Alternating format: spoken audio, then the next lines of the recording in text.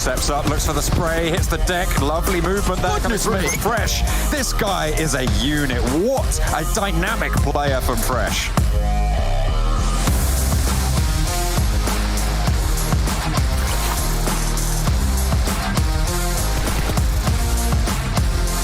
Gapahala with an aid around the side, spots the player, goes even as the blue zone puts a hurry on things. Around the side, Beast is there, looks for the spray, goes low and goes down. Gapahala.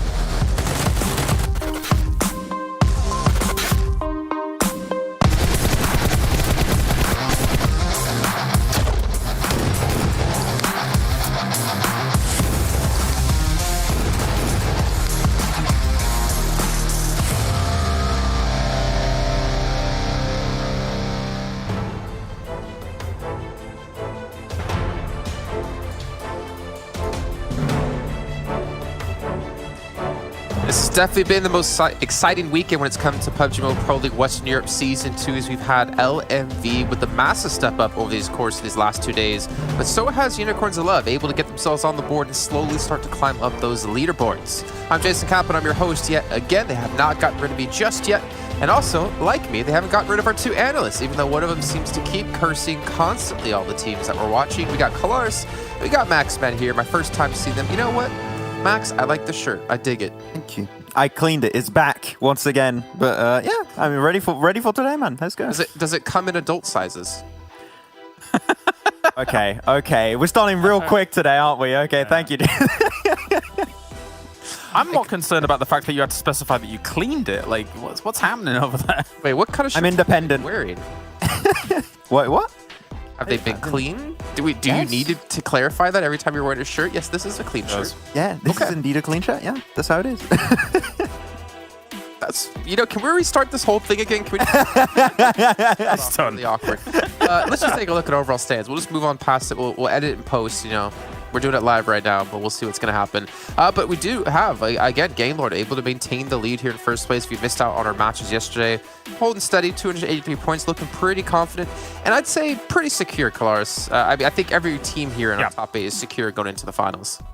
Yeah, absolutely. They've put up enough performance to the point where it's going to be very difficult for any of said bottom 4 to really kind of ramp things up. And I mean, everybody would have to overtake them, right? It would be insane. But yeah, so good stuff by Gamelord, Eastern Stars, of course, Exquisite Décode. I mean, Big, even without themselves actually getting a chicken dinner just yet, is still looking absolutely steady and true. Great stuff coming out from them here. As we... I can only agree. I mean, yeah, the aim for the teams at the top here, as you said already, Jason, right? Their spot in the finals is pretty much 100% secure. But here you're aiming to get yourself those chicken dinners and especially a little bit more experience heading into the finals. And you want to try and get that extra $1,000 every single win. Except for Big, they just don't want the money, apparently. They get to the late game, they're like, we've done enough. We don't want the money. You guys can take it. And hopefully they can get themselves a few buckaroos under their pocket at some point. But that will be the goal for Big, I believe, hopefully today. We'll see how that works out. As we see Conqueror, they dropped from around 4th, 5th down to 7th. I think that today might be the last day where well, it's not even I think it, I'm pretty much sure that this is the last day we see Conqueror actually on this first page. So, bye-bye.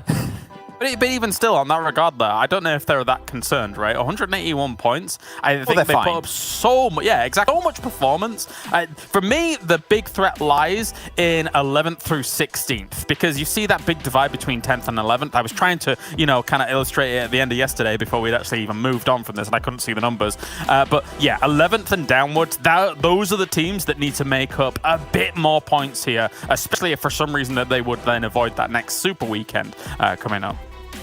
Yeah, you can see here, though, Unicorns of Love, only 10 matches played, and they're still ahead of Destiny at 15, ChasMac at 25, Deus at 25. I mean, they did a fantastic job. I feel like we've kind of been underestimating them, but also kind of talking down the results so far, but they've kind of been quiet in terms of able to put up the most points we've seen yesterday. They put up 112 in total over the course of 2 days. Like, they are doing well. It's just, it's funny because we always expect them to be dominating every team, basically, Eastern Stars, Gamelord type style, where they have 5 chicken dinners and they're at the top of the leaderboard. Yeah, I mean, Unicorns of Love definitely had a very strong performance. Yeah. I mean, even Flu's not feeling good about it. Though, one thing I want to highlight for Unicorns of Love, right, is the kill points are still at 62, so still relatively high, but they've increased the placement points quite a bit, so there's not that big disparity we saw before. So it goes to show, I believe internally, they've maybe worked a little bit more on the macro and how they rotate into the late game and actually make it to the late game as a full crew, which is a very strong improvement from Unicorns of Love, what we saw from them in week 1. But yeah, Vodafone Giants, as you saw yesterday, right, kicked out of the top 16. They have no option in this. They need to requalify for the third and final Super Weekend. Otherwise, imagine not having Vodafone Giants in the finals. That would be a very big upset coming into this. I mean, we didn't have them in week 1 when it came to last season of the Super Weekend. We're not having week 2 here in this Super Weekend. Who knows what's going to happen this coming week? They definitely haven't looked like the same team that we started things off with. But either way, TSC also looking like a completely different team yesterday, putting up a chicken dinner, able to put up quite a few points as well. I think they were right behind Unicorns of Love, but overall, they put up the most points here in the Super Weekend. So not only are Unicorns of Love stepping up, but we got other teams in there as well. I mean, you could draw that comparison with LMV as well. They got themselves their chicken dinner yesterday. I mean, this whole Super Weekend has just been a step up from them from previous states of this league as a whole. You see TSC's victory coming in there, and as kind of things narrowed down on Sanhok, it was very obvious that, you know, maybe Exquisite Décode finds themselves some really good positions on this battleground to be able to stage it from. It's been multiple wins on Sanhok now, so the UK boys putting it up in the jungle. Yeah, some very interesting games yesterday in the late game circles. Maybe not the easiest to play. We had an urban finish on Miramar. We had that Sanhok game that ended on top of the road. Of course, sometimes teams are just going to have the better position. So at that point, it's just to understand we're not going to aim for the win. We're going to aim for extra positioning points, potentially. Aim for top 3 or top 2 or as many kills as possible. So I think that their game lord understood we're not going to win with a position like that. Let's just survive and snatch away a second place, which ended up working out. And just to round things out here, Jason, those last 2 fights that we looked back for Unicorns of Love in that victory, we looked back at those battles, and the one alongside the trenches was super important, extremely well executed from Unicorns of Love, arguably the most important fight of that game. And then when they were going up against Excuse Me towards the end, as much as there were some smokes here and there and stuff like that, they just had better firepower. Unicorns of Love just was able to shoot better compared to Excuse Me. Oh, GK first, they had what, like 11, 12, or like I think 1100 damage about that, and overall Unicorns of Love had like 1600 damage on that final Erangel. So we did get to definitely see GK first sport what he can do. But what's really interesting is that, you know, again, we're criticizing Unicorns of Love quite a bit, but if we compare, you know, Game Lord in all Super Weekend days, who's currently #1 overall, compared to Unicorns of Love, as we saw there towards the bottom of the table, the stats are actually pretty damn close. Yeah, if you just take this Super Weekend alone, they would be in the top 3 currently. Unicorns of Love would be around where Eastern Stars currently stand and very closely competing with Game Lord, that was our top team from Super Weekend 1. Of course, a little bit more of a struggle in the second week. Also followed up with Eastern Stars having a little bit of a rough time, but it goes to show that this is way, way closer to the Unicorns of Love we expected to see entering the second season of PMPL Western Europe. Of course, I still think there's maybe a few things to be worked upon, especially when it comes down to synergy. We see a lot of players sometimes setting it 1 by 1, but when you have stats like this and there's still potential room to improve, it goes to show that heading into the finals, they keep going like this. This could be the team to make into EMEA and to actually just qualify to PMGC backed on the points.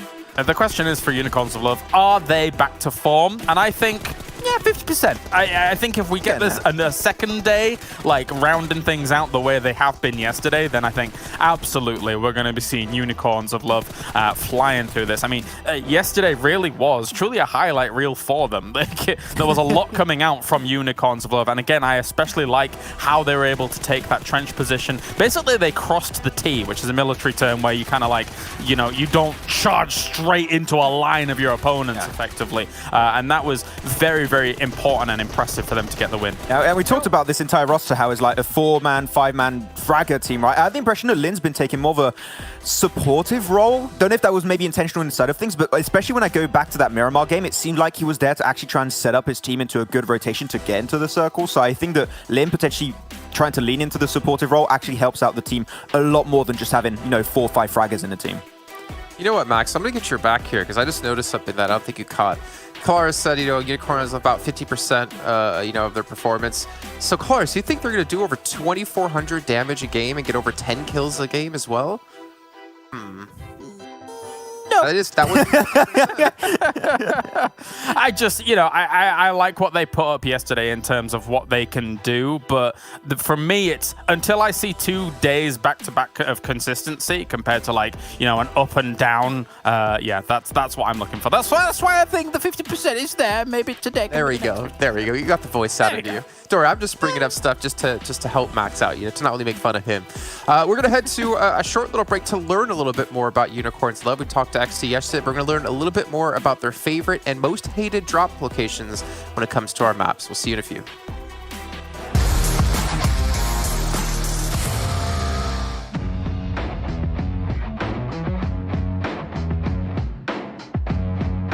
So it's time to check in with XT from Unicorns of Love about his area that they like to play in when it comes to PUBG Mobile. So to start things off on Erangel, forget Erangel. In general, when it comes to any map you're playing here, Erangel, Sanhok, and Miramar, what's your favorite drop zone and why?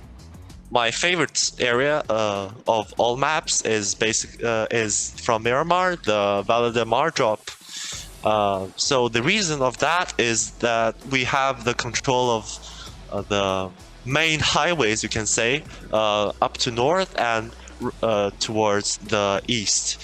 And there's no big cities around where teams is dropping in EU West, so it's kind of a free area for us, free to rotate, free to do anything we want, to split, to take control, to do whatever we want in the area. And that is, I would say, one of the points where one of the reasons why we are getting so many points in Miramar last season.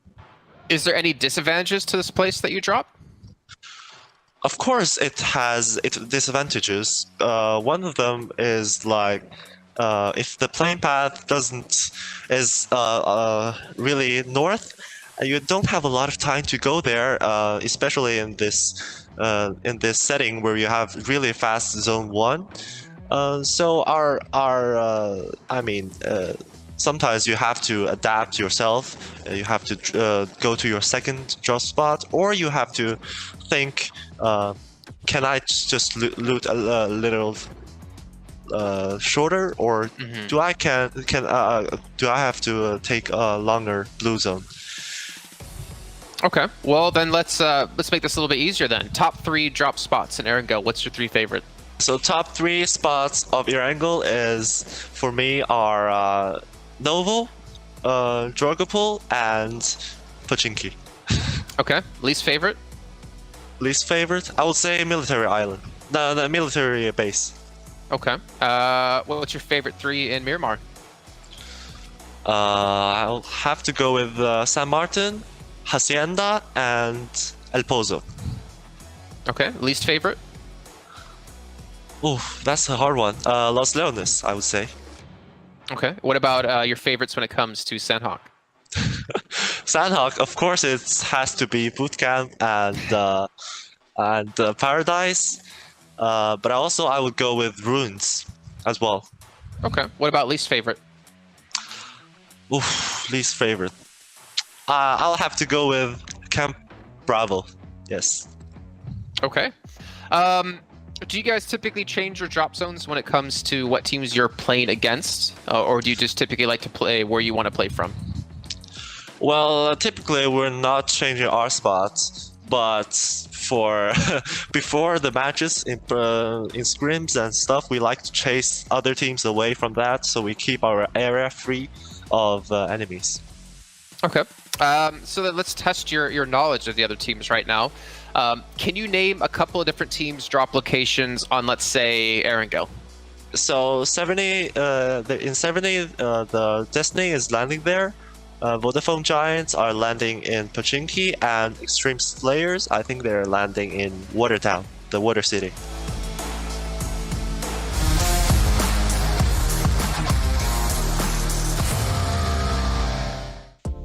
Well, now we know where XT would drop, though it seems his team likes to go in some different locations. But hey, maybe you guys share some of the locations that some of our pro players drop in as well. And speaking of pro players, we got a team we got to talk about now out of LMV. Somehow, this team came out of nowhere here in week 2, has put up the most points so far, and of course have been able to get a ridiculous day 2 in our day 1 in our super weekend with 3 second place finishes, a 3rd place, and a 5th. But we can see just the averages have completely spiked up here from their league play to super weekend. Yeah, league play really served the purpose to heat them up and get themselves ready for the Super Weekend. And the first Super Weekend, of course, a little bit silent for LMV. They were middle of the table with a lot of the other teams, such as TSC, such and such. They definitely eased into it pretty slowly. But this second Super Weekend is when this team just absolutely flew up the rankings. Currently looking extremely comfortable and might be one of the championship caliber teams that will be trying to compete at the top into the finals. But LMV, of course, this is their best Super Weekend so far. We're just hoping that they can continue in that kind of initial launch and remain consistent like that. If they do, they can easily contest with the teams such as Gamelord, Eastern Stars, Unicorns of Love towards the top. This will be the team to compete with them. Yeah, for sure. If LMV was a Batman villain, they'd be the Riddler. For the first couple of days, everyone was, you know, question marks above their head. Where are they? What are they doing? Are they laying down traps for us? Who knows? The answer was no. But then in this Super Weekend, the answer is very much yes. Traps everywhere. And again, there was question marks over what Dehan was doing over on that bridge with that circle finish. But overall, it's been a brilliant Super Weekend for them. I mean, this Super Weekend performance has effectively secured them a position in the finals, so it's been amazing to watch.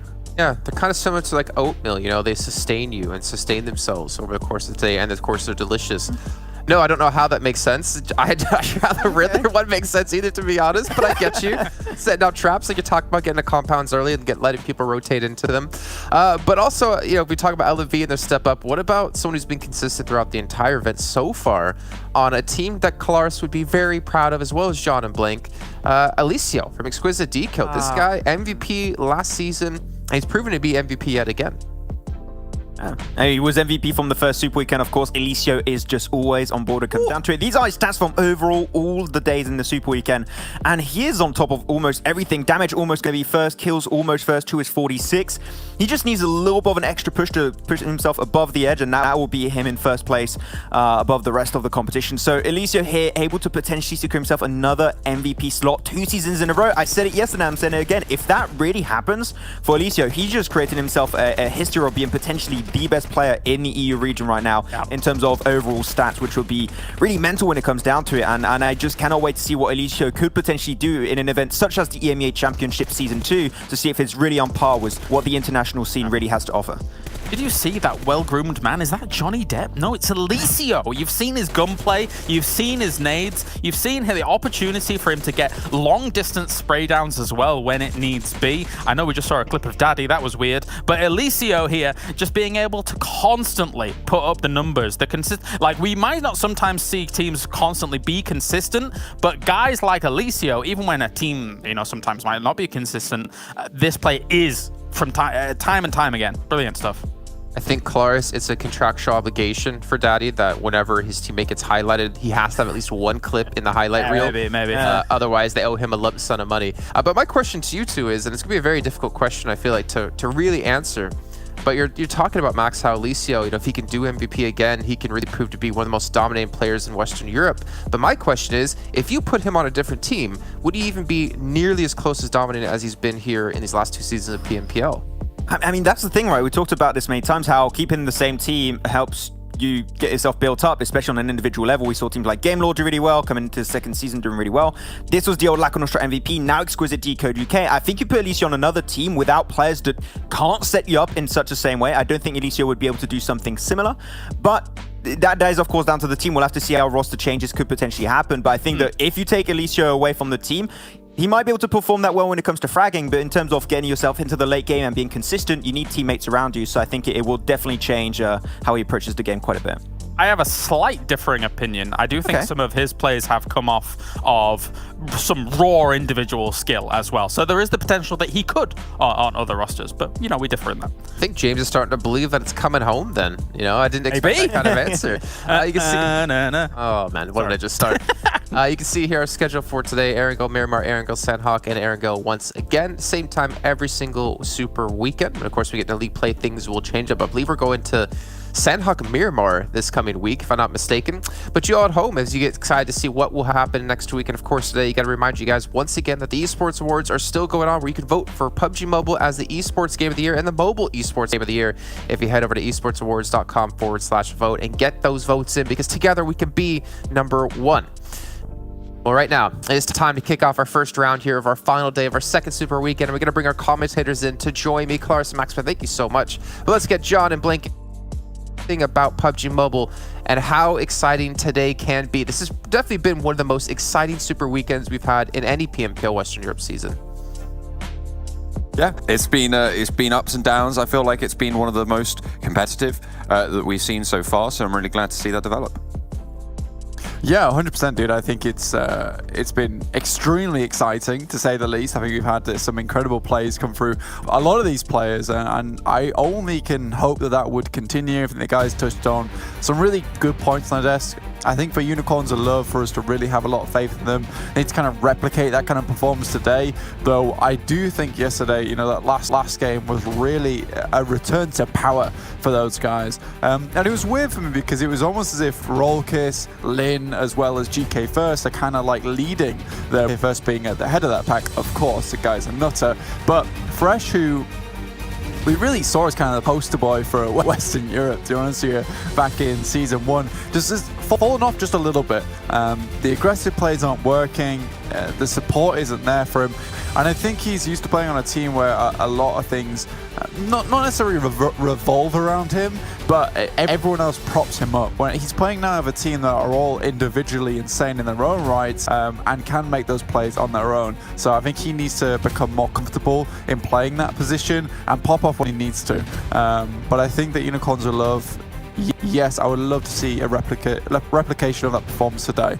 And Alicia, of course, 46 kills, a little bit behind Narvalo at the moment with 49, but it is weird. Narvalo is really dragging Game Lord at the moment because the rest of them, they're not. It just doesn't feel like Game Lord are back to where we saw them at the beginning of the tournament, John.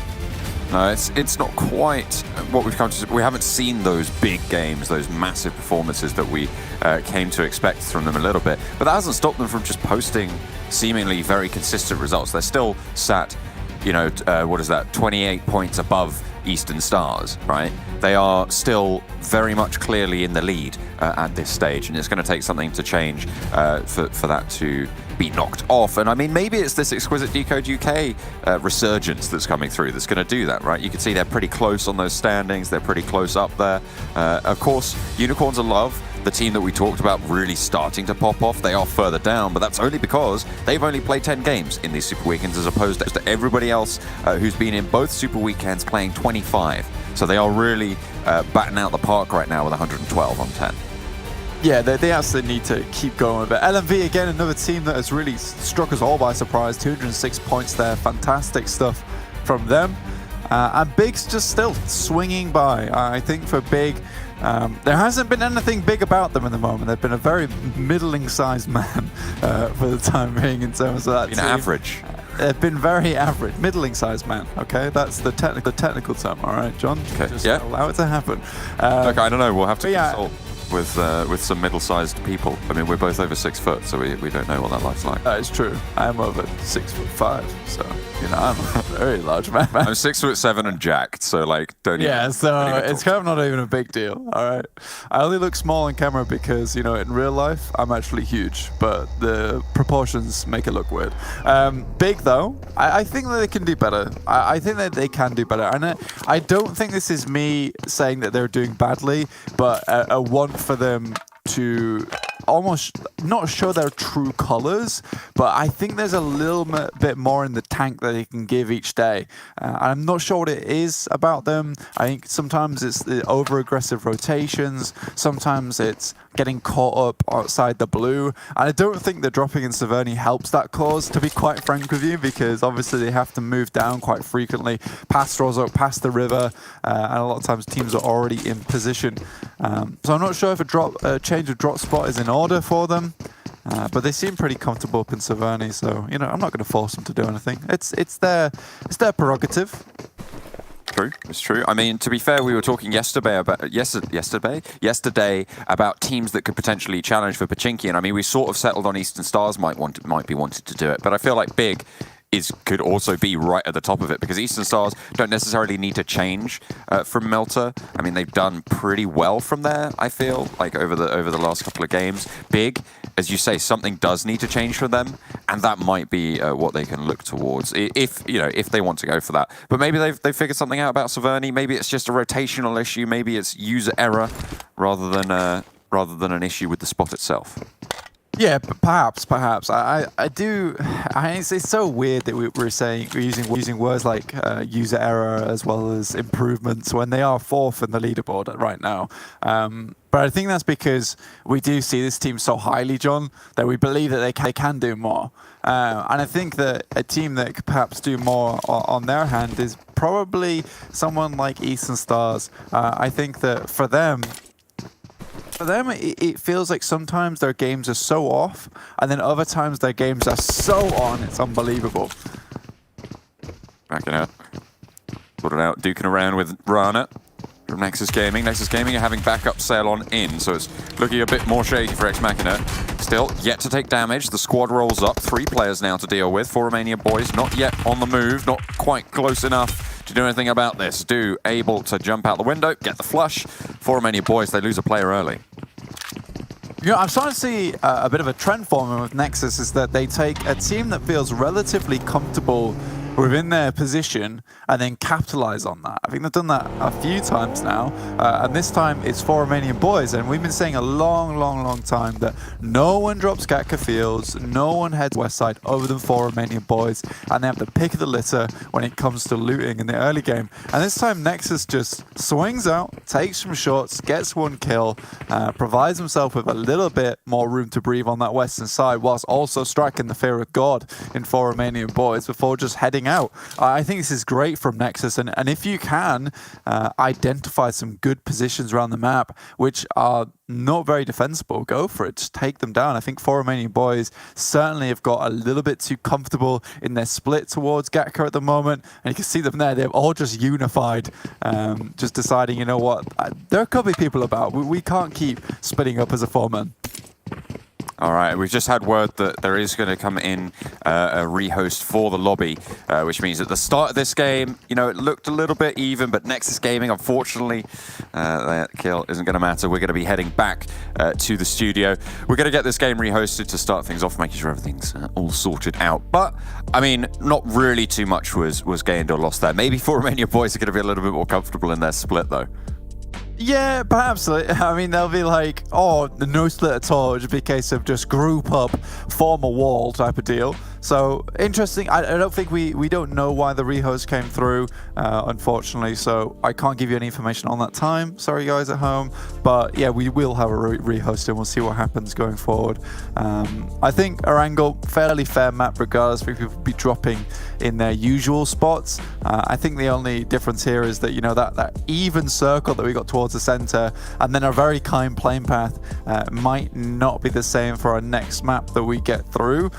So slightly unfortunate for us there, but I'm sure that there was a good reason behind this, John. Yeah, and I mean, I believe it looks like it was Exquisite Décode UK who were having a couple of issues there, maybe. We'll have to double check though with production, but what we do know is that we have a little bit of an interview to cover the downtime here. We've got Bazzy from the Eastern Stars telling us a little bit about his gameplay.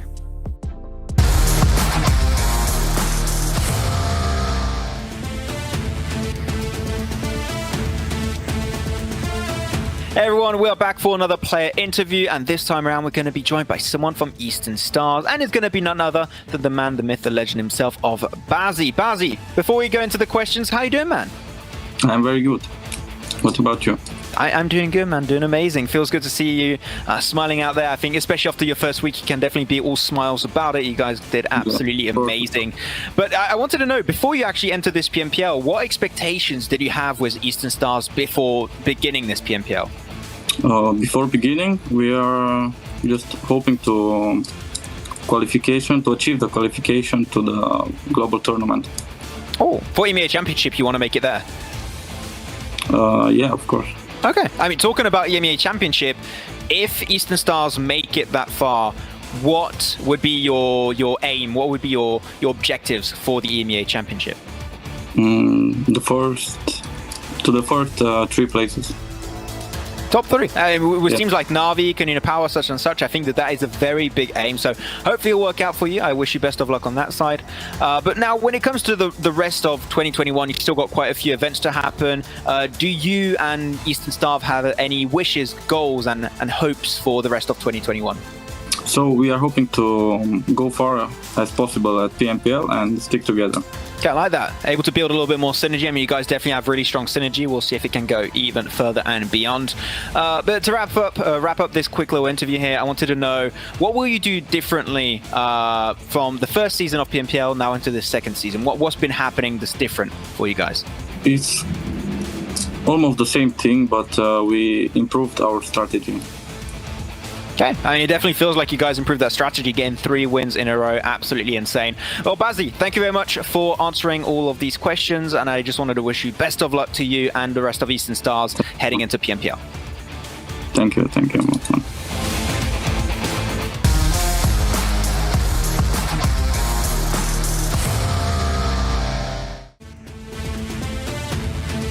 Hey guys, we're back for another interview here, and today I'm going to be joined by the one and only Beast from Team Big, this time around from Germany. And after an absolutely fantastic first week of Super Weekend, I do have to ask you here, Beast, what was your main expectation / objective for yourself and the team that you set up before entering this event?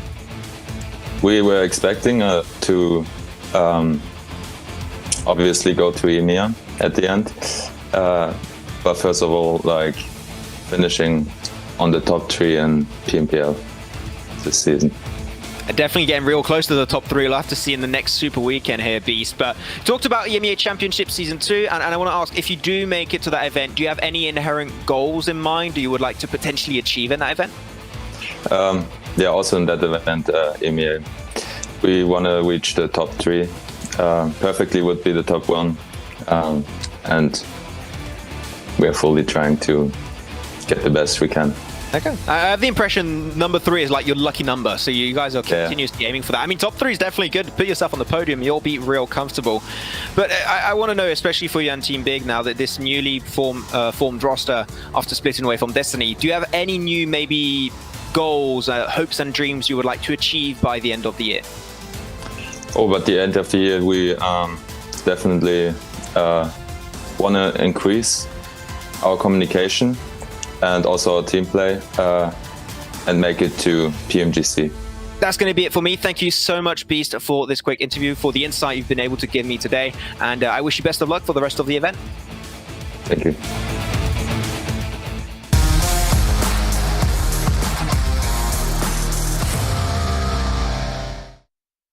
Hello and welcome back. Thank you very much to the guys for jumping in on the interviews there.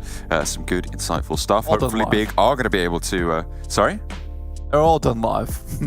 Yeah, absolutely. Right then, immediately between the games, excellently eloquent, all of these players. But no, we are going to be getting into game number 1 of the day after a little bit of a false start. I imagine that 4 Romanian boys are going to keep themselves a little bit safer at the start of this game, obviously losing a player in that first attempt, but being saved out there. It was just a few issues with a player from, it was ChasMac Gaming, who had a couple of issues there, but they've been resolved now, and we're going to be getting into game very shortly.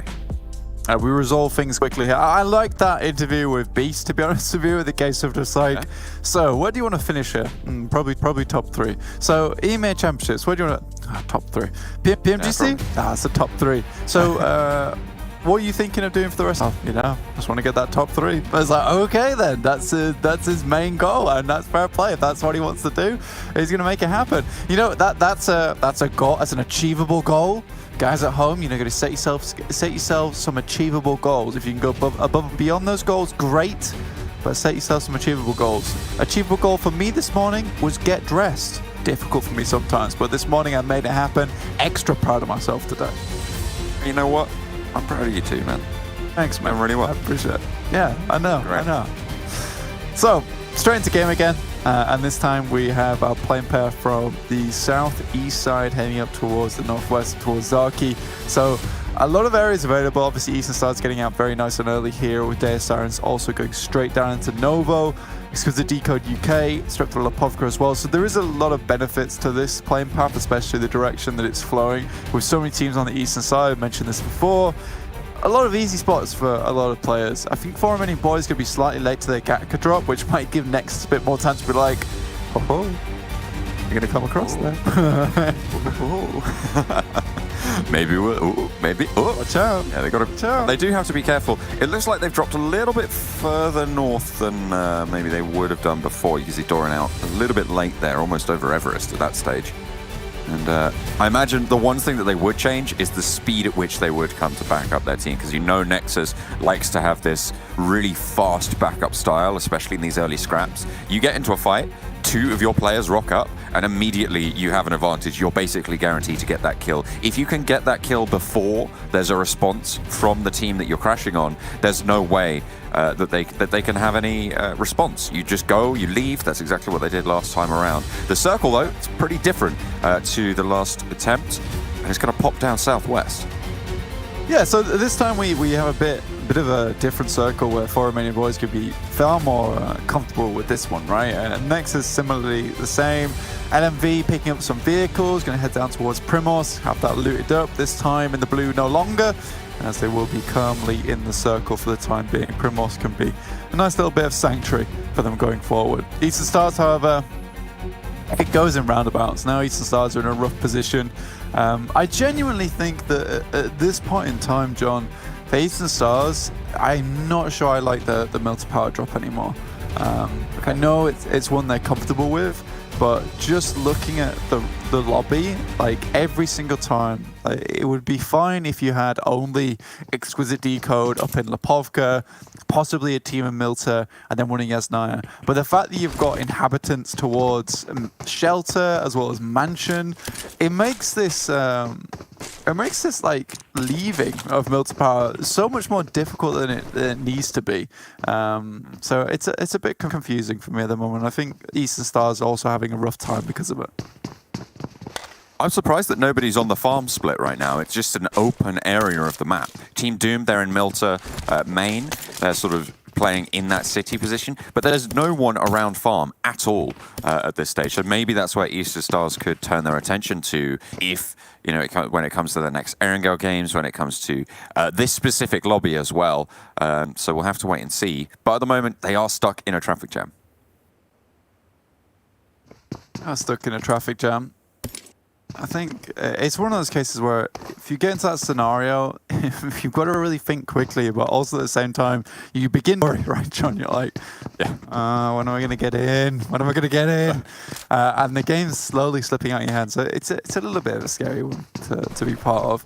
I think for Deus Sirens... Sorry, go on. Go on, buddy. Go on. I mean, I was going to say, although they are going to be used to making a westward rotation, right? Because they're on the far east of the island. So, I mean, their westward rotations, they should know how to do them.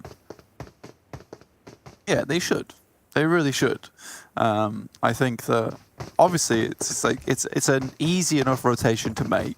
I think when you get trapped in that traffic jam, it becomes a little bit difficult. But that's when, you know, you have to be able to think on the fly. Like, you need to be able to change up tactic whenever and wherever on the map. And I think that when we have only Erangel, Miramar, and Sanhok, like, you should really know all these maps like the back of your hand at that point. Oh, for sure. And those paths that they have available to them, they'll be pretty numerous at this stage. I mean, there's going to be a lot of teams ahead of them, sure, but they'll have had to make these decisions time and time again from this spot, right? So they should know the options available to them in pretty much every scenario. One would hope so, anyway. One would hope so. Deus Sirens down towards Novo. Slightly... I think it's a good spot. I think Novo is a good spot. It's a place where you want to loot up, head into the circle and towards the late game. And I think Deus Sirens have been finding success because of that reason. Where if we ever get a field finish, usually Deus Sirens are the last to rock up into it. Usually you can find a spot on the other side of the circle, have a great little compound set up, if not with an actual compound, but rather set up with vehicles that they've been able to preserve for the majority of the game. So I think Deus Sirens have a clear shot at this game, that's for sure, if we do head towards the field, if they play it out right. I think that, you know, their worst trait is probably impatience. And I think that sometimes they will just immediately send it in with lack of scouting. But yesterday they got that chicken dinner on board. You know, everyone was excited to see that one. We're happy for them. I think that, you know, they're a good team in the making. It does need a lot of work here and there, though. But it's not like they're a lost cause, if that makes sense. Exquisite Décode UK, I mean, we spoke about how Eastern Stars might have been in a little bit of a jam, but they're also kind of in a similar spot, right? They have a couple of paths available to them, but they've got TSC to their north. They've got a lot of teams already out to their west. Eastern Stars as well, who will struggle getting past them. They'll struggle to get past Eastern Stars. So it's not necessarily the easiest path for Exquisite Décode UK. A move down south for 4 Romanian Boys, and now they're pretty close to Nexus once more. Oh yeah, bit of revenge in order, and why not serve it down towards the coastal side? If you're going to eat out, make it pretty. Eat and drink by the beach. I think for Nexus, they are slightly ahead of 4 Romanian Boys at the moment. And if they move down to Sosnovka, I don't know about this play. This might not be the play for me. Yeah, I'm not sure about this one. I mean, Nexus Gaming, we speak a lot about this hill and about, you know, this bunker at the top as well. I feel like this is a really solid spot for this sort of a circle. I feel like you can't go wrong playing from it as long as you can hold off a crash. It's just such a solid point of overlook as well as rotational strength away from it. If it shifts up north or south, you've got a lot of options here. Yeah, I think that for these teams, it wouldn't be the worst idea in the world to head down towards Sosnovka, John. But at the same time, like the way it is, that's a scenario where you lose a few players and you're like, okay, Sosnovka is probably one of the safest places for you to be because no team's going to be going down there because they're not certain it's going to drop there anyway. Like there's going to be very low chance of it happening. I think 4 Romanian Boys are posted around Lighthouse though, John, which is not. In fact, I don't mind that play, especially with it being so central. Like, the chances are is that they're going to remain towards Lighthouse in terms of the circle, where teams like TSC, Exquisite Décode UK, or Eastern Stars, they might want to wrap underneath Sosnovka. And again, they can get themselves a few cheeky kills on that western bridge. So I think it works out. I think it works out well. I mean, if Deus Sirens need to cross at some point, they're going to be the first to know about it. Oh. Got a car alarm going off in my road. I mean, it seems like everyone's getting excited. Oh, about that's you. Oh, I see. Yeah. I actually thought that was just a new sound from the vehicle. I was like, what is that? But I just accepted it for what it was. I didn't even realize it was coming from you. I kind of have my game feed quite low, so you know I hear the bullets, but they're not deafening. But usually, sometimes it feels like someone off in the distance is calling to me. So yeah, it blended in. It blended in nicely, John. I think it went well. As soon as we switched to the cars, you had the car alarm. It was an intended purpose from you, right? Yeah. Yeah, and they sorted it out really fast as well. So it was really on point. Honestly, I have to double their fee. But Deus Sirens playing up close to the bridge. This might just going to pay off here. Look at this. The circle pops. TSC head of the coastline. Are they going to make the big swim early again? I mean, this is the scenario I was talking about yesterday, and I'm glad that it's happened in this game because now I get to talk about it, and I love talking. Unicorns are love. Basically, one of the issues I find with this team is that, yes, the rotations are slow in the beginning, and it worked out yesterday in Erangel because they didn't have to move too far down the coastals, from South George right into the circle itself. But I was saying that, what if that circle did hit Sosnovka and that slow rotation came through? They would be doomed in a sense, because most of the few compounds that are available will already been taken. It's going to be difficult to get onto Sosnovka. There are going to be already teams holding out. Basically, Unicorns of Love almost signed themselves a death sentence by making this slow play. And I think when you have so much of Sosnovka military base in the circle, you can't be hesitant in those areas. You have to be like, there is a chance, therefore we need to start moving down the western coast soon. Either we can post up as a 4-man split along the yellows on the western side of the map, or we can head to Gatka, but we can't stay in North George for any longer. It's kind of ridiculous in my opinion, John. TSC are making this swim as well. I mean, I agree with that, but I just want to talk about TSC. No, it's fine. Yeah, because they're making the same sort of crossing that they did the other day. The difference here is that Team Doom have full knowledge and vision of this movement.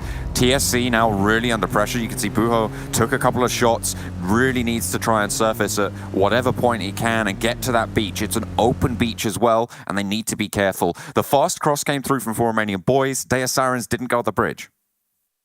No, they absolutely didn't. I think they were more concerned at preserving their lives than taking the lives of others there. LMV take a boat, head down towards the south side of Sosnovka. Similarly, Exquisite Décode UK take the advice of the greatest analyst alive, Mr. Maximan, and they're going to take a boat from the Pubg and head towards Sosnovka military base. They're going to be out in the blue for a fair bit though, so they will have to be healing up when they do arrive, but most of the eastern side of the map is pretty clear, with LMV coming in over on the western side anyway, so I think Exquisite Décode UK should remain fairly unhindered by this. The question is, how fast can Unicorns of Love get into this fight? Because right now, super young roster, Game Lord and ChasMac Gaming, all fighting it out on this hillside, on this strip of forested hill. And Unicorns of Love potentially looking to crash on in. Teams taking knocks both sides. Game Lord, at the moment, 2 down. Super young roster, they've lost 1 or 2. Narvalo has been flushed. Ali has been flushed as well for super young roster. Game Lord want to keep as many alive as possible. Only Spicy standing. I think for Game Lord, it's going to be very difficult to get out of this one, to be honest with you, John. Wait a minute. I'm getting a transmission from the greatest analyst alive, Kalaris. He said that Team Doom's played this position a few times now, and once they played it where they were on the beach side, and the second where it ended up on top of them. So I think Team Doom, this is a great little circle for them, and they tend to perform very well on it. We'll see where this next circle heads or to, and it's not comfortable. But this is the exact same circle we've pretty much seen before. So Team Doom is very comfortable with this one. They know what to do in this scenario. So thank you for that transmission, Mr. Kalaris. We really do appreciate you. But could you not interrupt me during my show? Come on.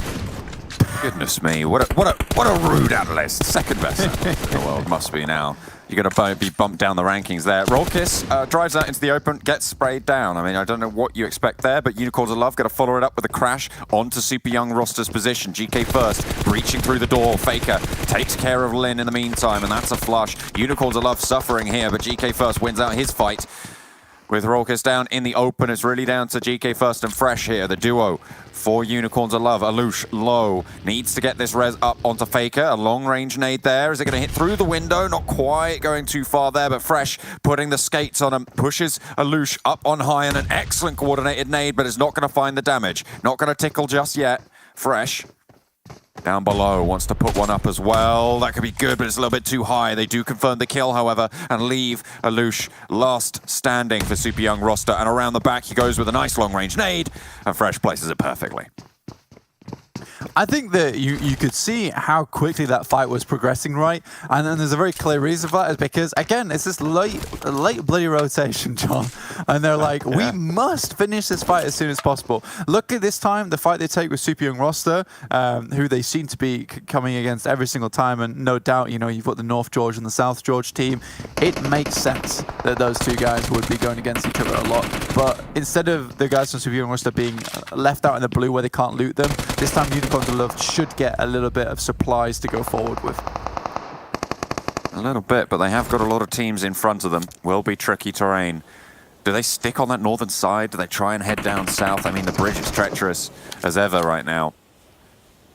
A lot of teams have moved down to the southern island right now. Obviously, Deus Sirens, the only team that started there for Romanian Boys, went there pretty sharpish. LMV, they beached up on the southwest. Exquisite Décode UK actually beached up around Novo. They're currently making their way across that military island, but there's still scraps going on around the bridge entrance. Yeah, and I think that for Nexus at the moment, there are so many players here do really could not have got knocked in that position. It's like probably the most important position to be playing inside that Harry Potter tower. Luckily, Nexus do have oversight and have sent in the reinforcements, so really, really well played to those two. Mood goes down as well. Really nice to hold that position, do potentially still resable here. Creator pretty close by and goes straight on up for it. Doesn't want to even take care of Rasho at this stage. Very nice hold there for Nexus Gaming. I feel like this is good stuff from Nexus Gaming right now. Rasho sends for the water, maybe wanting to swim underneath the bridge. I mean, all the players in this lobby are going to be used to swimming under bridges now after all the practice they got the other day. Oh yeah, and again with new circle, we've seen this before. We'll see it again. Unicorns of Love opt to head up towards the northern side. Again, to be fair, they really have no options for themselves. Like I couldn't even suggest them to make a better rotation, because all the rotations is just go into the circle, find a position, and then fight someone for it. There really aren't many options now ahead of you. Unicorns of Love, fresh, has to throw himself into the water. Now Nexus as well as SKP is starting to move across, and you know what? Nexus feels like they've got a great atmosphere around them at the moment. They just seem so much more composed, and the teamwork is really there. I love to see it. Exquisite Décode UK are dying off in the blue though. That's not ideal. I would say that's the opposite of, but excuse me, they're trying to stop ChasMac Gaming going, but there ain't no way in hell you're stopping these guys flying off the edge of this cliff. The headland, though, will be occupied ahead of them, because Big made this rotation just a split second earlier. You can see Mihi's going to be first to land. Beast is there as well. The difficulty will come is if Xtreme Slayers are going to let them up. Are TSC going to let them up? Are 4 Romanian Boys, who are now moving across the side of the coastline, going to let them up? It's such a difficult place to go, and this is why TSC's early crossings have generally paid off for them in these situations, because they don't have people gatekeeping them when they try to move up the beaches. Yeah, I think that Doom tried to certainly give them what for in that situation. Excuse me, haven't made their way across this time, so the Kryptonite TSC haven't been able to get in, but 4 Romanian Boys, they're converging on TSC's position, and Jar Jar's off in the distance. So again, TSC suffer because they're trying to hold a few places at once. A little bit rough for themselves. Exquisite Décode UK went out in the blue. TSC now down. Great stuff from 4 Romanian Boys to hold that one. I was confused by that play because it had a long time to get down from Pubg, so uncertain what happened in that situation. I'm sure there is a valid reason, but again, that will really hurt them in the long run. This is one where you could have come down from Pubg, entered from the eastern side, and with so many teams being over to the west here, it would have been an optimal rotation too. Yeah, I don't even think they were really guarded out. I don't know if they even took a fight during that game, so it was sort of just fully self-inflicted almost. Yeah. Yeah, I will have to review that. But Mihi, Beast, they're up on the coastline, and they should spot a couple of players down the way. You've got holes to worry about as the smoke start to bloom. They're trying to make this progression up. This is probably one of the trickiest maneuvers you'll see in PUBG Mobile. Making this cross on an open beach when there's teams there waiting for you who know where you're going to be coming on up. So Beast and Suave now leading the charge up the beach side. But Big, who are doing this well. They're playing this discipline. Yeah, to be fair, it really is Normandy over here, because it is just so difficult to even get anywhere up this beach before some people start shooting at you and you're stopped in your tracks. By the time you start shooting back at someone else, another team starts to shoot you in the back here. It's very difficult. Team Doom, though, I like their approach to this circle, which is we're going to stay well out of the way, you guys. You can almost see a clear cut down the middle of that circle on the top right of your screen, where, you know, you've got all the teams in the middle, and then the western side is mainly inhabited by all the teams, but it's just Team Doom on the eastern side, all on their lonesome, but they're not too unhappy with that. I mean, that's a shift and a half, though. Really hard south. Deus Sirens, Eastern Stars, and LMV currently in the circle. Team Doom, they waste no time getting on up there. But all these teams on the northwest might struggle just a little bit to keep on going. They have each other to worry about, and they've got that guard, and the road crossing is never going to be easy. Nexus Gaming need to get into a good position now. They mount up, and they're going to look for one. Yeah, it's one of those positions where... Oh, dear. Take shots. No, doesn't want to take a look. Big has to drop the floor. It's one of those locations where you're desperate for the circle to come your way so you can just breathe a little bit of a sigh of relief, right? And then set up tent and recuperate. But again, you have to keep on moving as if it wasn't enough to just go up onto the beach, sorry. Now you have to make your way through the forest. It really is a hellish terrain and a hellish journey you have to make. But Big has managed to do it with almost 4 players. 1 player did go down on knocked knees, so we'll have to be brought back up again. But so far, Big's making it look nice. ChasMac Gaming as well, managing to mount the beach side there. They've had to go a little bit further out. Xtreme Slayers get dealt with. Excuse me, go down as well. Xtreme Slayers, the beach side component did get dealt with, but they do have 2 players a little bit further inland, although they're not without their own trials and tribulations. The move down south for Nexus went well. They now have a foothold in the circle. And Big, they are looking to spearhead straight down in here past Deus Sirens' position. It would be decent movement as well. I think for Big, this is fantastic. Oh dear. In they come. In comes the crash. The first knock goes through over to Deus Sirens, and Linu's position completely unknown, but Yatsum goes down. How do you cross that open path? Linu dropping the ball a little bit there. Now 2 Romanian boys left in the shack. 3 Deus Sirens left on the inside. Diavala nowhere near this. Was that a smoke that was dropped inside? I really hope so. I really hope so as well. Oh my goodness me, that was a little bit squeaky bum time there. But either way, both Deus Sirens are live and kicking on the inside. However, Big are waiting in the wings. A lovely nade from Linu though to pop out the window, and Sarah gets flushed on out. 4 Romanian boys, they're down to 1. Yeah, still 3 players for Deus Sirens, but this is a perfect opportunity for Big to hit this massive third party. They have been struggling for a long time to get into the circle, and now they can pick up a lot of loot, resupply themselves off a fight that has both teams, you know, on bended knee. So really well played there. Very nice, nicely done. 4 Romanian boys are dealt with. They know that they're just going down in that shack. They don't want to take any chances, though, completely bombing it out. Deus Sirens are wondering if they can get away here. If they can get away, if they can get out. Linu didn't manage to hop into the car, but there's the regroup with Diavala. They're going to know exactly where they're playing in this shack as well. They really want this res, though, for the Deus Sirens. Beast, they drop 1, and actually Linu still doing work, playing Secret Agent there in the smokes. Just on the floor. Mickey loves to play that kind of position. And so Big, they're very aware of this kind of thing. So it's nice to see that. It's like you can't fool Big when they have to deal with the Smoke Lord himself. So Mickey commands the rest of the team to start bombing the hell out of that one, and Linu's like, I will just crawl my way out of here. This is not cool. They're using a lot of smokes to get this 1 player across the road, though, which I don't personally like. I think smokes are great for the late game. God, I don't know. Maybe it was worth it. Maybe. Big, though. They're up to 5 kills. They're starting off pretty well. Already guaranteed 6th place. Look at the nades. This is, you're right, this is a lot of ability being poured in here to take care of Deus Sirens. And I mean, sure, you're going to get the kills here. And I don't think Diavala's going to survive this one. Yeah, there they go. But that is a lot. You're right. How many smokes were used? How many nades were popped in there? And they just used loads of smokes on the beach side as well. Yeah, but they can resupply. This is the big thing for the guys from Big, is that they've resupplied off 2 teams, because obviously their Sirens weren't quite able to loot up the 4 Romanian boys because that fight hadn't concluded yet. Ex Machina just kind of explodes himself in the shack for some strange reason. I was ready for the greatest nade of his life, and then it just tears his hand off in the process, so that was a bit of an odd one. Team Doom, once again, very calm. Not complacent, though, on Erangel. They are making it happen on the eastern side of the map. Quick rotation, smart thinking puts them in a very solid position for the rest of the game. LMV drops the smokes. They want to make sure they can get up. You know, Eastern Stars have been in their way for a long time. Central, very central as well for the Eastern Stars, but they're under pressure now. Nades out towards LMV there on their southern flank. Perk's trying to lead them forwards as well. LMV, 3 players alive. Talon went down earlier. From the southern side, they're a little bit diminished. Big, 4 players alive. Team Doom, 4 players alive. Eastern Stars on 3, Nexus Gaming on 3 as well. Yeah.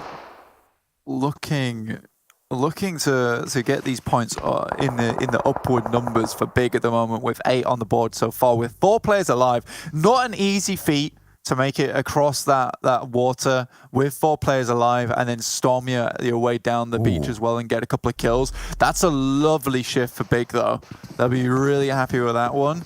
Nexus also sitting in a good position, but Eastern Stars now open for assault, and they understand that, where they have a couple of players in rough positions at the moment. So Eastern Stars just make themselves safe around this crate. I mean, Big, sure, they might be happy with how close it is, but Nexus Gaming, they have oversight on them and a really, really good angle. At the moment, Big are hiding in a shack at this stage. Eastern Stars, the question for me is, do they stand tall and try and guard out both Team Doom and LMV in these scenarios? It's going to be a tricky decision, and I think already they're taking a couple of knocks their way. This is good, actually. Eastern Stars actually push down towards the south side and attempt to clear LMV. They're sick of waiting and allowing this team to be at their back. So if they can clear space that way, then it makes it so much easier for them to deal with Nexus. Creator takes some shots, but times zigzags his way up the hill. They fought their way across the beaches. They've been in open ground before and they've won out the day. LMV get run on down though. In the meantime, on the south side, they will get eliminated. Eastern Stars happy about that. That's 1 threat eliminated times. Again, pushing up. Open ground runner suffering. There's a nade up close as well. Need to be careful. Oh dear, that's some team damage, but they do manage to get the white. Nexus Gaming eliminated, and now the fight continues. Needs to move through towards Eastern Stars. Team Doom as well struggling to move across here, and Big move on forwards, finally cut down. That'll be Molotov as well, and Bazzi definitely going to suffer because of that one now. Beast attempts to move up towards this hillside. They have a much better position now with the hillside ahead of them. Really good timing from their part, and Times just massive bravado in that last fight there, just running his way up the hill and taking down 3. That's Bazzi down, now just Octavian live, and Nade heads on his way, will tick him for half HP. Beast going to send another one, and Octavian might just fall to that. Oh, a little bit far away there. Does take damage from it, but looking to heal up, pop those bandages. No first aids available for Octavian. It's going to really struggle there. Team Doom down the hill, 4 players alive. The main threat for Big right now, but 12 kills on the board, and they keep it on going. They find Zesh. Really good start to proceedings. They have the downhill cover. The circle goes up to Big. Yeah, no, this is almost certainly Big's game right now, and I know I said at the beginning, you know, there was more left in the tank for Big, and there certainly is. I feel like they've given themselves a full tank this morning. Octavian though takes a couple of shots. Jeez Louise. Hang on a minute. Big just all of a sudden down to 2. I mean, you said they had more in the tank, but now Doom have the numbers advantage. The hill's short, goes over to Big. Octavian managed to get a flank onto 1, and Doom managed to pick up a flush onto the other flank as well for the players on Big. And now they're down to 2. It's unfortunate. Really unfortunate. This is very unfortunate indeed. God, now Unreal starts to throw some nades behind the trees. Sure, they still have to move up towards that position, but can Big even hold them off at this point in time? Octavian, God, this man is the stealth master. He will take you from a position that you didn't even know it was possible to shoot you from. Crazy, and they have no idea where he is either. A crucial pick there, though, onto Team Doom, and another as well. Big do not want to let this one slip. Doom being pressured out by the blue zone to boot, and it's just so hard to move through here. Doom down to 1, almost at the blue there is Unreal, holding down behind a tree. I think everybody knows the deal. Octavian, though, still a spanner in the works here. He's causing so many problems. I think Eastern Stars in these final game circles, one of the things they're so good at is causing chaos and disruption. Swave drops up. I think he has spotted Octavian possibly.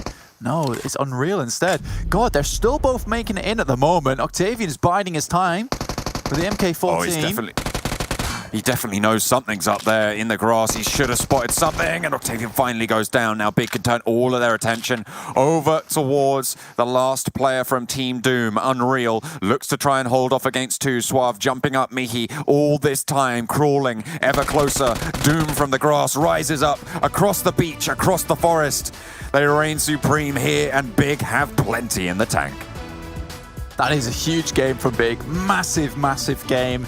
They've got sand on their feet, sand on their bums, and water in their boots. But to be honest with you, regardless of what happened that game, they made it look good. Yes, they might be covered in all sorts that we don't want to know about, but to be honest, that was a fantastic game for Big. I'm really happy to see it. Also, wait a second. Oh, I'm getting another transmission. It's from the president. He's wanting me to present Kalaris with the greatest analyst award. Oh my God! Congratulations, Kalaris.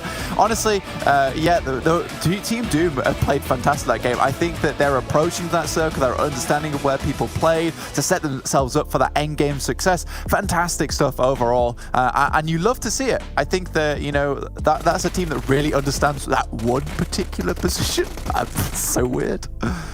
Yeah, absolutely. I mean, the compound that they took the third-party fight with, I think we've seen that compound. I remember a specific instance of that compound, right? I think it was Panda who did an excellent crash on towards that compound. It might have been a different team. I can't quite remember, but I remember there was a telestration about it. So maybe one of our fantastic analysts can recall better than I can. But it felt like people have really taken that situation to heart. I mean, the Romanian Boys, they sent in their Vanguard, and that dropped immediately. There was a good recovery crash onto that position, but it felt like it was just a little bit too slow in terms of overwhelming the Deus Sirens in that position. So the Romanian Boys may be missing a trick there, and actually it was Big in the end who did come back, using a lot of utility there though, and maybe could have come back to bite them. However, lucky them, it didn't matter. Yeah, I think for Big in that situation, I don't think they cared they were using so much utility. Their bags are probably so weighed down by the belongings of Deus Sirens as well as Romanian Boys that they're pretty happy to just lob everything out there so that they could at least pick up their feet when they walked. So not the worst thing in the world. I think the smokes coming through from Deus Sirens were almost didn't work in their own favor because I think that if you left Lanu in the smoke and then just kept blooming one or two, then the two guys were able to fight from the shack. I think as soon as you retreat to the shack on the other side and go inside the shack, you are doomed regardless what happens, right? Like, there's no way you get out of the situation. If the enemy team has an age, it's over. Yeah, they just pop them in, they spray the door, so even if you run out, you are going to go down. Yeah, it's kind of signing your own death warrant there, which is unfortunate for Deus Sirens. It felt like they had some pretty decent spots, pretty decent rotations.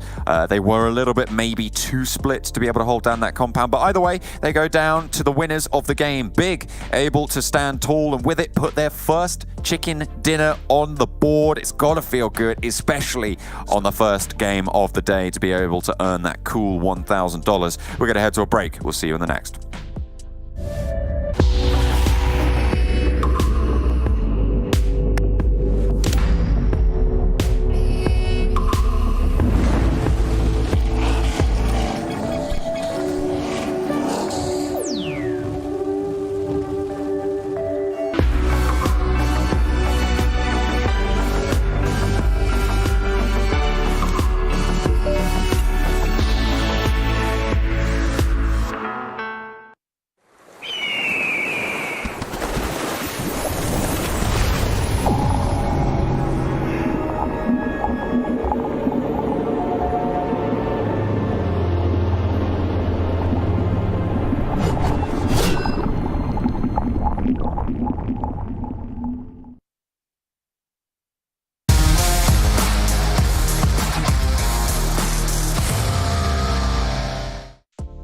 Well, it almost took a full 2 super weekends for Big to get their chicken dinner, but you know what? They finally did it. They got $1,000 and they finally proved they can close out games when it matters, especially when they have 4 players left alive. Still Jason Kaplan, still Kalaris, still Maxman at the very end here. But guys, this is a great win for Big, a phenomenal amount of kills as well. And honestly, if they keep this pace up, I think Kalaris were saying like one more win and we could see Big at the top of the table.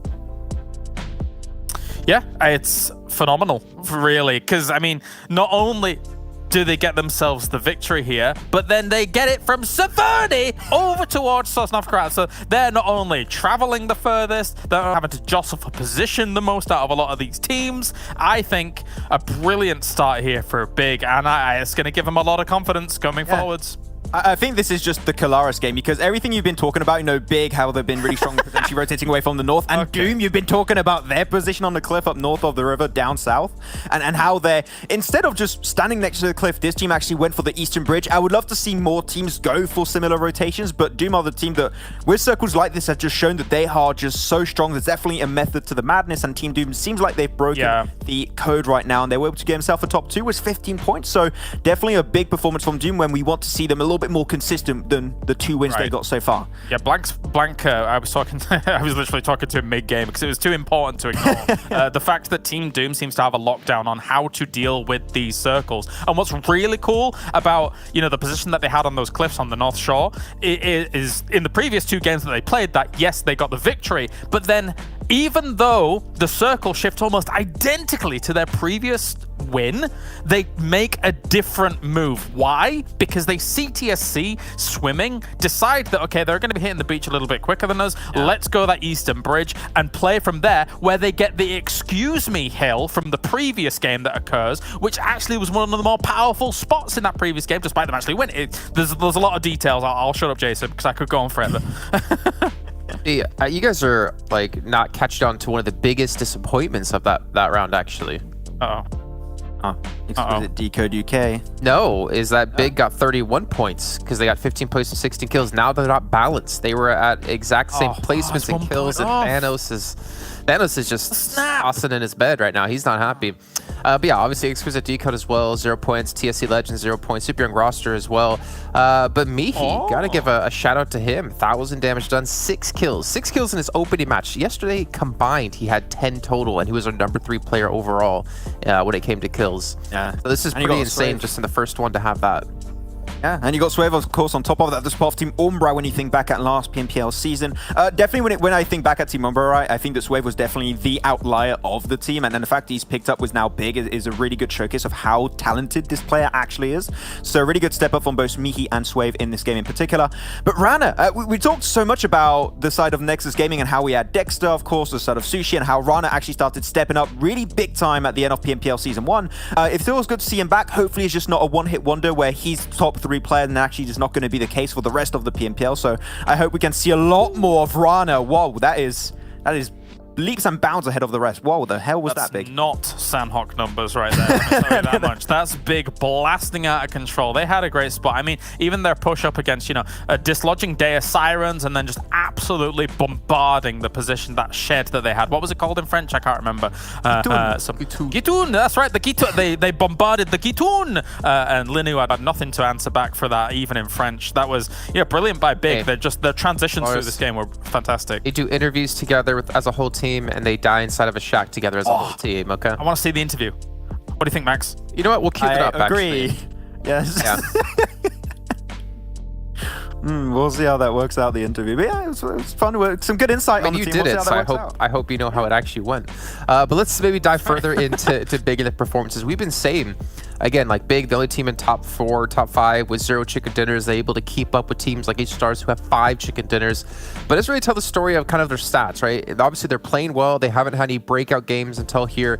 But I wanted to compare the Super Weekend stacks from Big up against Eastern Stars, just to get an idea, like how well are they playing? And funny enough, like they're really not that far behind at all in any sense of the word. That is really close between them. When it comes to average kills, of course, they're going to be a little bit above it.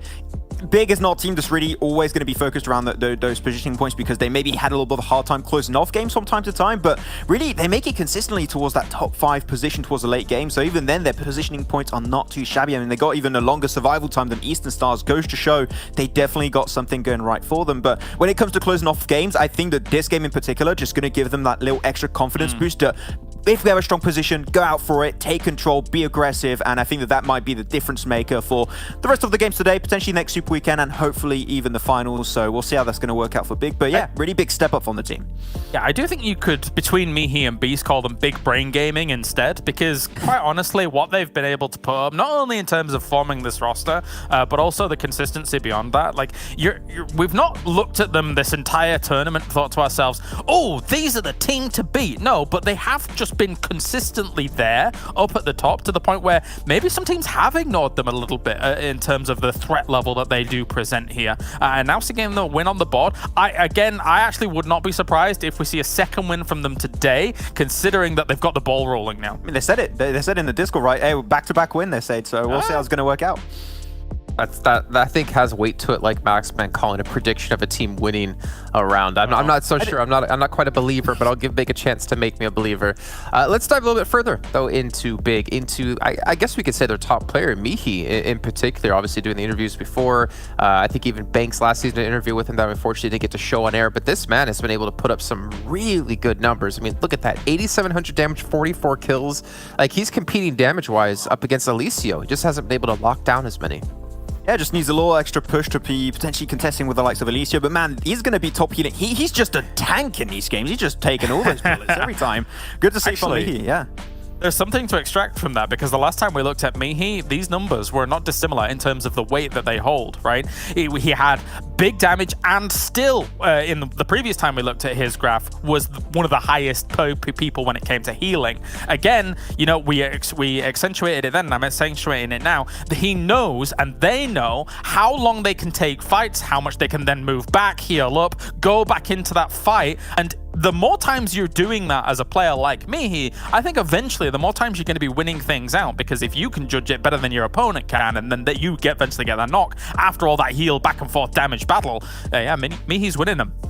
Okay, well, you know what? It's time to move into our next round of the day. Let's take a quick look at the schedule to remind you guys what's coming up next and what's coming up throughout the rest of the day. If you haven't joined us before here in our Super Weekends, we've got Miramar coming up second, followed up by Erangel, Sanhok, and Erangel once again.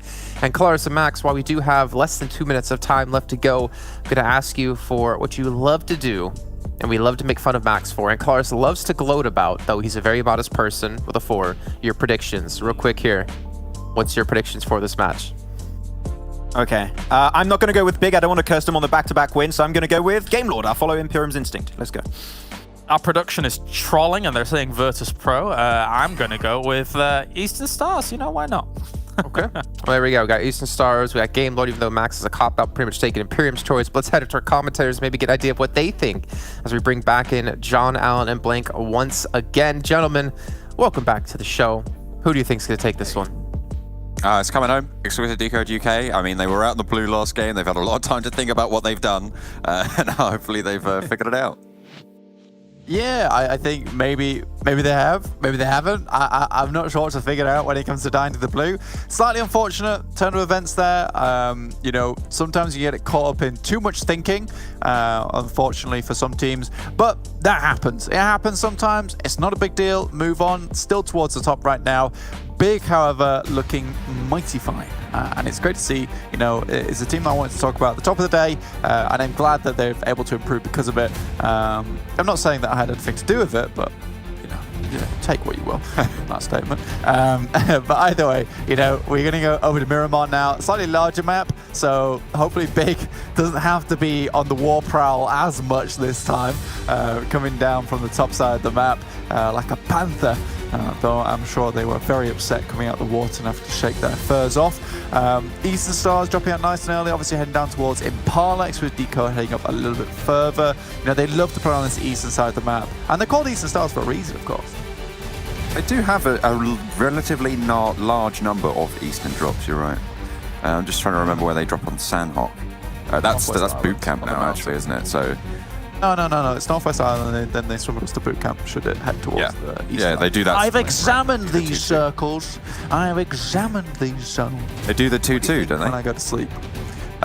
They usually have like a very aggressive 4-man split on the Northwest Island with someone heading down towards the trifecta compound, and then they have a very slick little rotation over towards boot camp.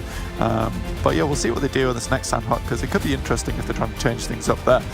Teams now dropping off everywhere at the moment. Super young roster looking to cause problems for Unicorns of Love. I do feel sorry for Unicorns of Love in a way, because they are hounded by the exact same teams every time. But they almost cause themselves problems because they drop all the way on these outer edges where the rotations aren't easy, and then they don't make them any easier for themselves when they decide to rotate so late into the circle.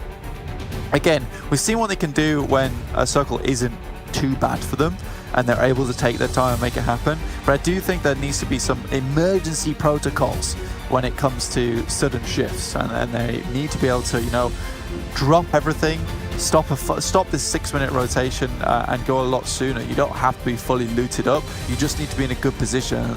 More often than not, that can secure you a fight win. Yeah, I mean, it seems to be that is their weakness, is those emergency calls that maybe aren't coming through. SKP right now pretty close to 4 Romanian Boys in Picardo. Two teams can survive pretty effectively in Picardo though, so I wouldn't be too surprised to see both of those teams leave unscathed. Exquisite Décode UK, they've got the split all the way from Junkyard to El Azahar. It's these shots going back and forth between 4 Romanian Boys and SKP, but still yet to really find those angles. Yeah, I think we've seen this fight come a fair few times now between these two teams.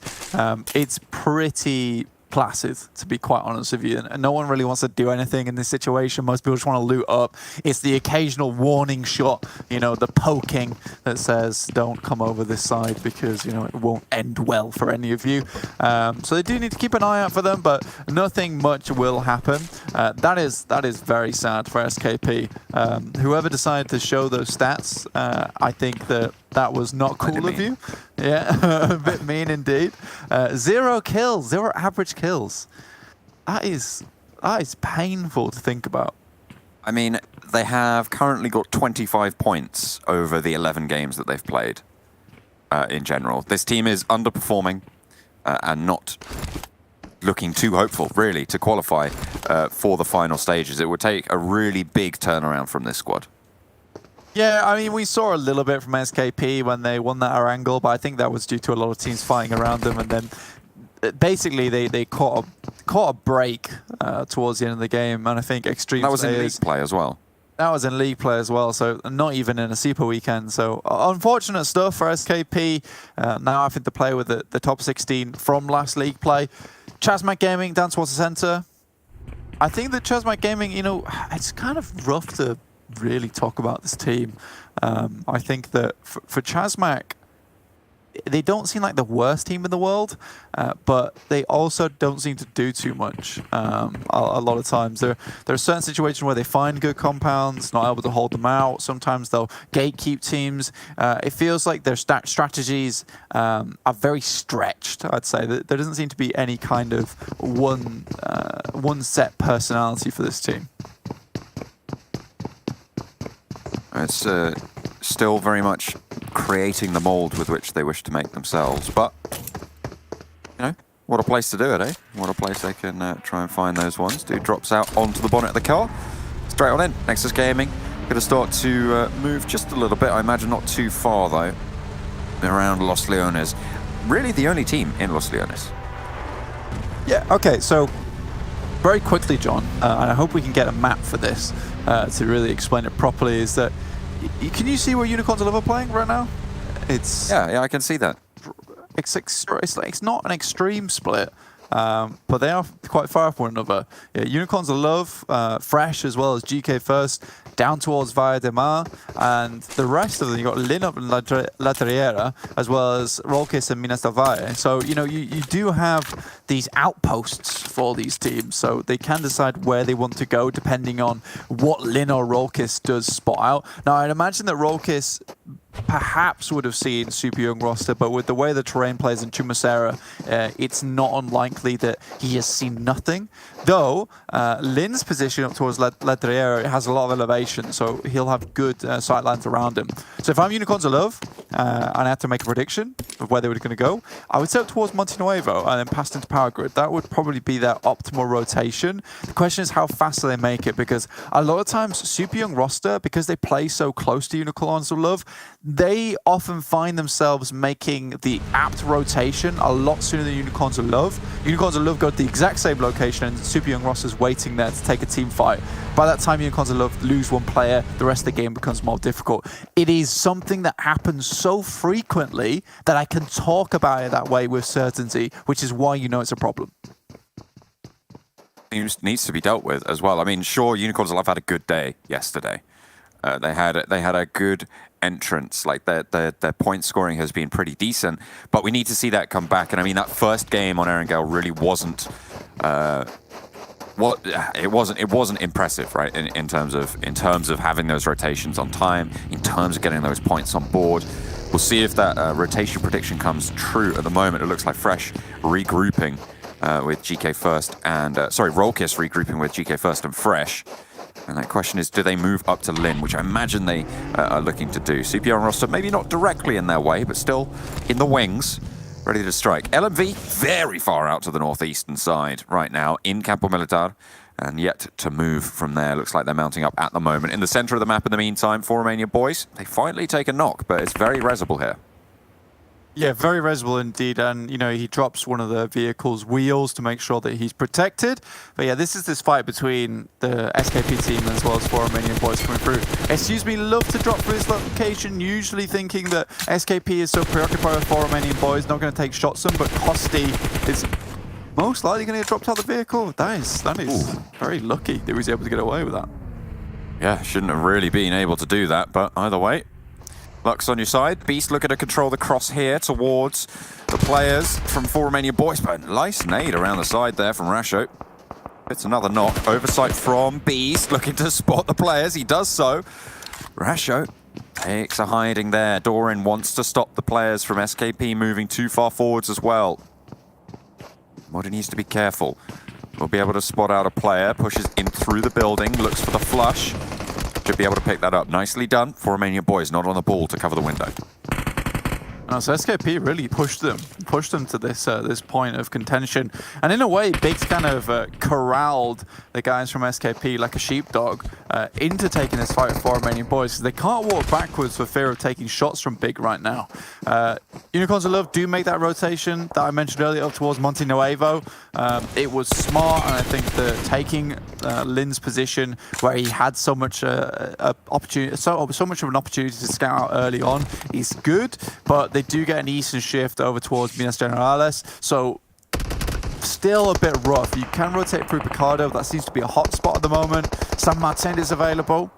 Eastern Stars, though, taking shots from Deus Sirens. They're going 1-for-1 at the moment. Low on Octavian as well. Divala controlling the hillside. Luna, lets it lay bare. Get the spray. Capahala looking for it. Doesn't quite manage to land the shots. The escapes unscathed, and Deus Sirens keep their players alive. Divala looks for more as well, as Octavian actually gets flushed on out. Yatten able to be the one to do so. Athis down, and now Eastern Stars down to 2 in the fight with Deus Sirens. Team Doom are right across the way, though. Look at that on the map. You can see they could prove to be very, very tricky. 0 further up that road, and Eastern Stars, if they want to reposition, they're still at risk. I think for Eastern Stars, they've run this fight a few times with Deus Sirens, so it's a little bit weird to me that they haven't realized that this is a problem. 0 is causing some big problems right now for Deus Sirens. Starting to shoot from the side, and you can barely see his face, and he's got clear sightlines of this entire little ridge line at the moment, so he's causing some issues, to say the least, whereas the rest of Team Doom starting to converge down towards the south side, so it could be curtains for Deus Sirens if they don't deal with this threat in the wings. Looks for these reses though, and I feel like they've dropped those smokes. They've suppressed 0 for now. They need to reposition, get out of dodge for this. 0 does get knocked. Really, really nicely done there. Able to find that knock across the way. Which means, of course, that Deus Sirens is a little bit more open to operate. The question is, do they know? I don't know. Yeah, it was Kosti, you're right. Able to pick up that knock and flush as well. So I don't know if Deus Sirens are going to know that that player has been dealt with. Yeah, perhaps not, but they do move up to that location, right? Super Young Roster decided to actually rotate through Los Leones. They're now coming into the mix. Instead, Unicorns of Love, they take a high ground position towards San Martin. bit more happy with this rotation. I actually enjoyed the scouting that happened earlier. So this is good. This creates a lot more opportunities for them, and I think that they've realized that they box themselves in far too often into Minas Davaya without too many opportunities of escape. So this is a good change for me. I like this from Unicorns of Love. Again, though, I usually say that, and then Unicorns of Love go and do something extremely bizarre. So I'm going to hold my tongue for the time being and wait a little bit longer before we continue speaking about them. Exquisite Décode UK up towards Junkyard, looking down the mountainside, so a better position, to say the least. Yeah, certainly. Did we get your prediction before the game? I'm not entirely sure. Yeah, Vodafone Giants next Super Weekend. They're going to get chicken dinner. That's my Okay, cool. Right. prediction. What about your prediction for this game? Wait, what? I'll ask you about that. Yeah, we're talking about this game. Going on right now. This game? This game? This game? Yeah, this game. Who do you Right, think is going to win right. this game? Given this circle, given these teams as where they are, who do you think's in the best spot to win this game?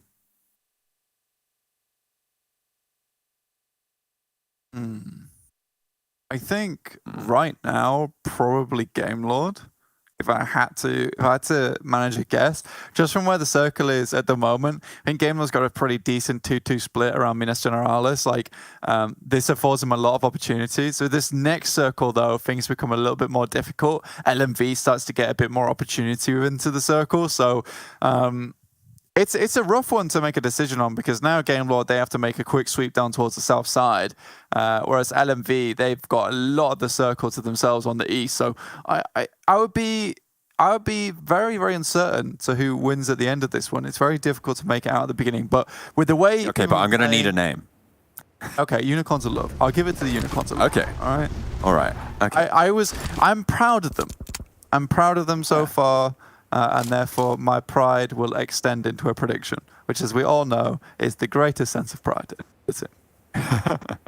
It's the greatest way to show your appreciation for the team's rotation anyway. I feel like Exquisite Décode UK, as we all know is my prediction, are actually at a pretty decent spot as well. On the northern side, like they have quite a lot of presence in those hills to the south of Junkyard. This area around La Bandita is pretty tricky to move through. We always talk about this area of the map as being a bit of a wasteland in terms of rotations. Yeah, it really is. Like, there's a lot of unplayable area. La Bandita doesn't make the circle any easier either, because, you know, you go into La Bandita, you're basically forfeiting sight lines, and you're relegating yourself to a map smaller than Sanhok by several fold. I think for La Bandita, it's good to play around the sides, but then it creates awkward engagements. Off to your east, you're right, wastelands. There's not too many places that are comfortable to play within the circle. Nexus Gaming have gone 1-for-1 right now with Excuse Me in the fight overall. They're unable to deal with the player up close and personal. They're down on the southwestern edge. SKP yet to push on through. Super young roster as well, pretty close to this one. On the south side, Team Deus Sirens actually controlling this road relatively well, and it's a pretty crucial road as well, right down the middle of this next circle. Yep, I think for Deus Sirens, this is not a bad position to play in, actually. I think we'll be able to look over the top sides and get some shots in is good. Nexus, not too happy with that one. Super young roster able to start gatekeeping them out. Nice little swing down to the south side from Super young roster. Not the easiest rotation either, and they've actually managed to make their way down here. Unicorns Love inject towards the top of Junkyard, coming over the roadside, so they have much of the east side of this map to work with. The worst thing to happen for them now would be a western shift, but you know, we'll see what happens as the game actually keeps going. Oh, Kappa Harlow pushes out perfect timing there. Xtreme Slayers, they've lost 2 now trying to assault onto the duo from Eastern Stars. Pappy knows the positions now a little bit better. Bazzi at the backstop for Eastern Stars has been playing a nice high angle there.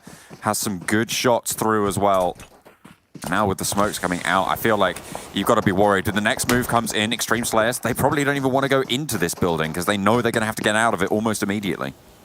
Yeah, I think Eastern Stars are holding their own, especially as Kapahara and Bazzi. Like, losing Octavian first is a big hit to the morale, considering this guy is the king of big plays. He really creates opportunities for the rest of Eastern Stars that they're able to capitalize on. So without him, you know, I would say Eastern Stars' power has definitely diminished, but you still have the Warlord and Kapahara. Bazzi has started to improve in a big way. So we will check back in with this fight, but I think that Eastern Stars should be comfortable to fight against Xtreme Slayers in this scenario. We do get this northern shift though, and Unicorns of Love, they've found themselves a position, but Exquisite Décode UK, really good spot towards the center on the roadside. Very difficult to approach them. And it will be Doom, Super Young Roster, Deus Sirens, all coming from the south to contend with LMV. I swear that dude is just the camouflage king right now, honestly. Every time we see him near other players, he's always hiding, like up in a hideaway or in a bush or something like that. Nexus Gaming, last player alive, so maybe those skill sets will come in useful here. Two teams drop into La Bendita, Game Lord and SKP. I think that Game Lord, they have a big wide spread here in La Bendita, lots of sight lines to look down towards SKP's position. And again, like I said, when you drop into La Bendita, you do kind of just create a separate match, because unless you're taking your time to watch into the La Bendita crater, like you're more focused on the rest of the map, to be honest with you. So this fight is very much isolated, and Game Lord currently have a much better position that is quite aggressive. With Robs on the very edge of La Bendita as well, within the circle, SKP is going to be very lucky to get out. A two-way crunch coming through from Team Doom onto Exquisite Décode UK's position, but they're holding well right now. The burn comes through and they lose one on the back. Reznov did fall, but as well, playing close to Frosty and Unreal. Daddy there for the backup. Burned into a corner right now. Maybe looking to continue that as well. Unreal healing up, just getting back to full HP, fighting fit. Two players for Team Doom. Do they want to push into this one? It's a very central compound right now. Nexus Gaming eliminated in the meantime, but moving on through, slow for Team Doom. They don't want to continue this crash this far. In the meantime, I think that, you know, CPU and Roster, they've directly headed straight into LMV's position, who quickly make short work of them. Now it's Deus Sirens, who are extremely close to Unicorns of Love. Unicorns of Love would love to get rid of them and also hold as 4. I think it's a big trouble that Unicorns of Love have, where they take a fight, lose one, and the rest of the game becomes difficult. I think if they have 4 members, you know, endgame would be not a joke, so to speak, but would be far easier for them. But they are converging around Deus Sirens' position. Xtreme Slayers Pappy off towards the eastern side. Unicorns of Love, they can't let the guard down just yet, John. But ChasMac Gaming also on that northwest. You know, they're very safe. But a lot of these teams, it is all about waiting for this next circle, because whoever it favors, the game becomes a lot easier.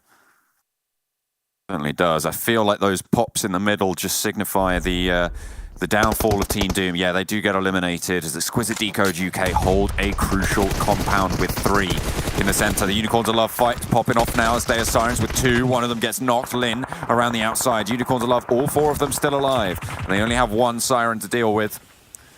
They're looking for more as well. Finally do manage to get it as the bleed out comes in. Nicely found, nicely found. You know, Blank, I've got a problem.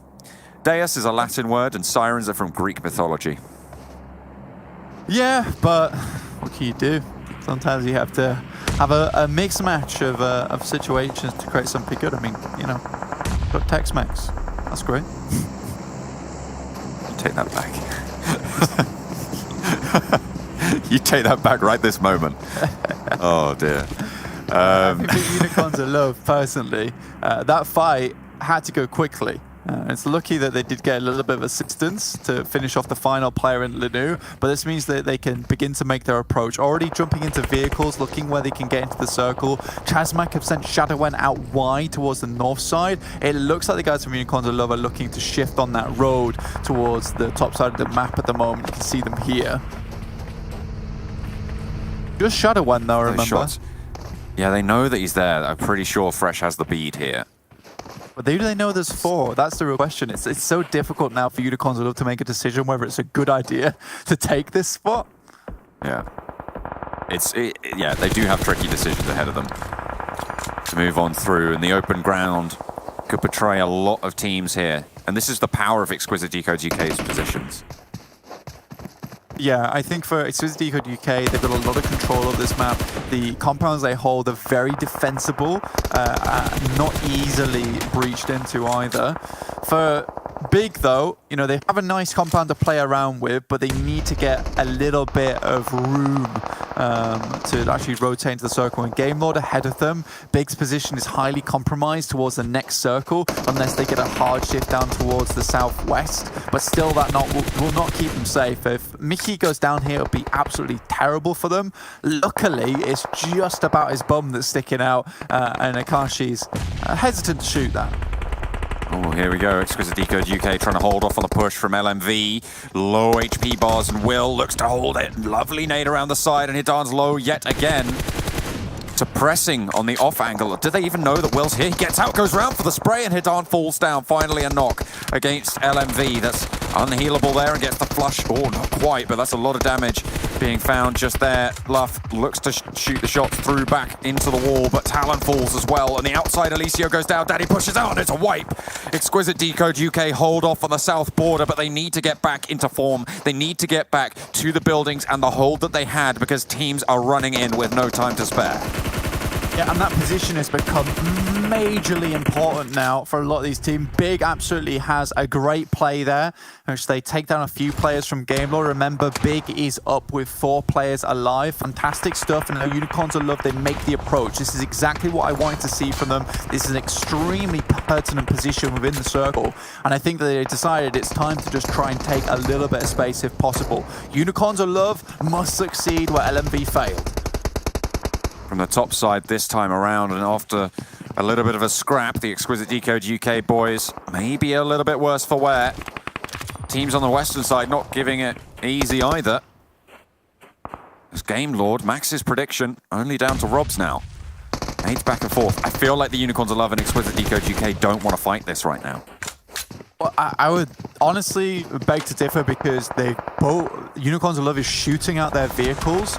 I don't think the fight will come immediately, but it will come soon, because Unicorns of Love, that's kind of a declaration of, we are staying, we're not going anywhere. We're down to 4 teams now. On the northern side, ChasMac Gaming really suffering. Big on the far side, are the only other team really looking to challenge here. Daddy takes a knock at range from Big. Alicio takes a tickle.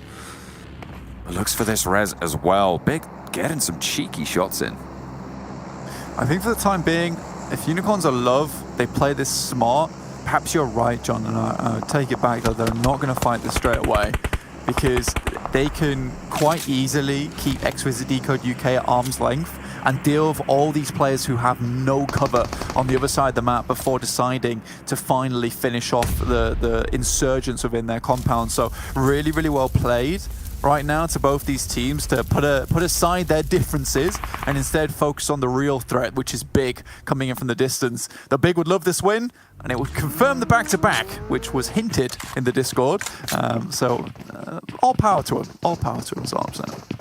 If they can get it, fantastic. Unicorns of Love are going to be crunched a little bit further towards the near side of their compound, but a nade onto Alicio, that might be go time. I mean, as much as you want to keep them at arm's distance, if you have that opening, you need to be taking it. Daddy falling back. Will looking to play point guard here. Looking to try and control the push. Unicorns of Love do not want to give them any rest. They don't want to let them up.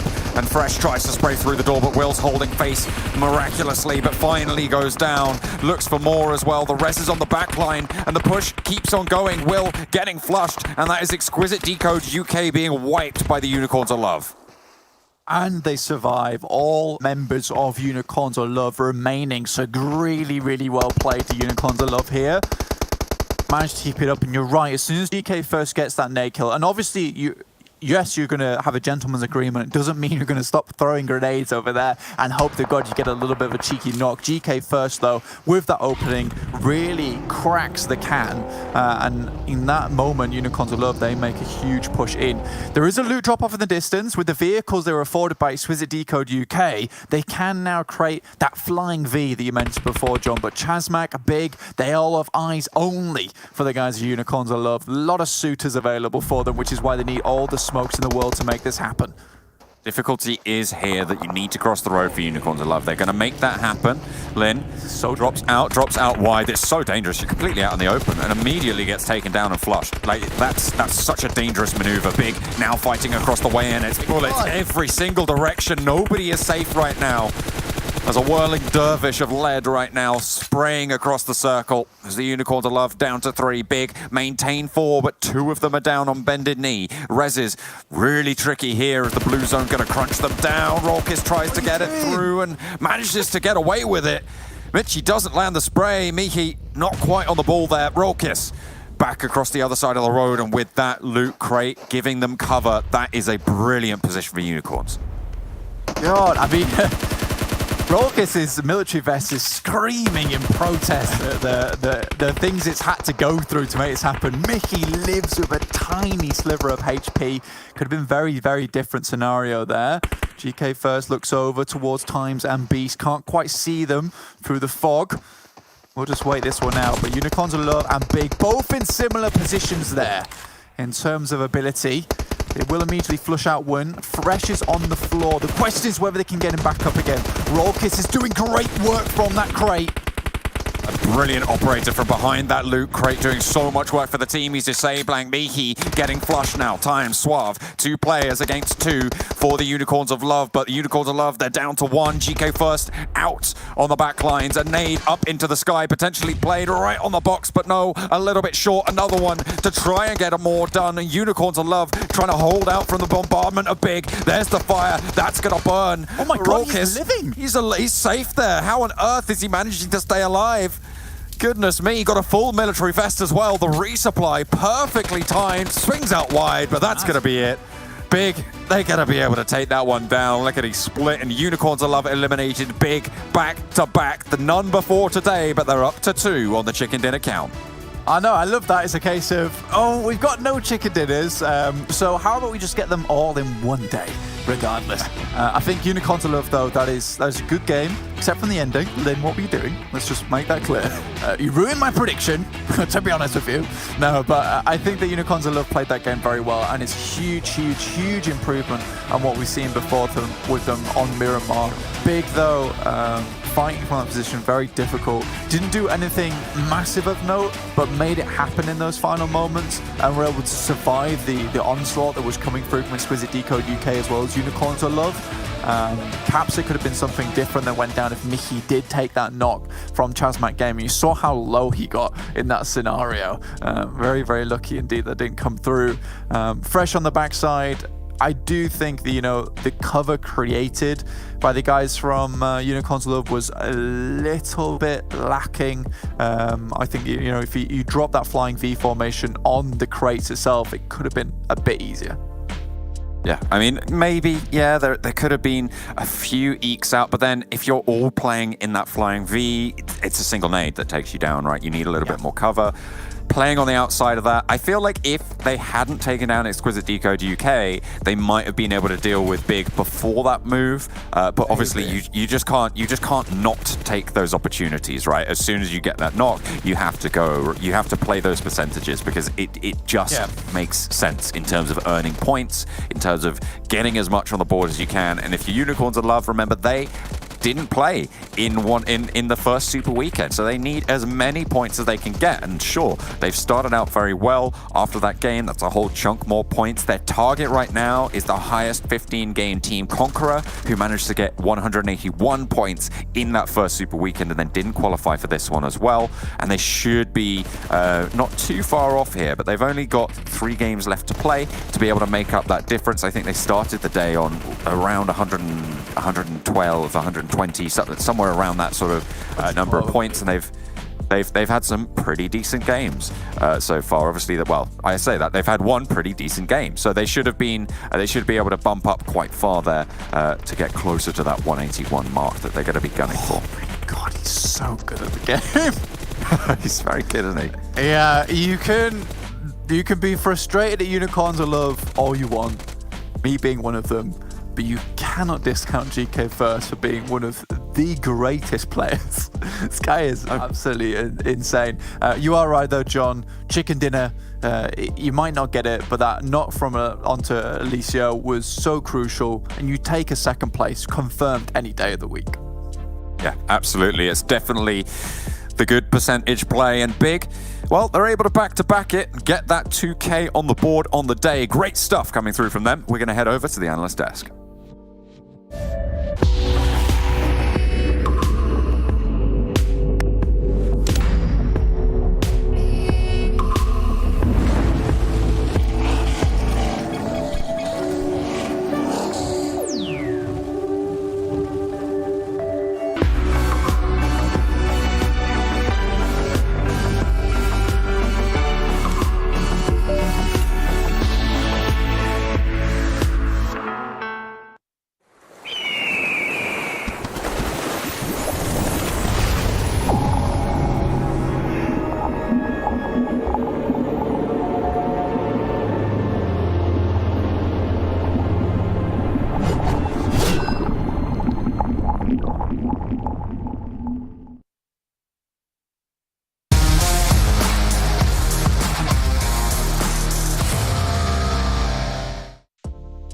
Well, I guess Imperium's the blesser now, though I think Big told him in Discord we're going to get back-to-back chicken dinners. They pull it off, and it seems they have woken up here in our final day of our second super weekend.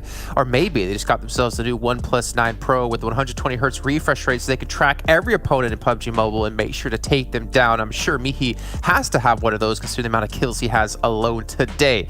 Let's take a look at the rankings, a good idea of how many points Big just got, and also give us an idea of maybe have they moved up in the rankings? Do we have potentially a new first place team? I think you might have just saw it real quickly there at the bottom of your screens, but I didn't get a look. But either way, Unicorns Love, they do come out ahead because of the kills. However, Big, they get $1,000. Yeah, I extra saw 1,000. I saw 278 points down there, Jason. So, I mean, previously in this segment, you know, I was talking about it. Considering the form that we saw from Big, from Severny to get a Sosnovka Island victory, I wouldn't be surprised if they get themselves another victory on the board, and they do it. I didn't expect it to be a back-to-back, actually. I mean, even though, you know, Imperium was talking to them, and that was kind of their quota to fill, but jeez, I mean, Unicorns of Love gave them a good fight towards the end, but Big's position was just a bit too strong here. Yeah, they were coming in from La Bandita and just trying to sweep the entire western side. They got rid of Game Lord. They were trying to make sure ChasMac Gaming couldn't cross the road, and that 2-2 split was really strong. It got dicey at one point because Unicorns of Love dealt a very deadly blow over to Big, where they had one player knocked in both splits, but because of that, of course, you can get the heal off, you can get back as a 4-man crew, and that was what was a difference maker in this game. Otherwise, if it was two players from the same split that died, that could have been a Unicorns of Love win, because especially when you look at Raucous' position, it was so aggressive, but unfortunately being solo did cause the game at the end for Unicorns of Love. So yeah, Big gave himself a back-to-back, that's huge, and even potentially a third. We'll see if they can make it happen today. Let's give a little bit of love though to LMV again. Like, let's see, match 1, they finished with, I believe, I'm trying to 7 points. It was 7-8 points. Yeah, 4th place, right? I hear they get another big chunk of points. Like, if we talked about consistencies and like how well they've been able to play throughout this super weekend, like I think for me, they're epitome of consistent at the moment. And again, a team that I didn't really expect to be able to challenge at the likes that they're currently doing. Like, when you look at your games and you say, oh, a bad game for them is like 7 points, that's still really good when you think about it and put it into perspective to teams that maybe get themselves 0, 1, 2, 3 points for a bad game. It really shows that LMV are definitely on top of their game right now in this second super weekend. Though, looking at the top players of this game, we're going to have Fresh and Raucous. Feels good. We're seeing especially Raucous quite a bit in this super weekend, but Fresh is going to be one of the new names. We had GK first yesterday, so it seems individually speaking, we're seeing these big bursts from some of these players from Unicorns of Love. And of course, Daddy going to be there on the side for Exquisite Décode UK that had one of the strong compounds, but Unicorns of Love came in hot, took that position away. If Exquisite Décode came out on top of that fight, it could have been a completely different finish, but the fight had to happen and one team had to come out on top, and just happened to be the Unicorns.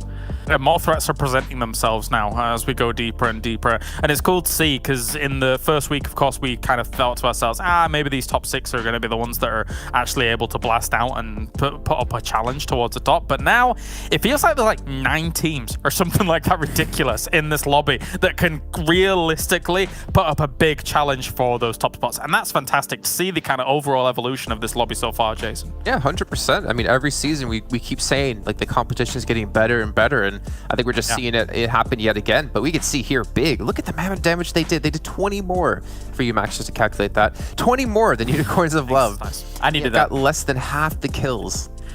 Yeah, the conversion rate, of course, being not the easiest because they were actually pushing in from the field. So when you're pushing in a position like that, it's hard to actually get really close and personal with teams such as, for example, I'm going to use as the example here, Game Lord. They got a lot of knocks onto Game Lords, but unfortunately, because of their position and it's so hard for them to actually close that gap, they could not convert it. And I believe teams around them like maybe ChasMac Gaming, Exquisite Décode, or even Unicorns of Love were able to snatch a few. I think it might be Unicorns of Love having 13 kills there was definitely an absolute bang of a game for them. But yeah, I mean, big showing that here, and they're not scared when they get to the late game. They take control. Is what they lacked in the first Super Weekend. They got it now. They found the recipe to success. Keep going like this, boys. And here's my concern for a lot of the rest of the lobby, though, Jason, is that Unicorns of Love is starting to look more like a well-oiled machine from game to game to game. It's like they keep getting themselves in these really tight binds, these tight situations, but they keep winning out those tight binds and tight situations. So the looming threat is definitely on the horizon for everybody in the lobby. Yeah, and again, as we talk about Unicorns of Love and they're starting to perform better and better, we want to kind of jump back to their first week of play here in League Play where they failed to qualify for the Super Weekend. And we could just see like the change that has happened here in week 2 of the Super Weekend, the first one for them. I mean, getting close to double the damage, double the kills, survival time has gone up massively.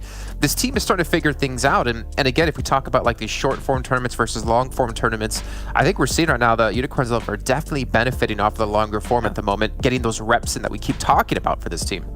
I mean, yeah, they've improved so drastically. It's almost night and day when you compare the league play into this second Super Weekend here for them. The thing that really stands out to me, though, is this average survival time. We saw and we talked a lot about Unicorns of Love, how when you looked at them at the very start of this PMPL, they were very disjointed. Only 1 or 2 players would make it into the late game. That happens less and less often. So I don't know what they've worked upon internally. I don't know if there was a big change potential of IGL such and such. I think that maybe that remained the same, but I'll have to ask the team definitely for sure, because whatever they changed, it's working. If they keep on going like this, do not forget, and this is especially for people that maybe this is their first PMPL they've been watching, none of the points of the Super Weekend actually transition into the finals, right? So the finals is a clean slate, and if this team performs this well in the finals, they might be first or top 3. They're going to be definitely on track to making it into the EMEA Championship. I would definitely hope so. I mean, I think for them personally, it's a redemption story because they performed so well in PMPL. I think it was first place overall, and then they finished off in like 12th place when they went into more of an international lineup of different rosters from other countries, especially obviously like the power that, you know, Turkey can be, CIS can be, etc. But let's take a look at the overalls. Now, I wonder earlier on, have Big past some teams, have they taken first place away? I think James already spoiled that they haven't gotten first place, but look at how close they're getting. They've overpassed these stars. That's getting real close. Yeah. Okay. Yes. The thing is about the 2 wins that they got. I mean, the first one, yeah, a ton of kills and stuff like that. This one, though, I think it was only 6 kills, right? So as much as it was a chicken dinner, so to get 2 chicken dinners back to back is insane, and this is a huge jump up for them. This could have been potentially even bigger if it had been maybe any other circle. They played this circle well. They knew that they just kind of had to keep their heads down for a little bit whilst a few teams eliminated themselves on the east and that north side. But in general, getting to the position that they did, considering that circle was centering almost field south of it to begin with of all of this, where everybody's kind of killing themselves on the huge collateral damage from that point on. I think Big's been playing an amazing day so far. Yeah. Especially when Eastern Stars has not been having the most dominant of performance. Of course, they got himself quite a few decent points from that first game, with Octavian being present until the very end. But man, Eastern Stars got to be careful, especially when we talked about it, right? Unicorns of Love are having a really good performance. So when it comes to PMGC points, we're not sure exactly how close it is, but Eastern Stars got to start ringing the bells and the alarm, because things are going to get a little bit dicey. But especially you see here, no more Conqueror. They slipped down a little bit earlier than I thought, but they're already out of the top 8. So here you go, now in 9th currently. And TSC Legends, Team Doom, a few more good games, and Conqueror could drop down 2, potentially even 3 extra positions today.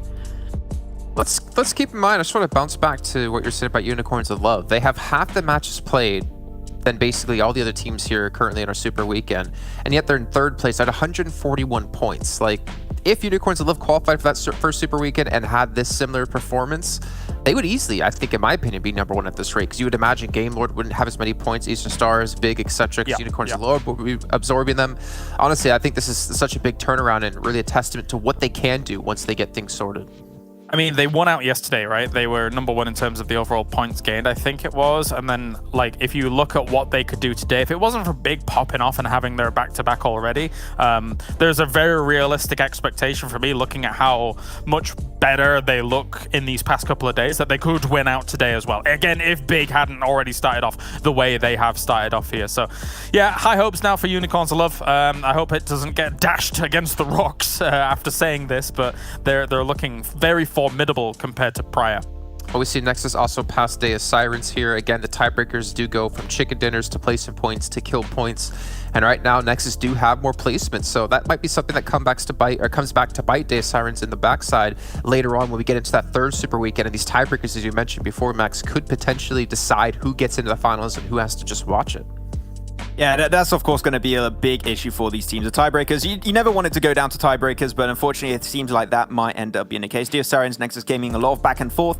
SKP team just clearly not having the best result here, but at the end also, if you make it in this tournament in the first place, it still shows you're one of the best teams in the region. But SKP can use this experience for the next tournaments in the future, so don't feel too bad about yourself. Yeah, for sure. Look at Game Lord last season to this season. It's complete turnaround, like night and day, and they're performing so much better. It's just about how you take this opportunity and learn and improve from it.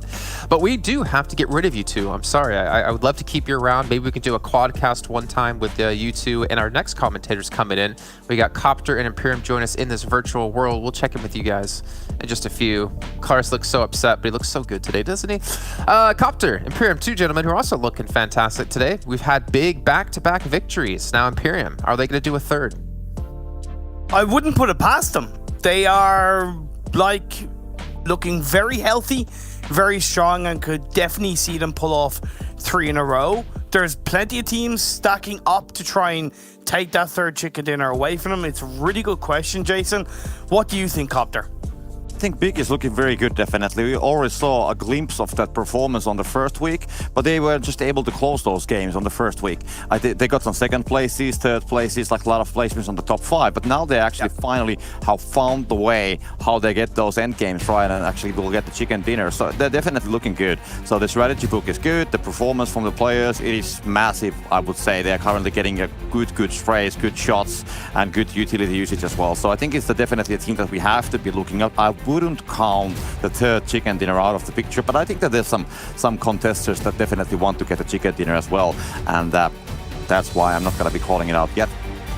I definitely understand your skepticism, because one team that's been very much hot on the heels is Unicorns of Love, and the desk brought it up, and Jason was absolutely dead right when he highlighted about Unicorns Love if they had played last week's Super Weekend, because as of right now, with the games that Unicorns of Love have played and the points that they've scored, they currently have the highest average points per game of 11.75 compared to Game Lord's 10.96. Now, of course, we know the more games you play, technically the bigger the chance your average is going to go down.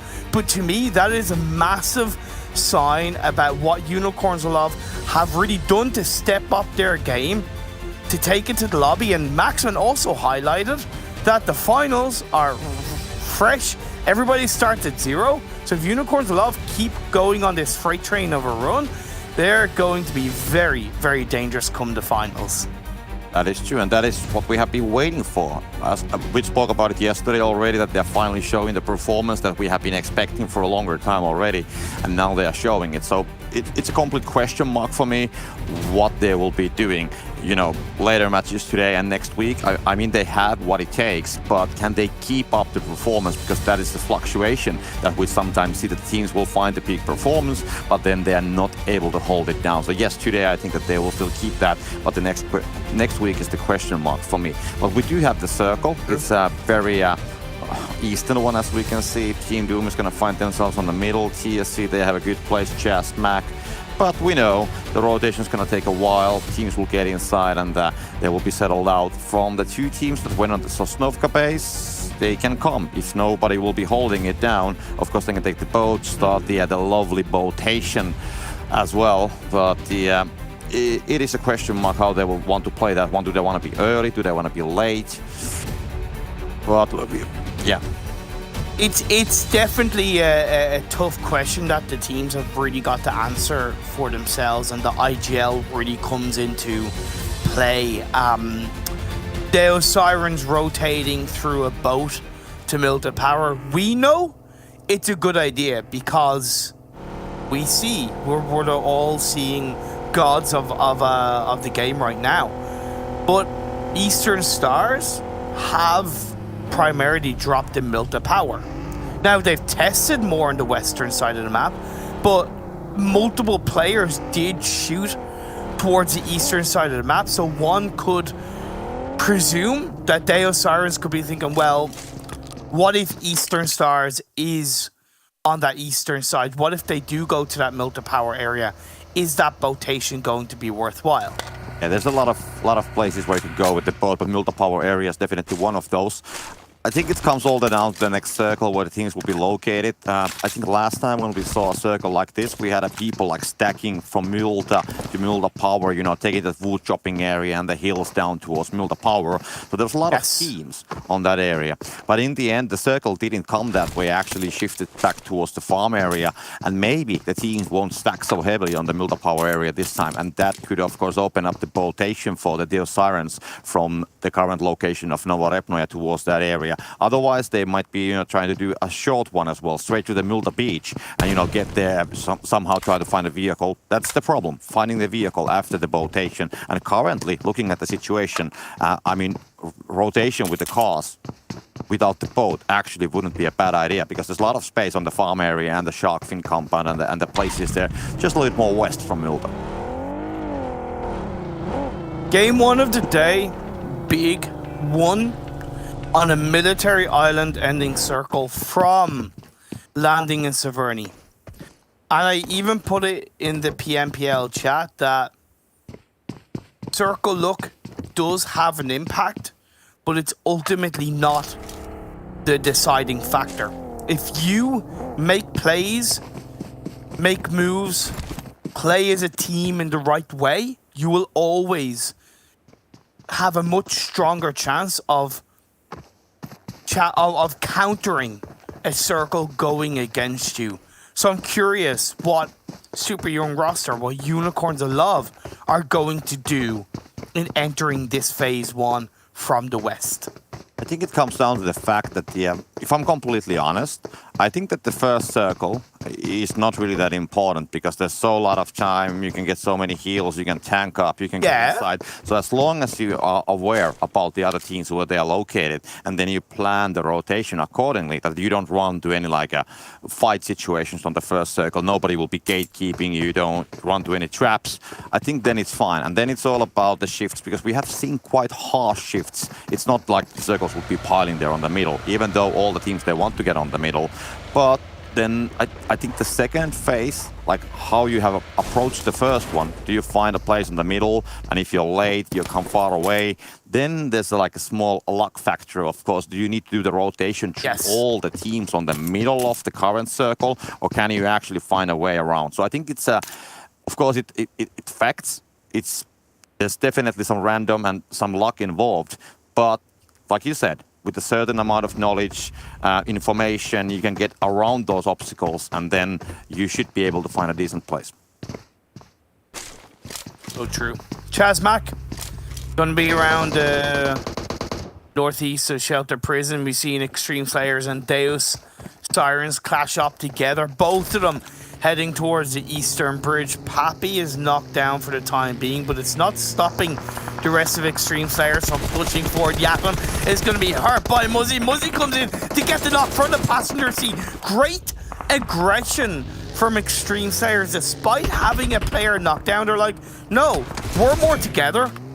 We're more unified. We can have the body power to get advantage. And this is where, if Deus are going to go for a bridge camp, you gotta be damn sure you get it right, and they certainly haven't so far.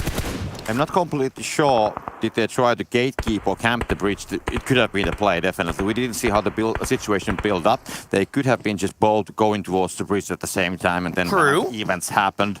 But still, I think in the end, this shouldn't have happened, to be honest. I mean, you should scout the area. You know that there's going to be two teams, so both sides, Xtreme Slayers and Deus Sirens. I think there was a lack of information and a lack of scouting, most probably, on the situation. But yeah, and both teams, they have some casualties. Even though Xtreme Slayers, they haven't lost yet anybody, but this is still a dangerous situation. Like, why did Lenu go up on the dip of the hill on her own, right? Yatum and Diablo are so far away from each other. There's just not as much unification in this game from Deus Sirens as we need to see from them. Because you could say the exact same thing about Extreme Slayers. Maybe they were just heading towards a bridge. But the difference between the two teams is that Extreme Slayers were much better unified. Yes, they did send that scout, Pappy. That's why he got knocked. But the response, because the rest of the team were more heavily together, was a lot quicker. Now, Deus are running away scared. Extreme Slayers are hunting them down. I would argue maybe a bit of a waste of time from Extreme Slayers, but then again, I definitely respect that they're pulling things out of the bag. Muzzy with the pre-fire, but that's great response for Luna. Recognizes the bullets and what's going on in the clips. Pappy is there to respond. I mean, as long as Extreme Slayers, they don't lose any players on this fight, then it's fine. I mean, the hunting, they want to get those kills, they want to get those points. That is completely understandable. They think that they have an opening, and I think I agree with it, because the Deus Sirens, they just all went their separate ways. They didn't stay as a one pack. They had sending one player on that direction, one on the other one, you know, just trying to hide and get away as fast as possible. And that's when you have the possibility to actually hunt people down. When they don't play together, they play as a solos. You send two guys behind the other one, two guys behind the other one, and then you should be able to get those points, just like we saw with the trade. You can still lose the other one can come and like flush the player that is over like low.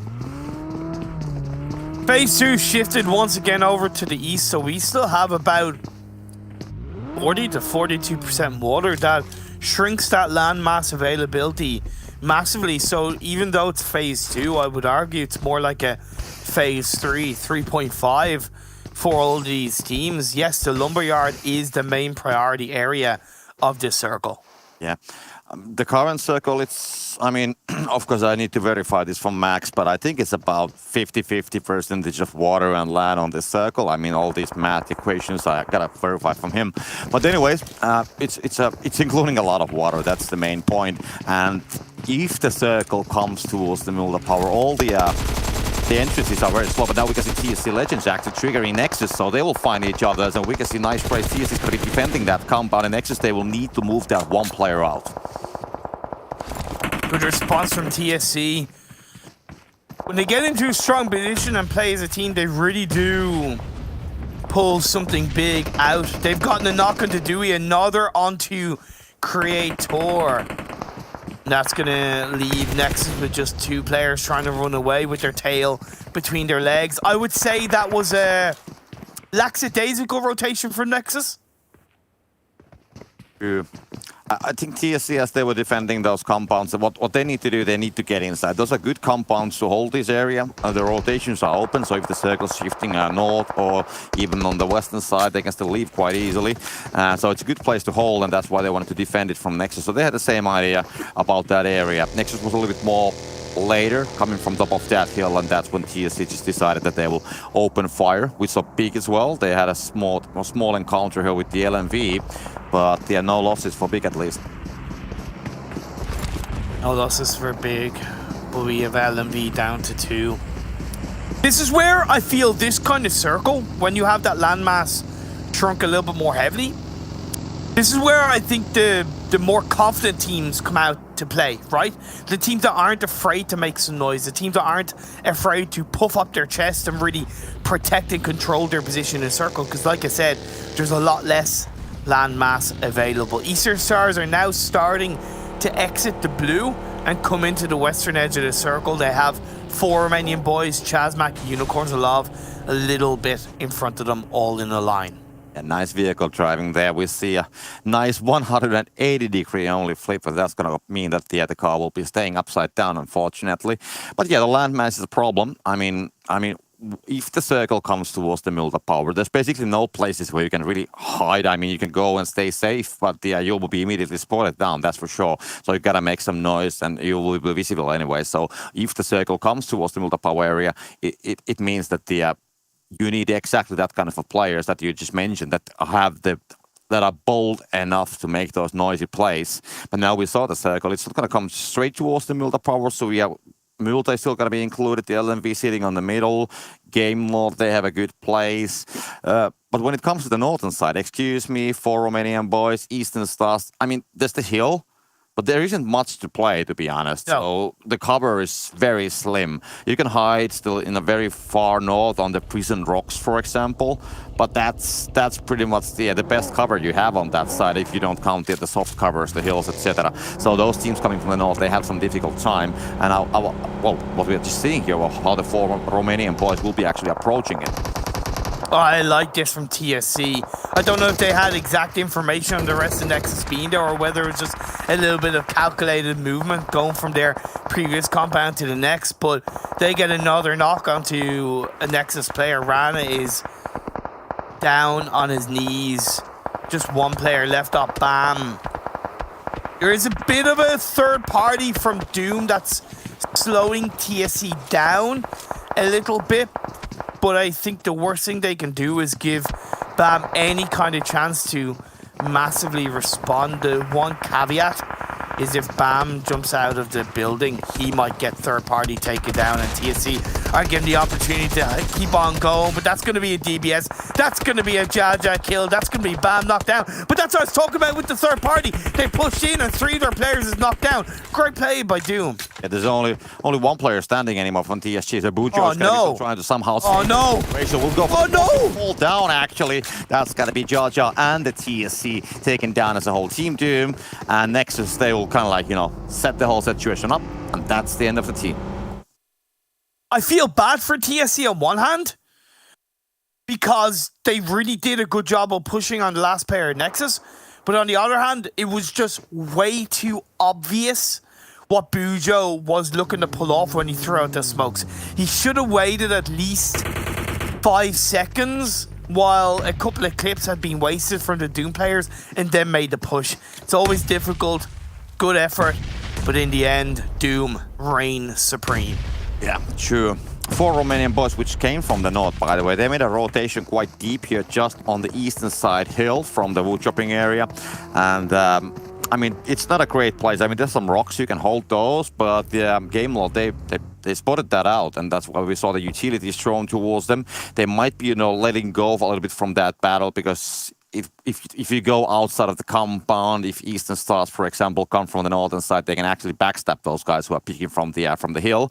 So they will want to get back that cover. But now the next circle, what we're just about to see, this is the important one. Yes, it's going to go towards Multa. It's going to leave all those sandy areas from the eastern side. So Mini Power, Multa Power, Xtreme Slayers. And excuse me, they are very fast. They're immediately going towards the Monkey compound, which is right there on the eastern side where Manjo and the other guys are going to be holding it for a while. Actually, Xtreme Slayers will take that compound and they will take the next one.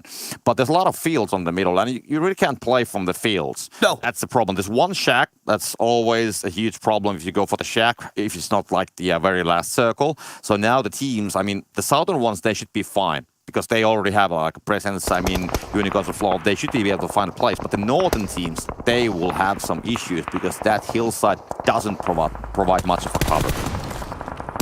Have to say, going back to phase 2, I loved how nobody committed to Milta City early on in this game. It's something we can sometimes see in competitive, not all the time in the likes of PMPL competitive, but I did appreciate that. And now, of course, as the circles have shifted and hovered a lot closer to the city, I understand why teams are looking to commit. Eastern Stars, though, they made a little bit of a similar rotation as 4 Romanian Boys on towards the northern side of the map. ChasMac are getting involved as a third party. Doran plays it, lays down low, waits for support from the rest of his team too, up high above. But ChasMac, as I mentioned, third party potentials. Definitely Kapahala together with Boring from the four Romanian Boys. They're trying to, of course, battle from this compound. It's not even inside, so they're kind of like trying to battle getting out of that compound. Instead, we can see Boring actually hitting to a buggy and just might be leaving. There might be some shots coming from the backside because I don't think that the Eastern Stars will let go from that situation that easily, but they want to start the rotation as well, so they will actually just let them go more or less. They can't play here. They need to go for the revivals. They need to go for, well, not the revivals, but picking up the players from the smokes. And now they have what, they had 3 vehicles, and the question mark, the biggest question mark again, is where they will relocate. One thing I still want to mention is the fields. We can see SKP, they are set up on the northern Milda buildings and super young roster on the southern side inside of the Milda. Yeah. So they have 3 different locations that have a perfect aiming angle from the 2nd floor towards the field. So the fields are no-go. I'm a little bit disappointed that ChasMac didn't look to third party onto 4 Romanian Boys and Eastern Stars.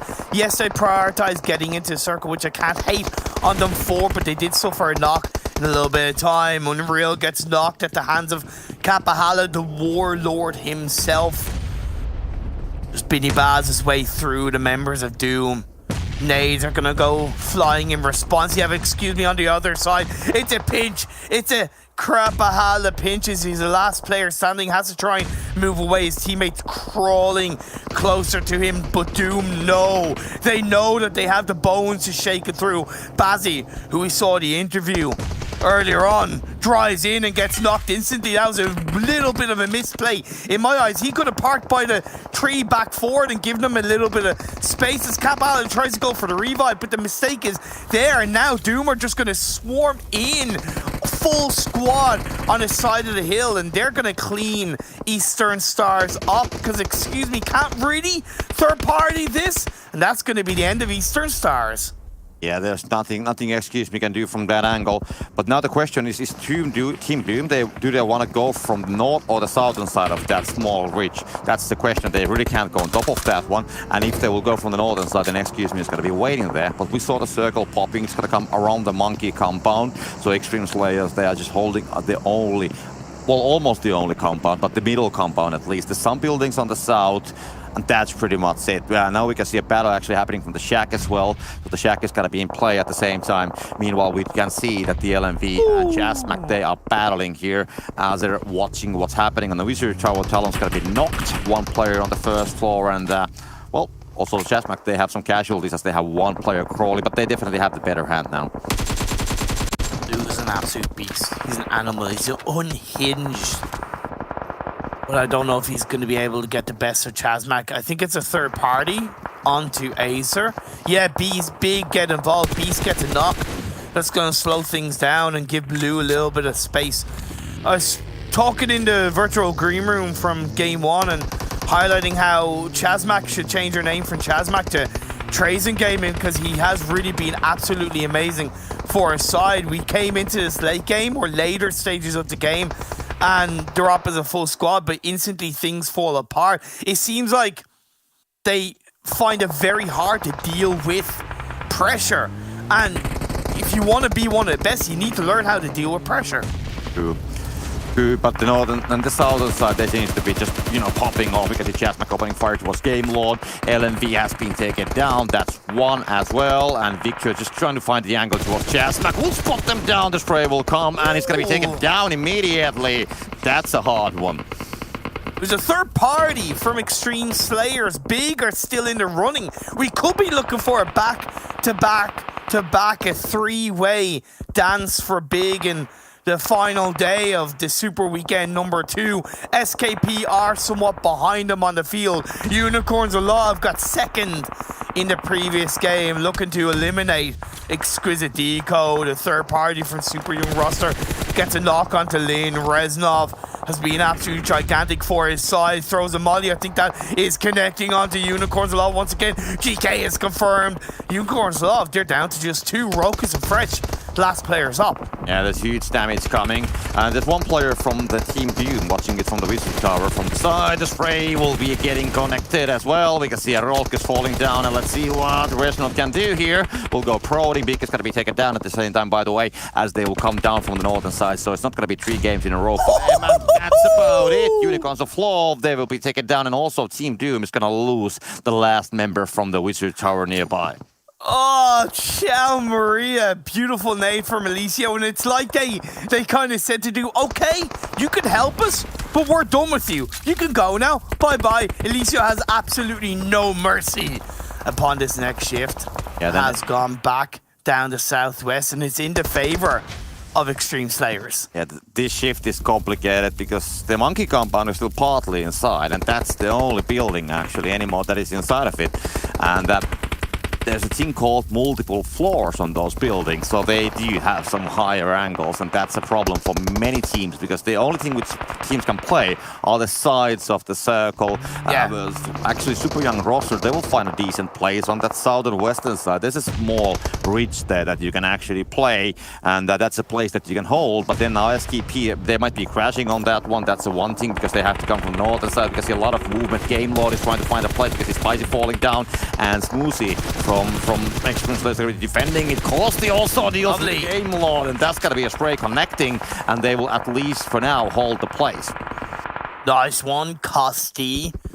Well intervened, well slowed down. You highlighted SKP looking to go for a crash on the Super Young roster, and it seems to be the case. You also have Exquisite Décode possibly pinching both of those two teams up, maybe waiting for the time to intervene. I don't think they can extremely go for the push with how flat it is between those two sets of teams. Xtreme Slayers, you highlighted the high ground they have, the elevation point down goes ChasMac, and 5 teams are left up.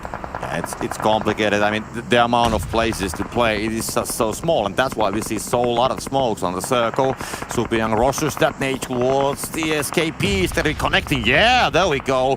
Rasho taken down, and do they have some more utilities? I think that they do, and they have been just waiting for this right moment. There was the utilities coming from the SKP earlier, and now it's going to be time for the Super Young rosters. Nade is going to be sent. That's the Molly. No, it's a HG grenade. Cannot connect with that one, so they can definitely play for the free from SKP. We'll get those 2 players down, and that's a huge one. Amor swings on in, a little bit of help from Exquisite Décode, like I said, getting involved, but from a distance. The next circle is about to pop up. Super Young roster goes into the shack, and Ali says, surprise, I'm here, I'm still alive, it's not over yet. Molly burns these players down. Exquisite Décode looking for the third party, but Will gets knocked while going in towards the side of the shack. Reznov is there, Hamoud is still alive, SKP are still surviving, the heart is still racing.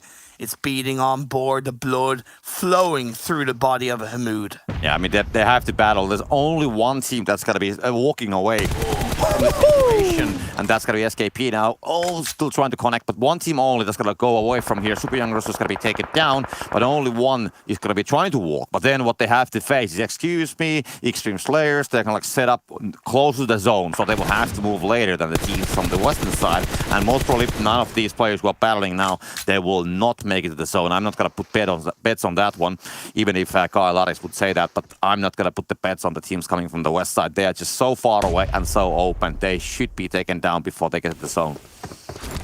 This is an excuse me chicken dinner copter. Look at the spread they have. They have 2 players together. They have 1 further back. Yes, Xtreme Slayers had the comfort of the wall, the comfort of the compound, but they're down to 2. 1 has been taken out. Bardo's left on his own. Kosti knows the sprays are connecting, and that's going to be the end of Xtreme Slayers. 3 teams left up, and as you correctly pointed out, Exquisite Décode, SKP, there's only going to be 1 survivor, and it is Exquisite Décode. An opening knock comes in. That could be the entry point. Elicio will. Together they push across the road. They get a bit of a crate drop. Pre-fire here, pre-fire there. Look at them valiantly pushing forward. Oh no, Will gets knocked, but the side angle from excuse me, that comes into play. That's the chicken dinner, and that is excuse me saying, excuse me, we are still in this PMPL.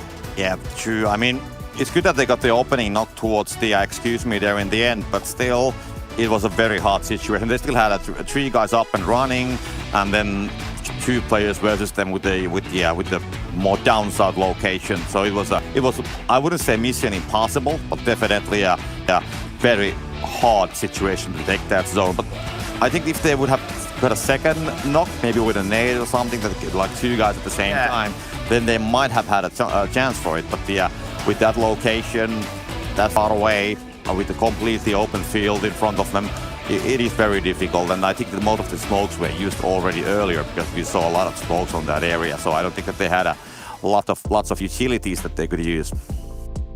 Yeah, I don't think Exquisite Décode and Excuse Me could have played the game any better, being perfectly honest.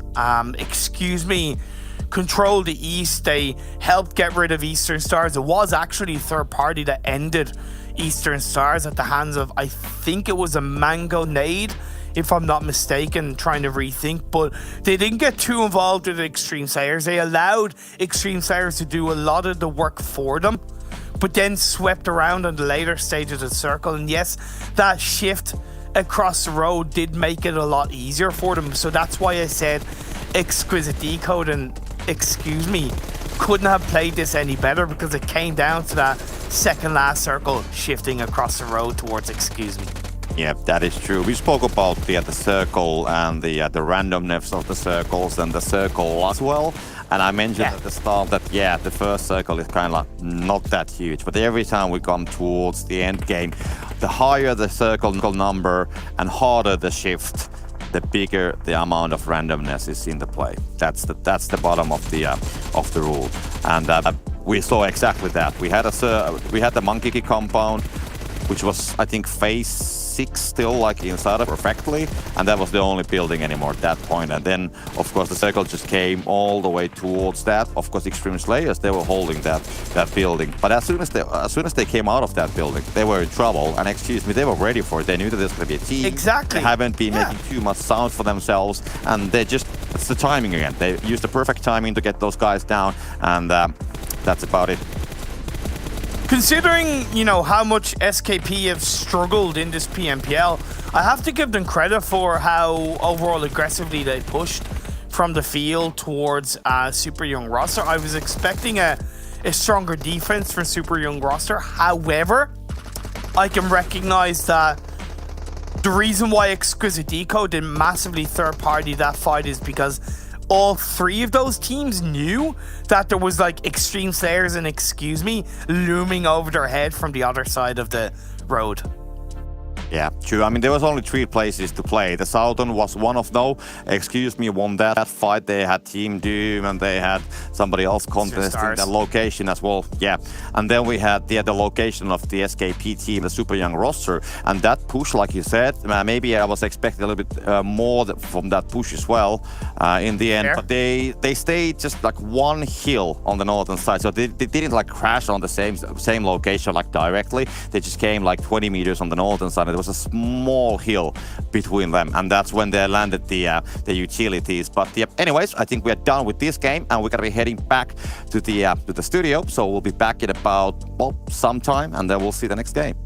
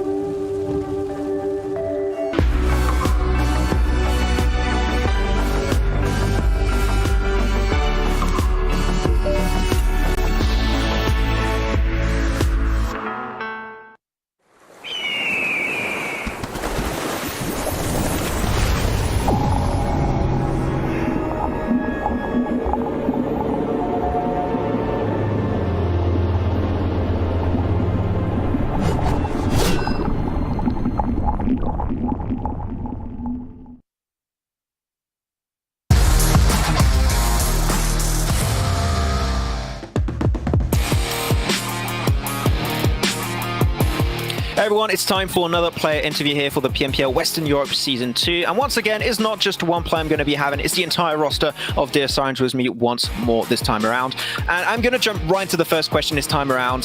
When you qualified into this PMPL Season 2, what expectations did you have for yourself entering this event? We wanted to do like good. Like we wanted to do really good, and even though it was the first PMPL ever we played, we wanted to like prove the other that we're not bad because we're a female team. We actually made it through PMPL with PMCO France. We won PMCO France. So yeah, we wanted to like show the other and show ourselves that we actually can do it and maybe make it through EMEA. I wish. Okay, that's exactly what I was going to be talking about. In the case you do make it to EMEA Championship Season 2, what would be your objective then if you make it in that type of event? Our objective would be like to be at least in the top 10, because I know we won't make it through PMGC because we didn't play the first PMPL, and it's like the first PMPL points plus the second PMPL points. So I think we're too low point to make it through PMGC, but I actually want to go through EMEA and actually get that experience playing it. That's our objective. Hey, top 10 EMEA, I think that's a great goal, and hopefully you will be able to achieve it in the long run. We'll see how things are going to be working out for this PMPL. But I wanted to know, especially for you all out there, for Deus Sirens, for the rest of 2021, do you have any hopes, expectations you would have for yourself for the rest of the year? Learning from mistakes a lot. Yeah, improve. Come back in PMPL and then actually win it and win further and further tournaments. Okay. I guess come back into PMCO next year too, France, exactly. Actually win that one again. So just keep coming back to PMPL. I guess that's a big goal you are going to be trying to aim for.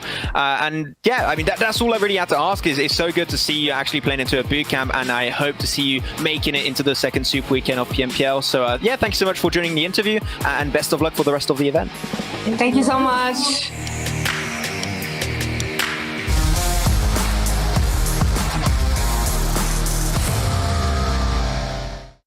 All right, well, that's cool to hear from Deus Sirens there, and obviously their expectations for this event. But we got to talk now about some big plays. Excuse me, able to take a chicken dinner, able to take, again, an extra $1,000 for themselves. Maybe they can pick up quite a few of these 1+9 pros with a 15-minute recharge time. They get right back into the action here for some more PUBG Mobile.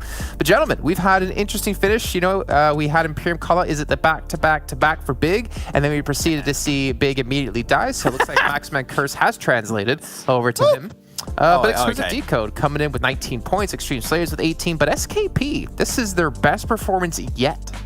Yeah, in this game, you had two teams that actually played Malta really well. There was SKP team and also super young roster. They went for the more northern edge of the city. Of course, when you have a circle like this, you don't want to be in the center of the city. It becomes very complicated to start moving away from such a position. But these two teams, SKP and SYR, went on the northern side of Malta and actually started to get a lot of early information on how they were going to approach the shift inside Malta field and also towards the road where it ended up finishing for Excuse Me. So yeah, SKP and super young roster actually being very, very proactive when it comes to this game, and it feels good to see SKP actually get himself a win. Well, sorry, not a win, but 17 points in total on this game, and I hope we can see a little bit more because they've been struggling so far. Sure. For Excuse Me up towards the top, though, there are fundamentals that I'm liking a lot. Like, when they find themselves in late-game situations, they are fanning out quite nicely, and Mango is definitely the guy that is looking for the flanks, which I think is cool. It didn't work yesterday for them against Unicorns of Love, because Unicorns of Love just were better shooters, as we said in the pre-show, for today. But in this one, perfect opportunity for them to just fan out and eliminate the competition very swiftly, not allowing them any room to breathe. Okay, well, you know, as we move on further, I think we've had the fall of Eastern Stars. I know there's a movie called The Fault in Our Stars, though I don't remember what it's about, so I don't really want to talk about it. But Eastern Stars have fallen and have had quite a few faults here in the Super Weekend, unfortunately. After getting, 4 in the very first, they've been unable to live up to the same kind of performance then. But LMV as well, they've kind of tapered off in this last round, Unicorns of Love. But what I'm curious about is what's coming up next with Sanhok. Because we're going to get Sanhok numbers, and I'm curious if Eastern Stars can finally come back into this one and get themselves their 6 and get me one step closer to being right about the 10. But our top players in the last match, we got Musi coming through, got Mango, Hamoud as well. I was waiting for Klars to say something. I was going to call you out if he didn't, but you're always on point.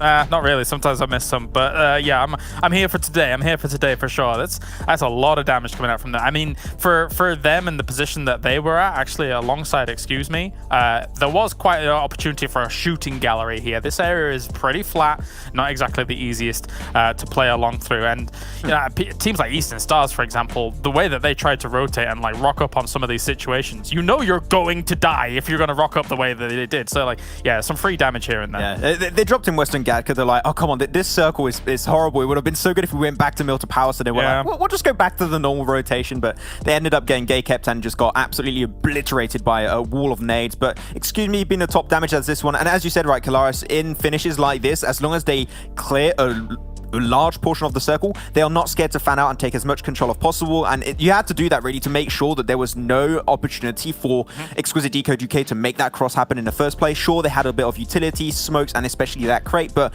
the off angle is really what set things in the right direction for Excuse Me. So yeah, I mean, they even had a first good day in this Super Weekend, right? But it just got completely blown out of the water by how strong of a first day we had from LMV Gaming. But Excuse Me, this Super Weekend have been actually silent, but a very, very strong contender. Silent, but have been deadly indeed. But as we were going to take a look at Excuse Me and how they've taken that victory here, we're going to dive into their stats, comparing their first 3 days of Super Weekend. So the first week we had up against week 2. And I mean, the thing is, we kind of do talk about, as you just said, Max, they've been kind of really silent with their performance, but they've had massive improvements since last week where they didn't even play badly at all. Yeah, middle of the pack team. I mean, nothing bad whatsoever. And if they can play the same way they've been doing in their second Super Weekend compared to their first in the actual finals itself, once again, the points are reset in the finals. Excuse me, a top 5 could be an eventuality. I think top 3 or maybe the top of the table might be a little bit out of reach for them right now, but a top 5 in a really good for your days actually could be possible for them. We saw Unicorns of Love stats earlier on, right? And their averages in week 2 compared to League play. And to be fair to Excuse Me, like their damage is relatively close. Like I think they were both around 1200 damage. Their kills, I think they're like slightly under Unicorns of Love, who was about close to 6. And then average survival time is it's maybe like 1 minute difference, if not even that. Like Excuse Me are putting on like a stellar performance. They're probably one of the more underrated rosters, I think, in the league at the moment. I think it's fair to say, in terms of where they're able to get themselves. I mean, let's bear in mind there have been multiple second places, maybe not been able to round things out and stuff like that. But yeah, they're kind of flying under the radar at the moment. But I think there's potential for them to challenge up towards the top. You know, I respect it. I feel like if you're going to fly under the radar, definitely do it early on into the tournament, and then you show up when it comes to the finals, right? You get into the EMEA Regional Championships, and hopefully you carry that a little bit further on, maybe get a first place out of that. But let's dive into, again, another team that we haven't really talked too much about. We talk about them whenever we see overalls, and we see the last page, but SKP team, Skip team, they had finally a breakout performance here in this last round. And I say that because you compare all their other stats, they had, what, 8 points, I think it was, like on day 1 of the Super Weekend. They've been having a massive struggle, and you can see right here, just reflected in the stats, how big of a round this was. That is a huge step up coming out this time around. Like, of course, they're coming out from the last game alone, so you've got to put into perspective that it will average out eventually. But this game that really stood out to me was for Hamoud. Hamoud made sure that Super Young roster had no chance to really make it out of the field, and for a big portion of time too, made sure that you had a team that was Exquisite Décode UK not able to really get access to the road, which we know at the end ended up happening regardless. But Hamoud actually was doing a lot of effort and work for this team, so it's good to see. But it goes to show that they are not here by mistake. You know, SKP team really have potential to shine from time to time, but is down to how do they get to the late game that will hurt them a little bit. If they can work on that specifically in how they get to the late game, SKP team could try and, you know, be a middle impact team such as Excuse Me or even teams like TSC. And I think it is fair to say that, like, yeah, we haven't had much opportunity to talk about them because they haven't given us much opportunity to talk about them. That is, you know, sometimes, some teams have to fall by the wayside, and for the most part, SKP team has. So it is nice to see a little bit of a step up when they have the opportunity to do so. I think this is a team that can thrive if they find themselves a more central position and a decent compound to play from. It's not like they're bad shooters by any stretch of the imagination. No, they can put up the numbers when necessary. I mean, they had 17 points, if I can read this correctly, in the last round. And if I'm looking at our Super Weekend standings, they have 45 points in total. So almost half their points from that one match alone. And they played out quite a few matches, right? So they played out 13, obviously, their first Super Weekend here. It's been tough times, but you know what? If they can start to step up, if they can use that as a big confidence booster, saying like, yeah, guys, okay, we can do this. Let's keep going for it. Let's keep pushing for it. There's a good chance they could qualify in top 16, to be honest. There's a lot of contention still happening for those last spots. Yeah, I mean, in the Super Weekend especially, right, your aim, even if they might be thinking, okay, finals, if we can make it into the finals and just make it top 16, which even with this low amount of points is still, I would say, drastically possible for them, as long as they make sure they re-qualify for the third Super Weekend is not out of the question. But I think that here, the main focus might be we try and potentially get a few wins here and there, try and get some extra prize pool in our pockets. I think that should be the goal. But yeah, finals definitely not out of the question, and they just need to make sure that they show up a little bit more in the third Super Weekend for sure, because right now it might be a little bit too close for comfort. As I say, stop getting caught on edges, stop getting third party on edges, try and, kind of maybe find bomb at center and find yourself a spot. An SKP team could get to the final, yeah. Okay, well, gentlemen, do you know what time it is? Time for prediction numbers. It is time. No, you guys are both wrong. Oh, it's time to take a look at, once again, our Floof financial forecast of how the teams have been doing here in our Super Weekends. Again, every chicken dinner you get is $1,000 for yourself, and Eastern Stars up to 5K so far. Remember, it's like 10K like as first place, and they already have half that amount just from this alone. Floof, look at you. I'm scared she's going to see her picture and just be like, who's that? As dogs don't recognize their own faces. Bark at the screen. Mad. Yeah. Actually, to be fair, she's never really barked in like a mirror before. You know when you see like dogs barking at a mirror at themselves? She's never done that.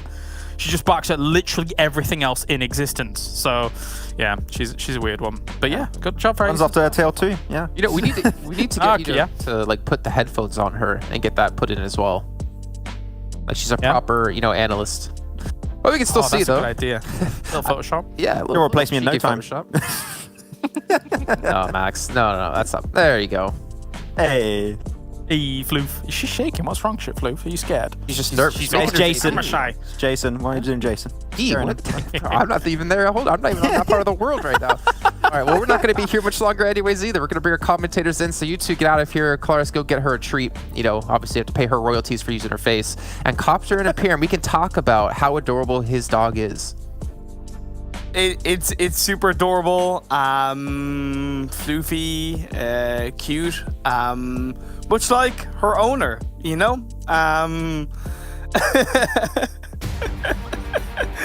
But yeah, game number 4 of the day. We're going on to the jungle train as Sanhok, and we did see a fantastically played chicken dinner from in the last game. Can they repeat it, or are we gonna see that third win from Big? Yeah, people are falling down already. But regarding that financial forecast and Floofish general, I mean, we should have that kind of a prediction. Just like before the football World Cups, there's always this octopus that's going to be choosing the flag. So maybe we should have like full barking for the team logos and choosing the winner, kind of like predicting the winner by barking. But yeah, just like James said, well, she's barking at everything, so maybe everybody's gonna get a chicken dinner. But now, let's go to the game. So the plane coming from the Alpha Island, heading right next to Bantai and Docks. And, well, I mean, I would say more than usually teams landing there on the southern side. We don't see actually, of course, because of playing that many teams going on the northern side. But then the circle's gonna go there, of course. So, hard rotations, that's what we can expect. I'm wondering, does Maxman bark at himself when he looks in the mirror? It's one thing I'm curious about. I haven't seen him do it. Maybe we'll just put like Maxman's picture and let's see if Floof is going to be barking on that. There you go. Yeah, that phase 1 copter is quite tricky. Automatically, a little bit similar to the last game on phase 2. It's somewhat that phase 2 level of landmass rather than phase 1. Great for Deus Sirens because they can drop in, they can loot up Camp Bravo and play and rotate to that kind of Mung Nai or just to the west of Mung Nai area. Game Lord's positioning is going to be so incredibly important in this game. Right now, they are looting 1-1-1-1 just around the kind of center of the circle, but if they join up together relatively early, it will give them a much better chance of controlling this circle.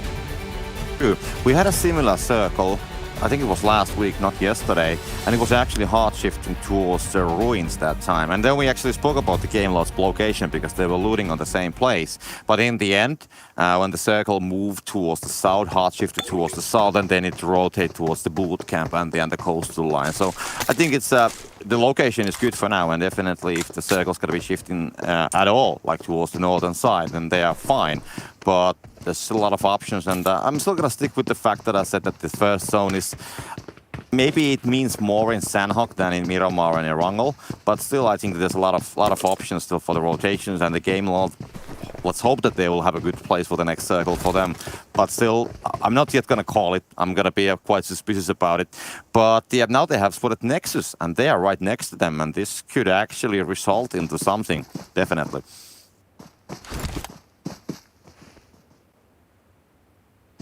Dewey got out a lot for his side copter.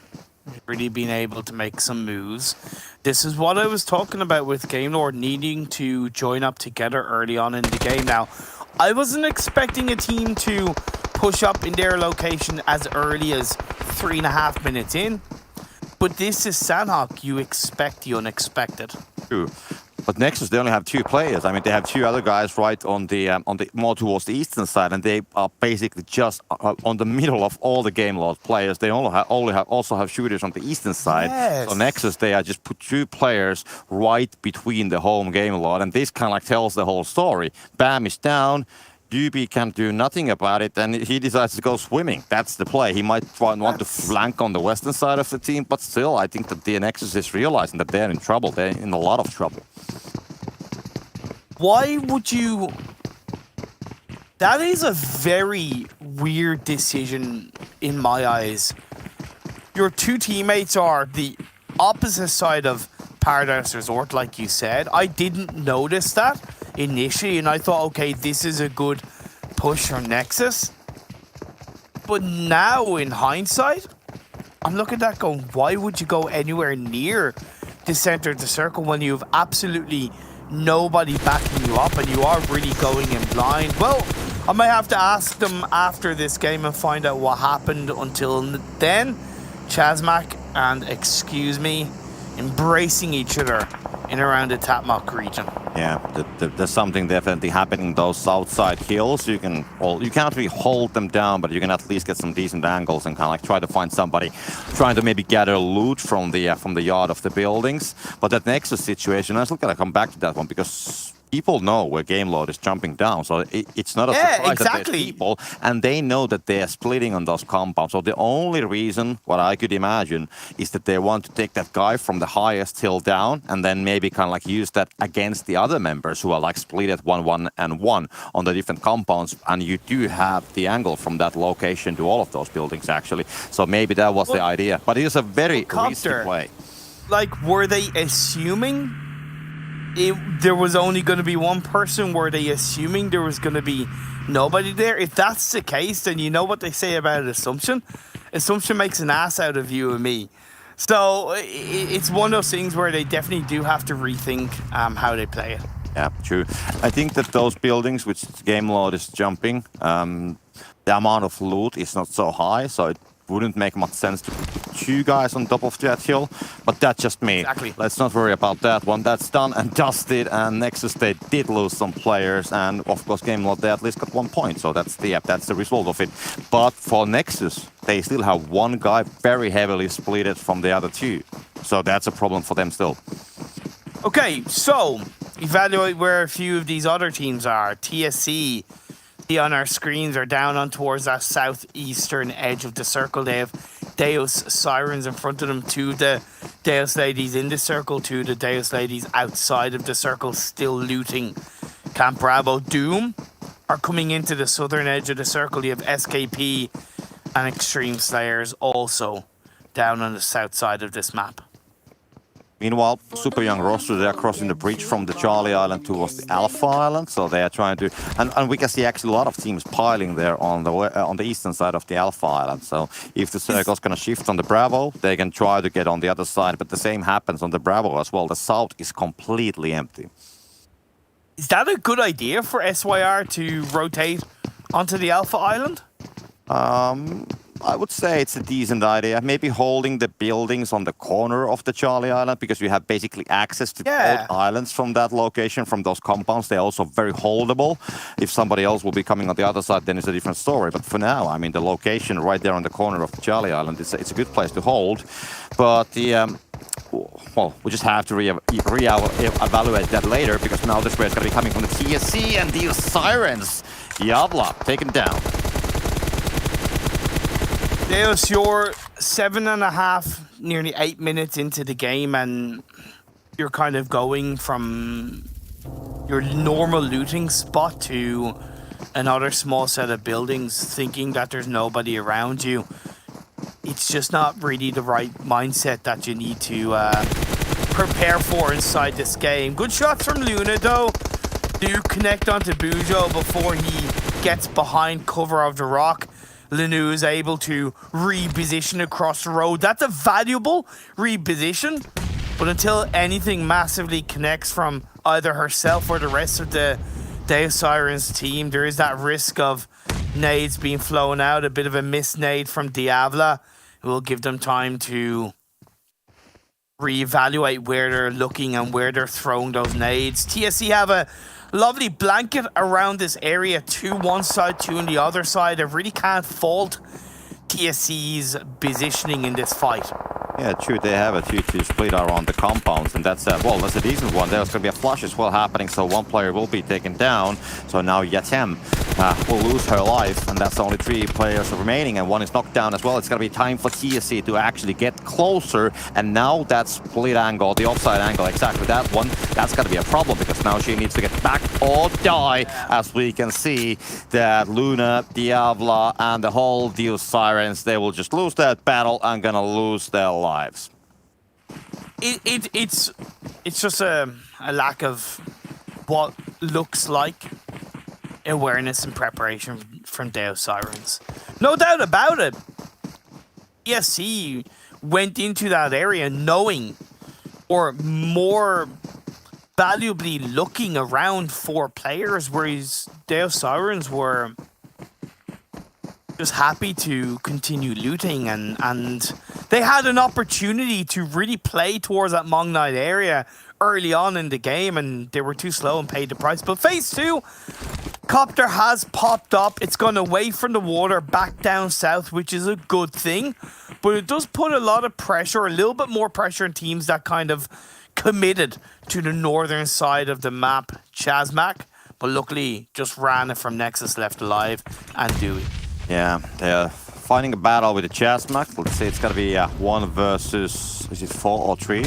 But anyways, it's a tight battle. Ron is gonna be taken down, so just 1 player for Nexus remaining, and it seems that they're just dying one by one. Unfortunately, sometimes this very scattered across strategy. I have seen sometimes that people are like jumping, you know, on all the different corners of the map at the start sometimes, and sometimes it works that you actually have one player that has like a super position where you can actually then rotate later, but it's not going to be happening for now. Nexus, as we can see, also Syrian, super young rosters, they are in a battle. Stars playing it through. They have the stranglehold of this fight. 2 of the players knocked down. Another one is going to be put down to the ground. And result, although he was able to get an initial knock onto Kapahala, Athis is there to go. Not today, my friend. Eastern Stars get the squad wipe. And that's why, you know, it's funny, because we laid down the foundations and said, should Super Young roster rotate to the Alpha Island? And you made a very valid point of sticking towards the corner of that Charlie Island, so when phase 2 pops up, you're able to better react. But I still got to think on that phase 2 shift. Mainland is still priority. Why didn't you go back through the Charlie Island into the Bravo Island and then play through outside of or around the boot camp area? Yeah, exactly. They would have I mean, completely free. I mean, now we got the Unicorns of Love, they're actually on that location. But for the super young rosters, they would have had a completely almost free rotation towards the middle of the circle from the south side using the Bravo Island. But let's not go that. They are already dead, so there's nothing we can do about it or they can do about it. It's just an unfortunate thing that happened. And now, I mean, all the teams are fleeing out of the Alpha Island. Meanwhile, what we see on the pictures, it's the Xtreme Slayers and Exquisite Décode, and they are far away in the blue, and they have been fighting for a while already. The nades will come from Will, Halls, and they will not take any huge damage. So this is going to be a tight fight, and we can see Extreme Slayers. They have 1 on the other side, 3 on the other side. So Exquisite Décode, they're like pinched in a very small area, and this is looking good for the Extreme Slayers, to be honest. Yeah, it is. They're still in the blue, though.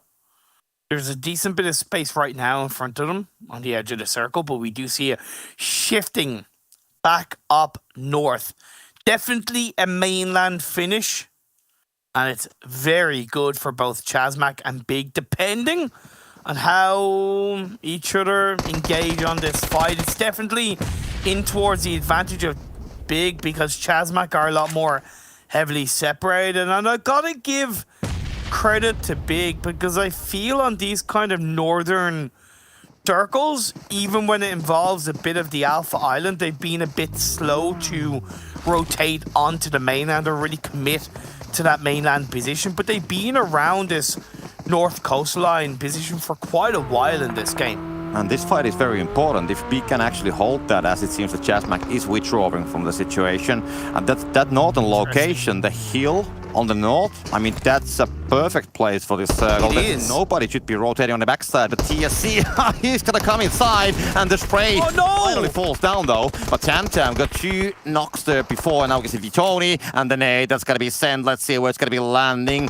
He's gonna be, well, taking his time. Jazz has getting that spray before that one, and that's actually the whole team Doom taken down at the same time as well. So that's the end of them, and they can still revive Tam. So TSC getting those kills, they have 8 already, so they are doing fine. A mistake from Tam pushing in on your own like that. Don't be too greedy. It could easily have been a flush. However, a great fight, and the fact that they've got 8 kills in this game alone shows that they know how to play Sanhok, and they've learned from their mistakes throughout this PMPL and really are capitalizing on it. Xtreme Slayers are going close by to them. Out of the blue, out of the frying pan into the fire, you could say. But TSC not wanting to take this fight just yet based on the circle shifting. They have to move in. They'll play the edge of the circle. Tam is gatekeeping Extreme Slayers, but he's on his own. I think that they're trying to play this situation. Why they leave Tam here completely alone? I think they want to have a shooter on the backside. But we'll see. I mean, that kind of like would make sense. Leave Tam on behind and then move the 3 other guys to hold it.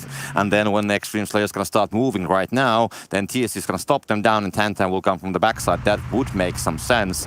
But you never know what's the strategy. And it seems that all the players will be just leaving. Extreme Eastern Stars, they are also, by the way, at the same time coming on the backside of the whole situation. So as we can see, they are right here. And they made the rotation all the way through those bridges to the Bravo Island and exactly using the same method as the Unicorns of Love. It's simple things like I really want to highlight this that so many teams don't do. Eastern Star did not rotate into the circle on vehicles.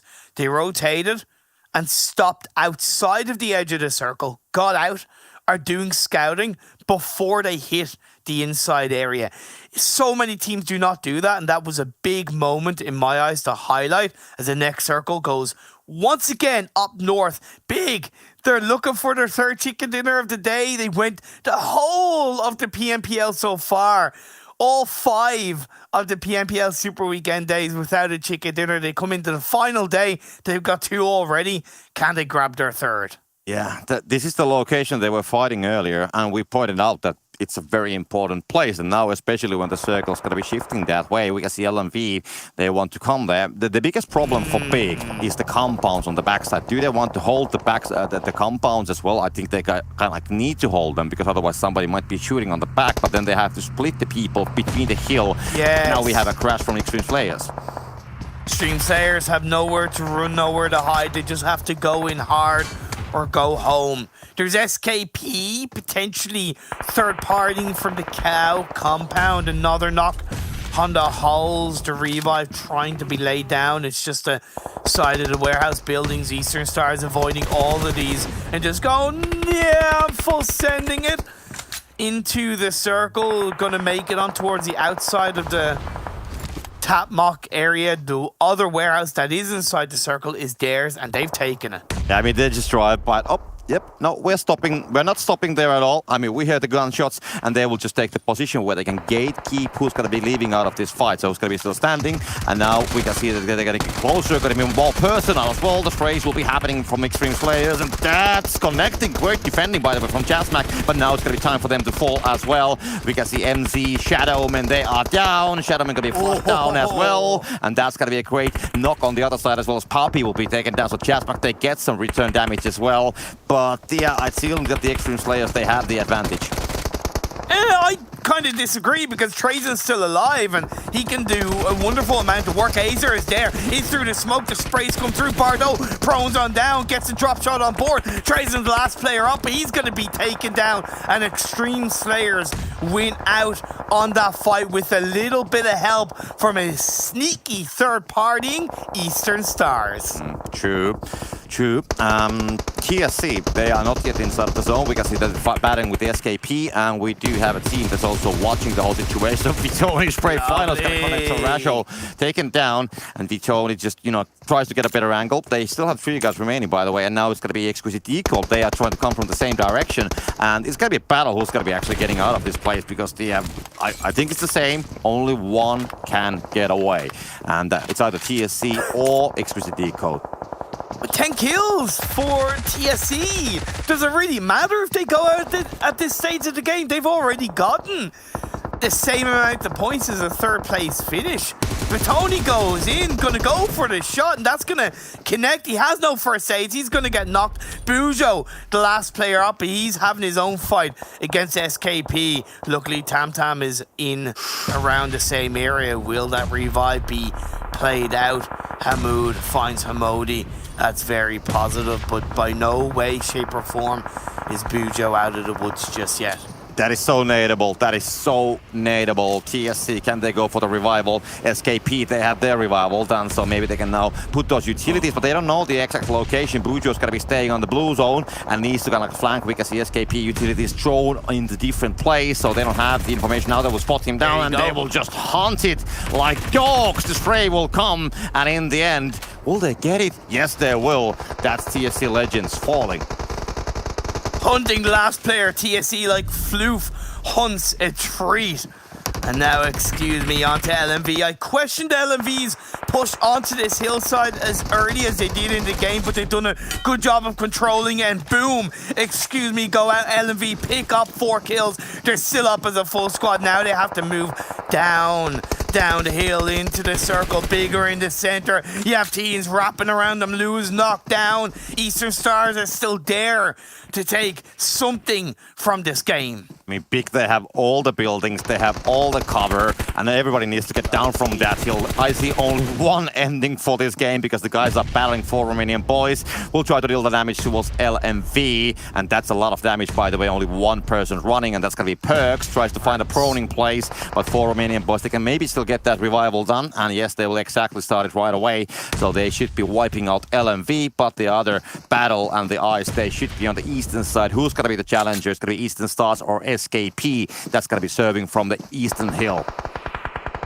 Perks really saved LMV's game by getting that knock on the 4 Romanian Boys. I don't agree with 4 Romanian Boys going for the revive, but they still pulled it out. Eastern Stars just going full ham, saying, hey, we've done it before once already, we're going to do it again. And big cook up the pre-nade and knock on to Bazzi. Athos is the last player up as far as I know. Well, Kapahala is going for the heel strat in the blue, so I do appreciate that variability from Eastern Stars. As Athos stands up, he does get 1 knock, but Times says it's clobbering Times in this game and gets the return knock. And meanwhile, on the southern side, actually, LMV wipe down 4 Romanian boys. It was like 1 versus 3 situation if I didn't get completely wrong. So great performance happening on that side. So they will get a lot of points, placement points as well. The SKP, they want to time it at the same time with Big. And if ever we can actually jump these guys at the same time, then they have a chance. Oh my god! He's getting 1. Oh my god, that's so close. Hamud nearly pulled out a massive big brain play. Perks, as you pointed out, got the 1v3 against 4 Romanian boys. The firecracker of Unicorns of Love is still standing tall. Unicorns of Love, by the way, Rokas, last player up, is healing in the blue, so it doesn't really matter. He can get himself second place for his team. Hey ho, let's go. But really, it's all down to Perks. Yeah. Germany against Portugal. I know he's representing a German team, but Perks is from Portugal. Let's see what he can do. All the members of Big are in one shack. I don't know if Perks is aware of that. Big presume they've won the game. They have that 4th player on the off-angle swave. And this is kind of one and done. Beast doesn't realize. Perks stands up, gets 1 knock, looks for the second on the Mihi, but doesn't find it. And Big get their 3rd chicken dinner of the day. Yeah, as long as as soon as the Unicorns of Law player was dying on the blue, the only thing what Perks was able to do, try to get some kills. And I was kind of like hoping that the guys will actually leave from that shack and go more towards the western side where they had a different location because they were not inside of the zone. But that could have been a chance for Perks to get that big spray on point and get some maybe some kill points as well. But yeah, of course, when you have 1 versus 4 situation, it's usually a situation that you cannot that easily win, and he knew that as well. So he just wanted to stay hiding and wait for the Unicorns of Floor player to finally die on the blue, and then that's pretty much everything from there. You have been just a plus to get any more points. And that's why I really highlighted Big's earlier rotation, what seems at least earlier rotation in towards that mainland area, coastline or not, in towards that main island, because they have really been punished in the past by not rotating as quickly and sticking to that northwest island. But man, I don't know what Big have done. Have they eaten their Weetabix? Have they had their spinach? Because they are just they're a different team today. I know they've been performing amazingly, Copter, but they are still clearly a different team today. Yeah, definitely. I mean, next time we have an interview with those guys, I think we have to ask what is their breakfast first of all. Do they take like oatmeal or something like that? What's the change on the breakfast menu? That could be doing a lot of things. But yeah, still on the last game, I mean, the northern location, fighting from that kill with ChasMac earlier, that made all the difference. And ChasMac can only think that what if we would have won that fight and wouldn't have leave from the scene? But that is what if. You can never know. But still, I mean, it was a very important fight. And Big, they played it the right way. For a while, we didn't know if it's going to be coming on the hills or the circle going to include the compounds in the end. And then Big, they made a decision that they will split on the hill to kind of like hold the teams coming from the south, and then, hold the buildings that nobody will be coming from the eastern side either, because the battles happening on the east side, somebody could have been able to sneak in the compounds. But they hold both of the locations, and now we just saw how important it actually was. It wasn't a pretty 3rd place, but it was a 3rd place nonetheless for Unicorns of Love. And to just real quickly highlight LMV, they're still having a stonker of a day. Yes, they're overshadowed by Big's 3 chicken dinners in this one day, but they still had pretty consistent results. So still a good run in this second Super Weekend for LMV. Well, it's a good run for this final game of the day. We have 1 more to go. The analysts are going to break this game down after this break.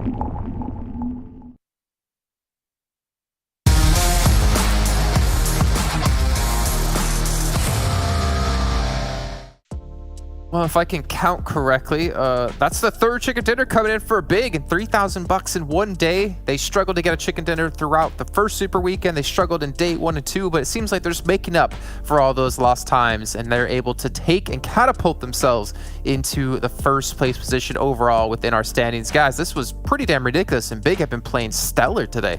Yeah, I have the impression at the start of the day I said that it just doesn't seem like they want wins, and now it's like the reverse curse, and I thought they would not be able to get a win, but now they got 3, so I can actually use it for good apparently. That's great to see. But 23 points, Big looking absolutely fantastic throughout today. 3 wins out of 4 games, still got 1 remaining. See if they can potentially get himself a 4th, but Big are definitely change their approach into the late game. They make it as a 2, 3, or 4-man crew, and they take so much control. It's just so hard to deny the wins in those games.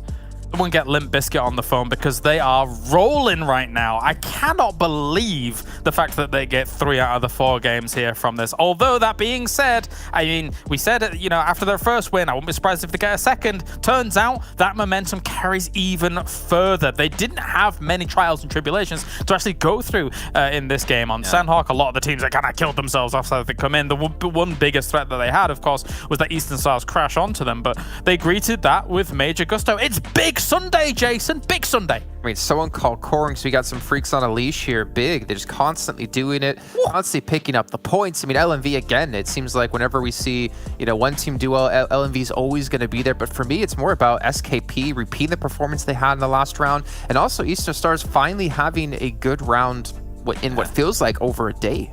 I think myself and Kalaris have a lot to say about Eastern Stars. Sure, they gave themselves some decent amount of points towards the end of that game, but you have what we said, like a very aggressive and ballsy split, right? You have a 4-man spread very early, 3 players on a northwestern island, and you have Kapahala inside boot camp. The reason why Kapahala is there is to facilitate a rotation over to the eastern mainland. And yet they're like, let's regroup on the northwestern island, and then the circle crosses back over, and they're forced to go for a big wide rotate next to Paradise Resort towards Mongnai into Tapmok. I think that here they could have been maybe a bit better executed on their side of things. It worked out at the end, but I think that when you have a spread like that, you have better usage of the position of Kapahala in boot camp than what they actually did. Agreed. Okay, well, let's take a look at our top players now. And I'm assuming Mihi's going to be there in Storm Aspire, or maybe not at all, actually. Maybe it's just going to be Eastern Stars because Athos and Kapahala together, putting down 1,200 damage, also 9 kills as well. An extra fragger, I feel like we see Doran normally from Romanian Boys, but I feel like we haven't seen him in quite a long time. The hilarious thing about this Eastern Star situation is they've done so much damage in this game because they kind of like force themselves to have to do that. Like, again, as Max is saying here, if they use that linchpin of Kapahala and they rotate east, they're called Eastern Stars. Surely they'd like to rotate east, but apparently not for this one. But I mean, the kudos to them for salvaging the situation that they kind of put themselves in. I mean, it goes to show that they're still extremely powerful regardless of what situation you put them in. Wow, TSC. Ooh, not Sanhok numbers. Yeah, I was expecting like a nice curve, about 1,000 damage for most teams, but 200 damage, 11 kills. They kind of went under the radar for me. I mean, obviously we did see them on the front page when it came to the results, but not bad. And TSC, if I'm not mistaken, got their first chicken dinner yesterday in match 3, which is an Erangel. Yeah, I mean, they were fighting. I recall pretty much early in this game, so that it would allow them to, of course, to ramp up the numbers pretty significantly because of that. But really good conversion rate actually from that damage, and then this team has been fighting relatively early. Sure, they didn't get himself the win or even close to the potential win towards the end. But yeah, TSC Legends, this Super Weekend is definitely where they have been rising up to the occasions. Once again, this team coming in, played the PMNC UK, playing the UK PMCO, so this is their first PMPL, and I think that this second Super Weekend, they found themselves a little bit more here, Jason, so they're feeling a lot more comfortable in this type of lobby. Usually I need to go on a vacation to a beach to find myself, but they're doing it right here within the PMPL. Let's take a look, though, at 2 teams in particular. The reason why, I'll tell you, is because we had LMV have one of our best days, not the best day, when it came to day 1 in the Super Weekend with 92 points. But I want to see how are their stats doing up against Big, who are on track to, I think, match or pass them at this rate. We can see actually Big have more average damage. The kills are the same survival time, though. I guess is where they're really hurting.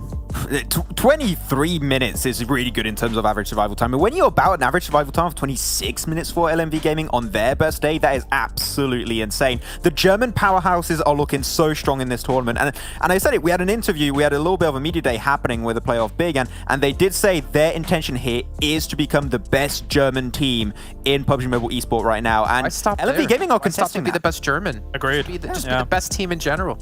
Because they're both German teams. It's so close. It's so, I mean, I find that to be a really cool storyline, right? You want to be the best team in your own country, and yet it's so close competition between these two teams. I find that extremely interesting.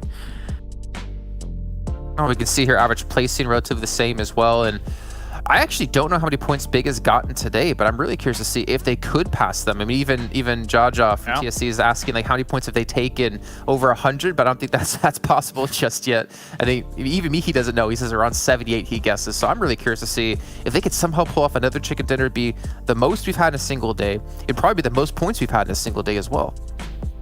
Yeah, I mean, I think we know probably who we're going to end up picking for the MVP of the day as well here, considering that the headlines have only read really one name throughout the day, and it has been Big with Mihi here sitting atop the pile. Despite, of course, I think that the cool thing about Big is that as much as, yes, Mihi might be racking up those numbers, it really has not been a singular effort coming out from Mihi. It has been an absolute team effort for them to be able to get to the positions that they've been in, and there is really no weak link, I think, in Big right now. Yeah. When we look back at the start of this PMPL, the main issue I had was Team Big, and not really the issue I had, but what scared me with this team is you had such good synergy between all of the players back when they were all part of Destiny. I was like, I'm scared they're actually going to be breaking that synergy and go back to something a little bit more basic. I do not have those thoughts anymore. Here, this team, as you said, is looking like a very big threat to the rest of the lobby. They're playing so well together. Swave is assisting the position of Mihi a lot of the time. Beast, of course, being there as one of the big fraggers on top of it, and Times being there also as a more assistive role. But Mihi is just enabled by the rest of his team to do so well. And when you have 8 kills, 7 kills, 5 kills, it's not even bad. And you're all making it with an average survival time close to 23 minutes. That means you're making it towards the late game as a full stack. It's just making it even easier for you to convert those games into an actual win with a lot of kills. I mean, Big just transformed himself from week 1 into week 2. And this is the Big that we hope to see going into the finals and even maybe EMEA Championship. Yeah, we talk a lot about Alicio and like his individual performance. I'm wondering if it's possible to get our top 10 players by kills of the Super Weekends, because Mihi had 10 yesterday, 12 now already with still another game to play. Like, I feel like he's been putting up such big numbers and so many kills. Maybe the damage isn't quite there, but he's been so damn consistent, which for me is funny because I felt like he was one of the not stars. Yeah, definitely not one of the stars in my head when it came to our first PMPL season when they were known as Destiny. He's closed the gap significantly with Alicio and Narvala, who were very much so at the forefront and quite a far ahead of 3rd place. But Mihi, look at how that gap has shrank. It's very impressive considering, as you say, they weren't really on the radar for a little bit. Again, they were kind of flying under that radar considering that they had no chicken dinners, but extremely consistent results. So great damage, great numbers. You talked about Mango actually a few times, Kalias, right? Those off angles he's been offering to Excuse Me have been stellar every single time that Excuse Me get themselves in a strong position. So feels good to see Mango actually rewarded with those kind of performances and actually being on the top 10 fraggers. So let's see if he can make it to top 5 at some point.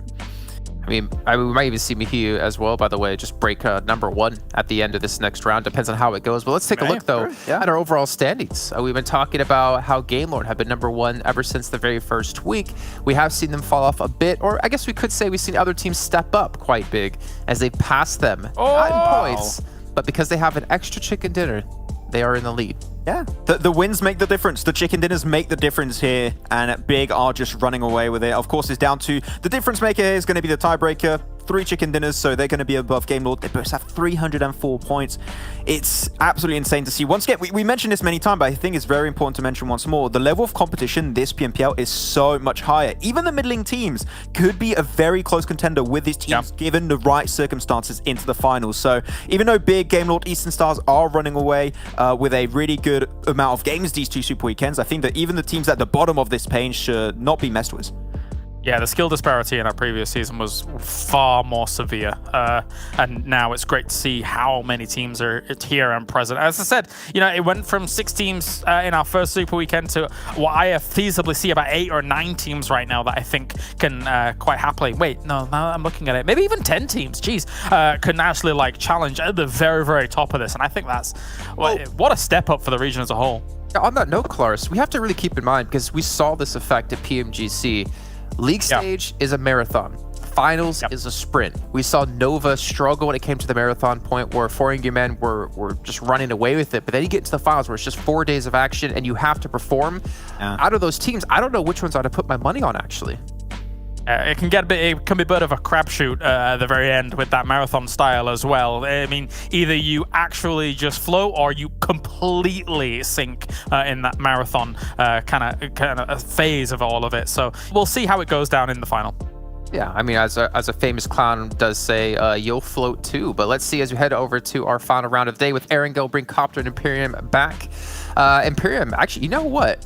Production, here's a challenge for you. We had Kalaris be photoshopped as it last time. Can we get Imperium photoshopped? Because he's got the beard color. Maybe we'll add a beard to it. I don't know. We'll see if we can get it done. Matt, it's on you. Copter and Imperium, welcome back to the virtual world. I love to just cause drama and to cause a mess. But take us into our final round of the day. Like, Jason's stirring the pot and just walks away and goes, Copter, final game of the day. We've had 3 chicken dinners from Big, and I just want to take a little bit of time to highlight this team and this roster, because this roster hasn't come out of nowhere, Copter.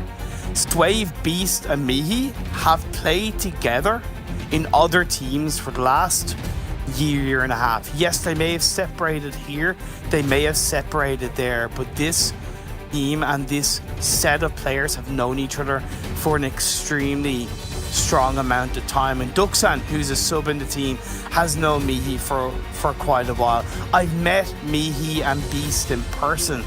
Super cool guys, and this roster and this kind of form that they're showing in this PMPL is all a product of the work, the time, the effort that they've all put in, and I'm so happy to see it come together. Yeah, true.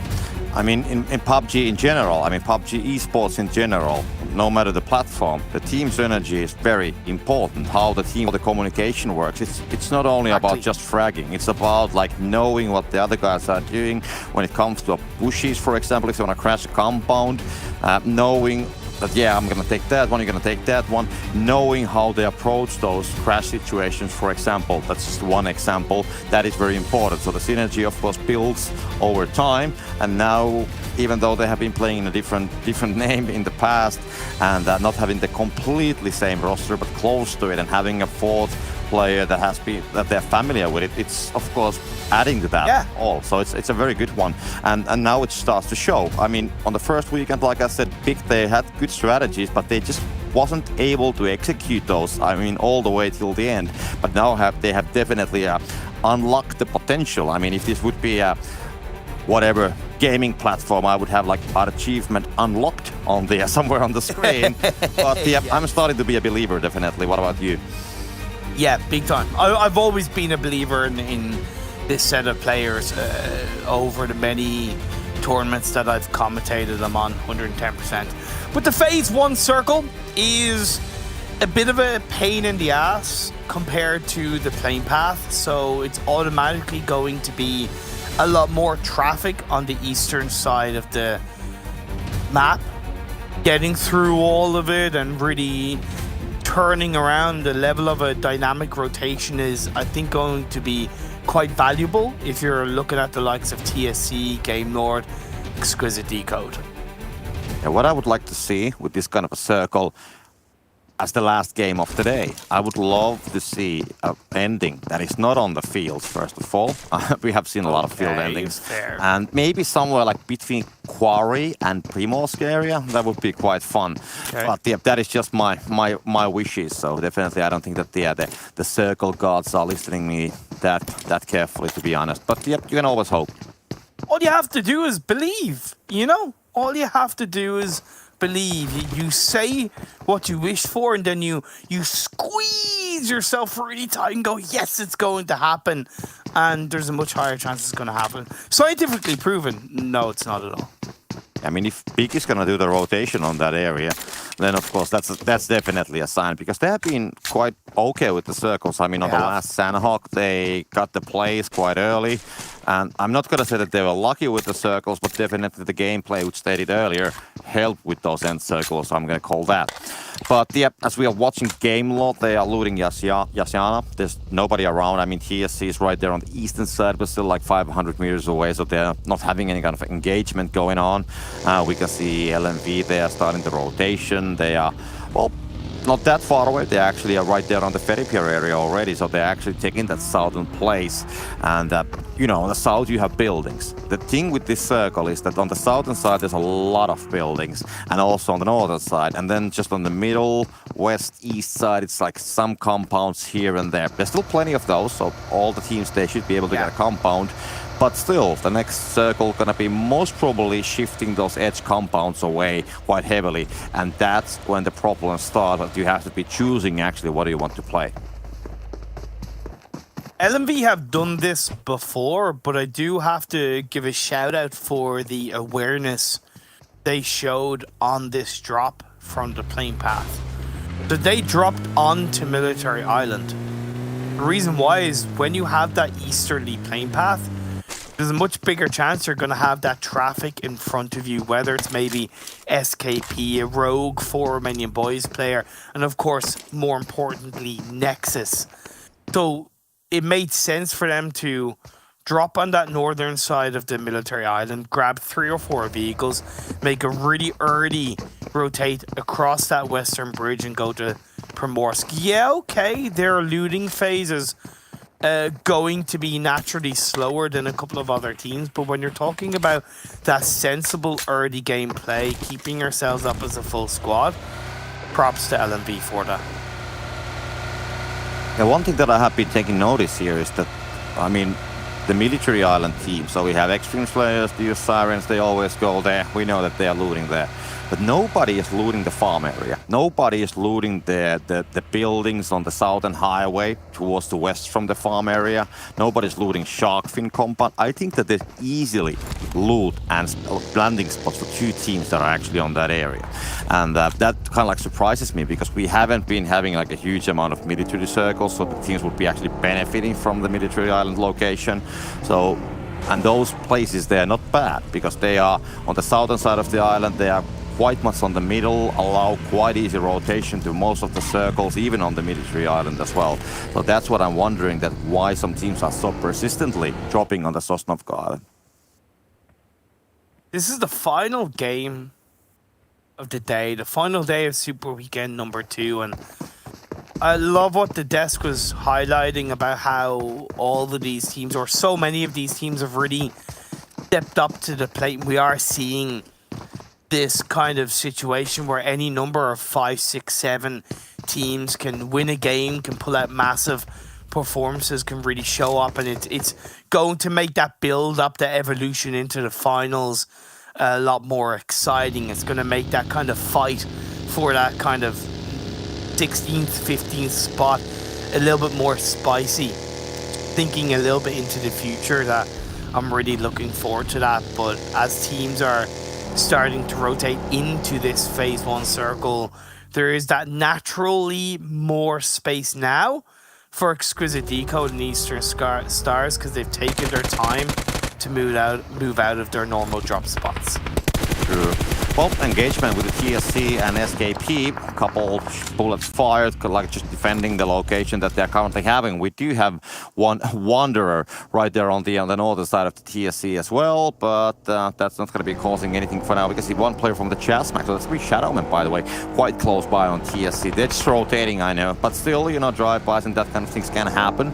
SKP, they will take those west side warehouses from Pochinki. That's going to be completely fine. And yeah, teams are just, you know, getting inside, they're piling, trying to find that place what they can play. And I think at this stage, especially when we have such huge amount of fields on the circle, it is very important that you plan your rotation well. That's one thing, that you keep the form and stack alive. I mean, I would imagine that if I would be playing and if I would be rotating on those fields and somebody would shoot me down from the fields, I would be so mad about myself. Nobody's taken Everest for the time being.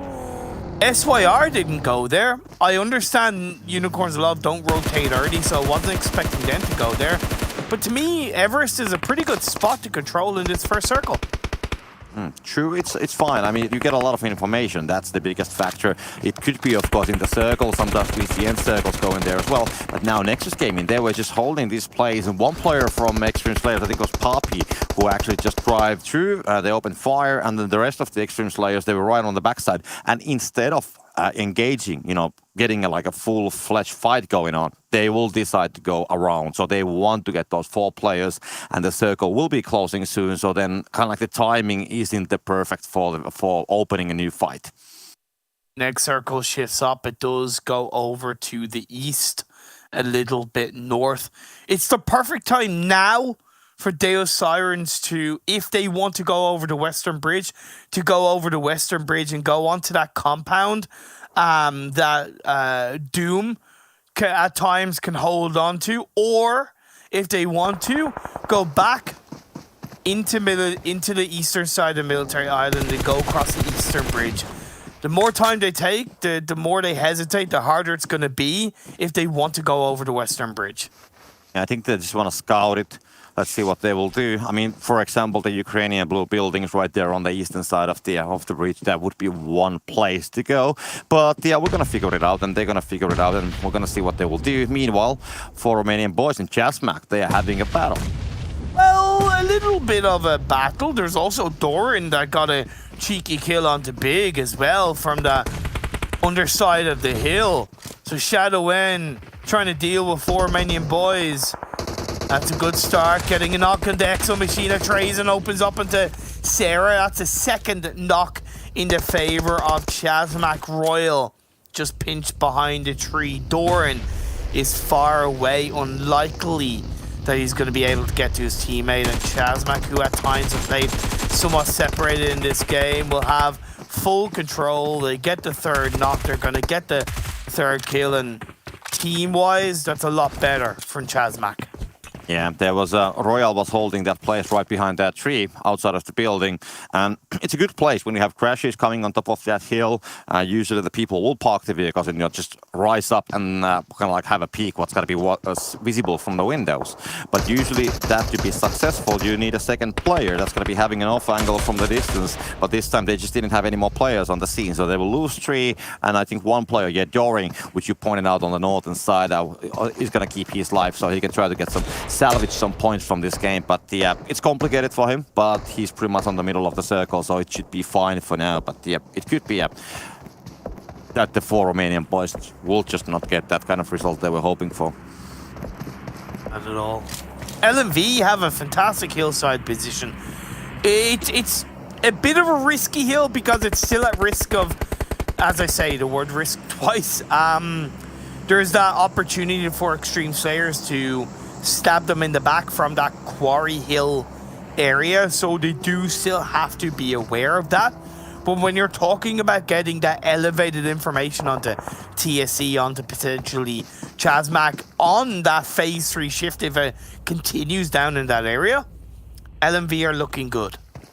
Yeah, they have a good place because you can't really go more towards the eastern side, then you will be out there in the open. So it's all about the next circle, how it's going to lay down. We can see Deus Sirens still holding a place on the Sosnovka Island. Game Lord and Exquisite Décode right between the school and the ruins. I mean, there might be something going on because we can see Game Lord that they are moving one player. Navalov is going to go there on the blue. Maybe they're trying to find a way around it. But yeah, I think something's going to start there. And we can see some indicators as well on the map. But now the circle's going to close and we'll finally see where it's going to be popping. And it's a field circle, to be honest. Of course, there's a lot of options, but this is going to be a hard one.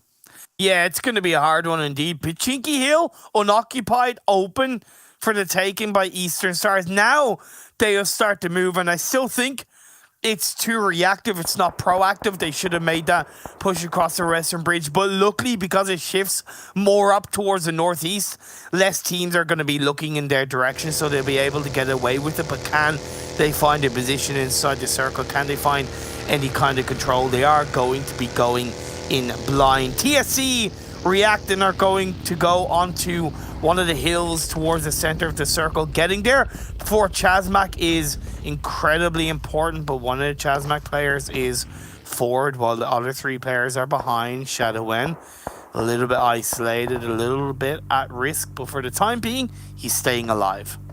Yeah, this is going to drive teams to locations that are quite hard, to be honest. I mean, some will get compounds, but some will have to settle just for a land cover. And I kind of like this, like, quite narrow hills, I would say. Meanwhile, the Eastern Stars, which you pointed out, they have made their way on the Pochinki Hills. Great shots coming from the game lord, by the way, towards Exquisite Décode. Will and Resno falling down as Navalo will just open that fire. That was the situation between on the northern eastern side. But also SKP, they came for the Pochinki Hills. So now Eastern Stars and SKP, they're holding the hills together, and that's going to be a problem. Oh, burn, baby, burn. Disco Inferno, Shadowwen. Did get a knock onto the IGL. Bujo, Jaja, low in health. Big on determination. Nade being cooked up in the direction of that tree. He knows exactly where he is. That's going to be not connecting. Tam and Vitoni trying to provide the support. The smokes are going to be thrown out. It is important that both of these teams don't use too much utility, because this is still only phase 3, and if you barely win the fight and if you can barely loot up, you are going to struggle in the late game. Yeah. What was Shadowman doing there? I mean, he was sitting in a buggy for a minute and just like going 1 meter forward and backwards. I don't know. I mean, all the other team members are quite far away, so he's completely alone on that situation, so kind of like leaving from that would make sense. But now Deus Sirens gonna lose Lino. They have made the jump from the east side. They have came to challenge the villa building on the southern side of the field, and they have spotted down Team Doom, and they're trying to build something around it, but clearly it's not working the way they were hoping for, because they lose one player. Yeah, it was one person crash. I can, on one hand, appreciate it, because I'll always kind of say that, you know, if you're going to scout as a solo, so it leaves you with 3 players up. But I did say they were going in blind, so they probably could have stopped more effectively at the top of the hill. But the next phase pops up. You didn't want to see it. You didn't squeeze hard enough, Copter, and we're having a field finish. Yeah, well, Eastern Stars, they make the right call. They will just get down immediately from that hill, because they saw that free compound and they have been able to scout that one. So they should be getting that one there, but they seems to be continuing. Bass is going to go all the way. So they will leave 2 players on the compounds, and Bass is going to try to find something else. I like that. Octavian is still waiting for it, and now they will just now they will welcome SKP coming from the north side, because the LMV watching TSC on the middle, so they will try to find a place, and that's going to be SKP. Eastern Stars, SKP will try to crash that building. Kapahala at his holding the place, as the others will just try to, of course, take it from them. I think that's perfect, because I don't think this is a compound that you can really control as a full squad. Yes, there's risks involved, and you technically have the body disadvantage, but if Eastern Stars can hover around the players they have supporting them from those off angles, is absolutely fantastic. I would question having a 2-1-1 split, of course, but we'll have to wait and see if it works out for them. A lovely nade from Kapahala picks off 2 of the players from SKP, and he chucks in a lovely molly. Will that burn them too crispy? Yes, it will, of course. Rasho's down. Hamodi's down. Hamud's knocked down with a nade. This is just the Warlord himself. The Biddy Bad Legend, the Umpahala, the Crapahala, call him whatever you want. The man is an absolute beast, and down SKP goes. And at the same time, we have Game Lord actually coming on the northern side. They will try to do the rotation from the same direction, and they should be third-partying on this one. And this is the moment when the one player which Eastern Stars left there on the northern side, that came very helpful, of course. Exactly. There's been no casualties, but he was like stopping the rotation down. So the guy from the hill, now Bass is going to be spotted down. Victor with that spray, going to be connecting the second part of the spray. Unfortunately, will not get that damage, and Bass is going to be keeping his life. He's a little bit more away from those compounds on the southern side. But Game Lord and Octavius gonna spot them down as well. So Game Lord, they will still have to move. They are not yet inside of the zone, so they will have to come up with some kind of a plan, and they just might find themselves, you know, playing the fields in the end. Unicorns of Love have played this area of the map absolutely perfectly in the past. It's pretty much the exact same area where they got their chicken dinner in yesterday's last game of the day, so they should be pretty familiar. It is a different team. GK gets knocked. Nice play by Muzzy. Steps on up. Is going to have to prone back down. Lean onto Halls. Is going to be that return fire. Fresh. The Beast Legend is going to get stabbed in the back lane. Is supporting in line. But that's going to be a knock at the bar, though.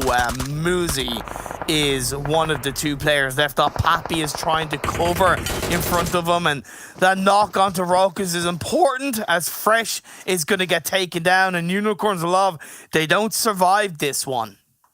Yeah, Deus Sirens, they're just watching it from the distance. They have split it there on the eastern side. They have 3 players, they have a compound, they do have, well, the compound is not great because it's on the wrong side of the hill, but still they have players on the scene, so they could try to do something, but instead, Xtreme Slayers, they seems to be able to get that revival done. We can see one player from Big also here on the south because the rest of the team is quite far away. We can see Beast on the middle, so one player who tried to rotate on the middle was caught on the action on the crossfire and is down, and now we can see the utilities coming from the Deus Sirens towards the Extreme Slayers. Team Doom, they're just waiting as the circle shifts, by the way, straight towards their compound. They are waiting what's going to be coming from the southern side, and then they will just try to welcome them with the proper welcome.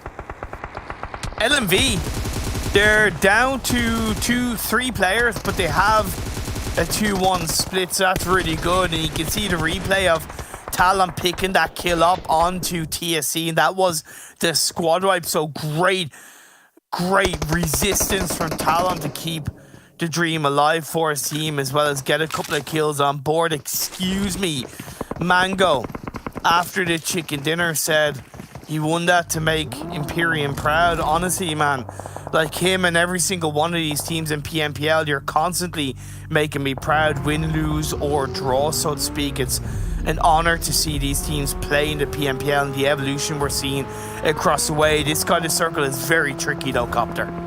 Yeah, it is. I mean, the northern teams, they have a huge problem, and what Game Lord actually did, that they didn't stop on that fight on the northern compound. That might be helpful now. Nexus Gaming is trying to connect everything that they can find from those fields because he's the stars. Game Lord big, they will try to get inside. ChasMac having a battle as well, and that's gonna be Rana just holding up places behind that building that Molly's gonna be, should be connecting, and now the guy should be burning. Rana, let's get the flushes on the board. That's gonna be G, bam, taken down, and also Azure in the end will lose his life together with Shadowman, and ChasMac, they seems to be in a lot of trouble.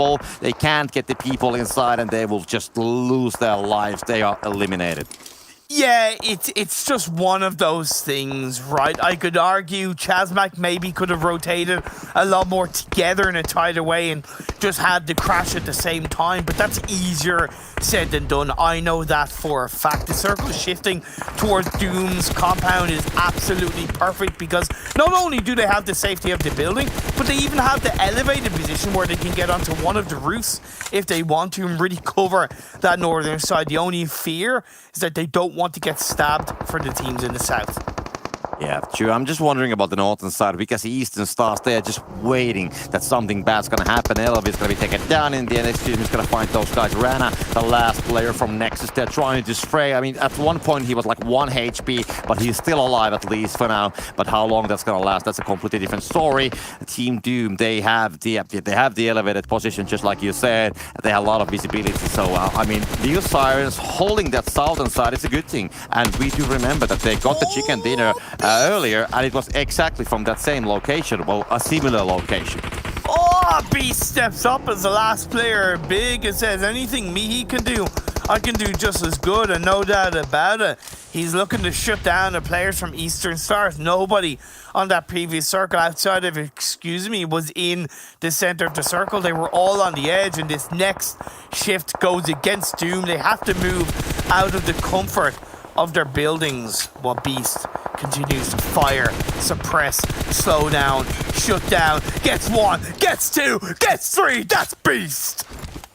Yeah, I mean, this end zone's gonna be a complete massacre for most of the teams. This season's gonna be holding, but there's no telling who's gonna be winning these fights in the end because it's just an open field. So it's all about the utilities, it's all about the smokes, having the angles, and having the patience and the timings. So there's so many teams, so nobody can say that some team actually has a hugely better advantage from the position, for example. And now Eastern Stars, they have been holding on the northern side. They still do have a huge amount of players remaining compared to the many other teams. So they're just holding that northern side, and if they can deal with Beast, then Game Lord as well, then I think they have all the keys for the victory. Yeah, that's fair. I like the point you bring up. I will say that Doom technically have the advantage because they haven't had vehicles being blown up. They haven't had to use that much utility. So moving into the circle has definitely been a lot easier. You can see they've sent 3 players in. They just made it onto the eastern side of the hill, but Xtreme Slayers trying to pick them off one by one, and Deus are down to 2. Octavian makes it into the side of the shack, looking for Albert. Mango's there trying to support them, but that's going to be a knock in towards one of the players. Albert is knocked down. Mango's nade hits the side of the car. Deus Sirens are eliminated at the hands of Xtreme Slayers. Yeah, Mango's definitely in trouble. Eastern Stars, they just destroyed, by the way, Game Lord. They just took all of them down. So Game Lord is gone. Still Beast is there on the northern side. And if they can deal with Mango, then they of course have to engage the battle with the Team Doom. I don't know what's the utility situation, but now we can see the Team Doom, they're going to be trying to put those nades towards the Eastern Stars, but that's going to be way too short. And actually they're trying to find that last player from the Excuse Me that is taken down just before the nade. Can't believe the work that Beast has done as a solo player for Big. It's been insane. Single-handedly took down Super Young roster. They've got a hell of a journey in front of them. Eastern Stars being able to hold on as a three-person team. 9 kills already in this game. I like the fact that Xtreme Slayers pushed in on Deus Sirens and took them out. They knew they had the body advantage early on before they crashed it. Yeah, now it's just a waiting game. Well, not a waiting game, but it's a patience game that when to trigger. You might see some kills available, but then you have to think about what's going to happen. You have to be able to count that domino effect that's going to happen when you start standing. Somebody's going to spot you down. You might get something done, but somebody else might get you knocked down as well. So there's so many things that you have to think about. And Beast, of course, he knows all these tricks. He's just holding that place, wants to make sure that he's going to be getting some placement points and maybe some kills as well on the way. But yeah, well, I mean, there's no way that he could get a chicken dinner, but it's going to be quite far-stretched, to be honest. One threat to Doom that I was looking at was Xtreme Slayers. So by Zero getting a knock and a kill is very good, but still, they have to be aware of the Romanian Giants Eastern Stars encroaching on their space. One of the players from Eastern Stars goes into the vehicle. That's Kapahala being taken down by one of the Doom players. Beast still able to hold on, still able to survive. He does have to start moving. This is very quickly starting to look like a massive chicken dinner from Team Doom, but Octavian has other things to say about that and gets a knock onto Unreal. Yeah, definitely Team Doom have the advantage for now, but Beast is going to be doing some proning on the backside of Eastern Stars, and this could be the end. Beast is going to be waiting for it, got to be having the patience. Now he's going to go standing. We'll spot that Octavian. The spray is going to be connecting as well, but no! Beast is going to find Octavian. It's going to happen, and at the same time, Bassi is going to get a trade, and they can still go for the rest. So Eastern Stars, they survive this huge attack from Big. It's still been a hell of a day from Big. Not 4 chicken dinners, but 3. And a gigantic amount of points. Great effort, Beast, in the end. There's nothing really more you could do than shoot your shot. But now, we 3 teams left up. Xtreme Slayers, Team Doom, and Eastern Stars.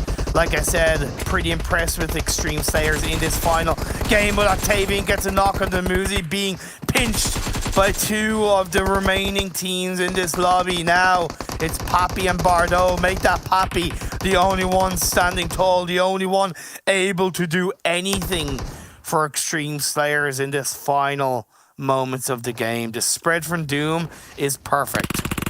Yeah, Xtreme Slayers, they lose 2 members. Oh, that's a good shot come nade actually from Octavian. So Zero's gonna fall down. And now this might help the situation, but the Eastern Stars only have 2 remaining. So of course we have to be thinking about that as well. But it's a proning game, definitely on the middle. And Xtreme Slayers, they had 3 members, so they're now down to 1. Nade's gonna be used. That's gonna go straight towards Team Doom. Octavian's gonna take that damage though. Zero's gonna be quite low on HP as well. Let's see Octavian's nade. Let's see, that's gonna be in the air, and that could be a big one. It's gonna do some damage, but no, the players are still keeping their lives. I don't think Octavian knows that Unreal is flanking around to the side, and the more noise he makes, the more he is exposing himself. But Octavian, Octadaddy, call him whatever you want, he's Octa legend for this Eastern Stars side. Does get a knock into Zero with the nade. Unreal. I don't know if you see him. 1 pixel out of place, and Octavian is down to the ground. Slowly but surely, the ghillie suit is helping Octavian's ability to survive along with his teammate Bazzi. I'm waiting. This is the final moments. Xtreme Slayers are still alive. Pappy has laid it down low, trying to be quiet into the dead of the night. We're getting into the final moments of this game. Doom players start to get closer and closer to blue zone of Phase 8, quickly moving into our final circle. My lord, there we go. It kicks things off. Pappy finds a third party onto action. That's going to lay it down. Can Pappy come through to get another couple of shots on board? He has 600 damage still. No, he gets taken down. Now it's just left with just Eastern Stars and Team Doom. But Doom, they are hurt. They are broken. The two Eastern Stars players have full health. They're going to step up. Bazzi on one side, Octavian on the other. Pre-fire shots here, pre-fire shots there. The double knock comes in, but it is going to be the man, the myth, the legend, the team themselves, Doom, that claimed the chicken dinner for the final game. And there we had it. We had the Imperium's bedtime story for you boys. So that's Team Doom getting the chicken dinner, of course. And Eastern Stars, I mean, they had a great game, but unfortunately was they lost some members. They had, I think, 4 members when they get down from the Pochinki Hill, and they lost members like slowly but steadily while they were moving towards the southern side, and of course having only 2 members alive when you got on that final battle. But I gotta say, even though they didn't get the chicken dinner, they managed to do that damage towards the Xtreme Slayers, which actually finally got them down. So they managed to get some placement points and some kills as well. So that's I mean, they handled the end circle better than the Xtreme Slayers. Yeah, but I also appreciate what Xtreme Slayers are doing, like I said, on that kind of south and then eastern side and coming in. They took down Unicorn's Love, which isn't an easy job. They then took their time and they took out Deus Sirens, and in the end, Pappy did everything he could to pick up as many extra points as he could, and he ended up being taken out. I have to say, when we're thinking a little bit more about the race for PMGC, Eastern Stars honestly needed to end on a pretty big note, because their performances, I don't want to say their performances have been slipping, but it's a mix of their performances not hitting the right mark and other teams' performances really stepping up more heavily. Big Unicorns Love, LMV, for example, 3 teams just noted now have really stepped up massively. So that has put more pressure on Eastern Stars in the race of PMGC. So ending this game in second place with a heavy amount of kills, I think was quite important for their confidence. Yeah, I think it's we haven't seen the same Eastern Stars which we saw in the first week. They haven't been able to get those same performances. This is the fluctuation on the performance that we see between the teams, and that, yeah, just like you said, it's nice to see that they actually still have it. They still know what is needed to get the chicken dinners, and just unfortunately wasn't able to get the the final dot on the I as they were hoping for. But still, showing themselves, not just the viewers, but themselves as well, that they still have it, and that's definitely a thing that you can build for the next week.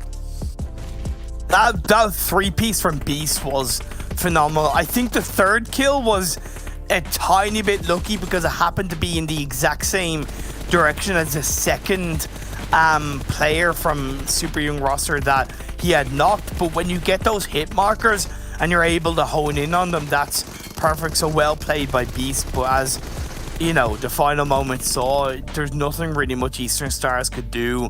The wall, the hay bales, the burnt out vehicle played into the favor of Doom, and they grab the final chicken dinner of the day. And it's been a very German heavy dominated day. 3 chicken dinners from the German team Big, 1 chicken dinner from the German team Doom.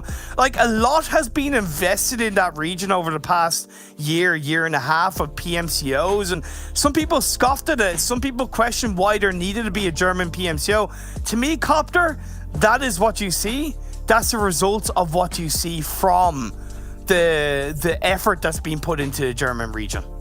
Yeah, I mean, yeah, Big is definitely showing who's the king of Germany currently, at least for now. But like pointed out by somebody else, why settle down to being just the best of Germany? But anyways, I think our time here on the lovely cast today. Code's first Copter. We're gonna be, of course, moving forward. Code's first Copter. You want to give some stuff away, man. You want to give some stuff away. You want to get yourself a free parachute? Enter the code in. The first 1,000 people that put the code in game are able to redeem themselves a free parachute. Do you want the free parachute, Copter? Yeah, I do. There you go. And you can also get yourself a free t-shirt as well. Once again, the code, you redeem it in game. The first 1,000 people to redeem it, you get yourself a free t-shirt. You watch PMPL, you get free t-shirts, you get free parachutes. What more is there to want from this PMPL EU West? Well, we are finished for the day, but the broadcast is far from over. After the break, the desk is going to break down the final game and the day as a whole.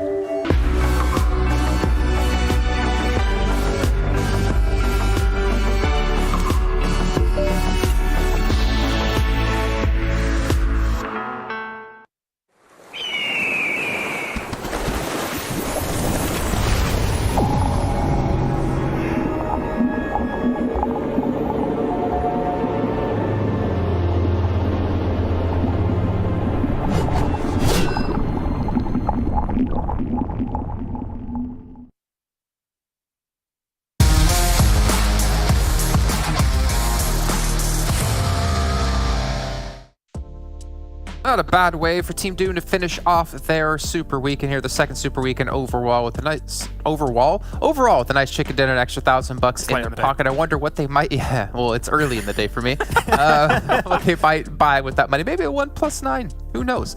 But anyways, we should take a look at the rankings from the last round and get an idea of how many points some other teams did accumulate. Again, Big putting up some pretty big numbers. You heard Copter Imperium talking about them having a really, really good day here today. But also, finally, Eastern Stars having 2 decent games, I believe, back to back.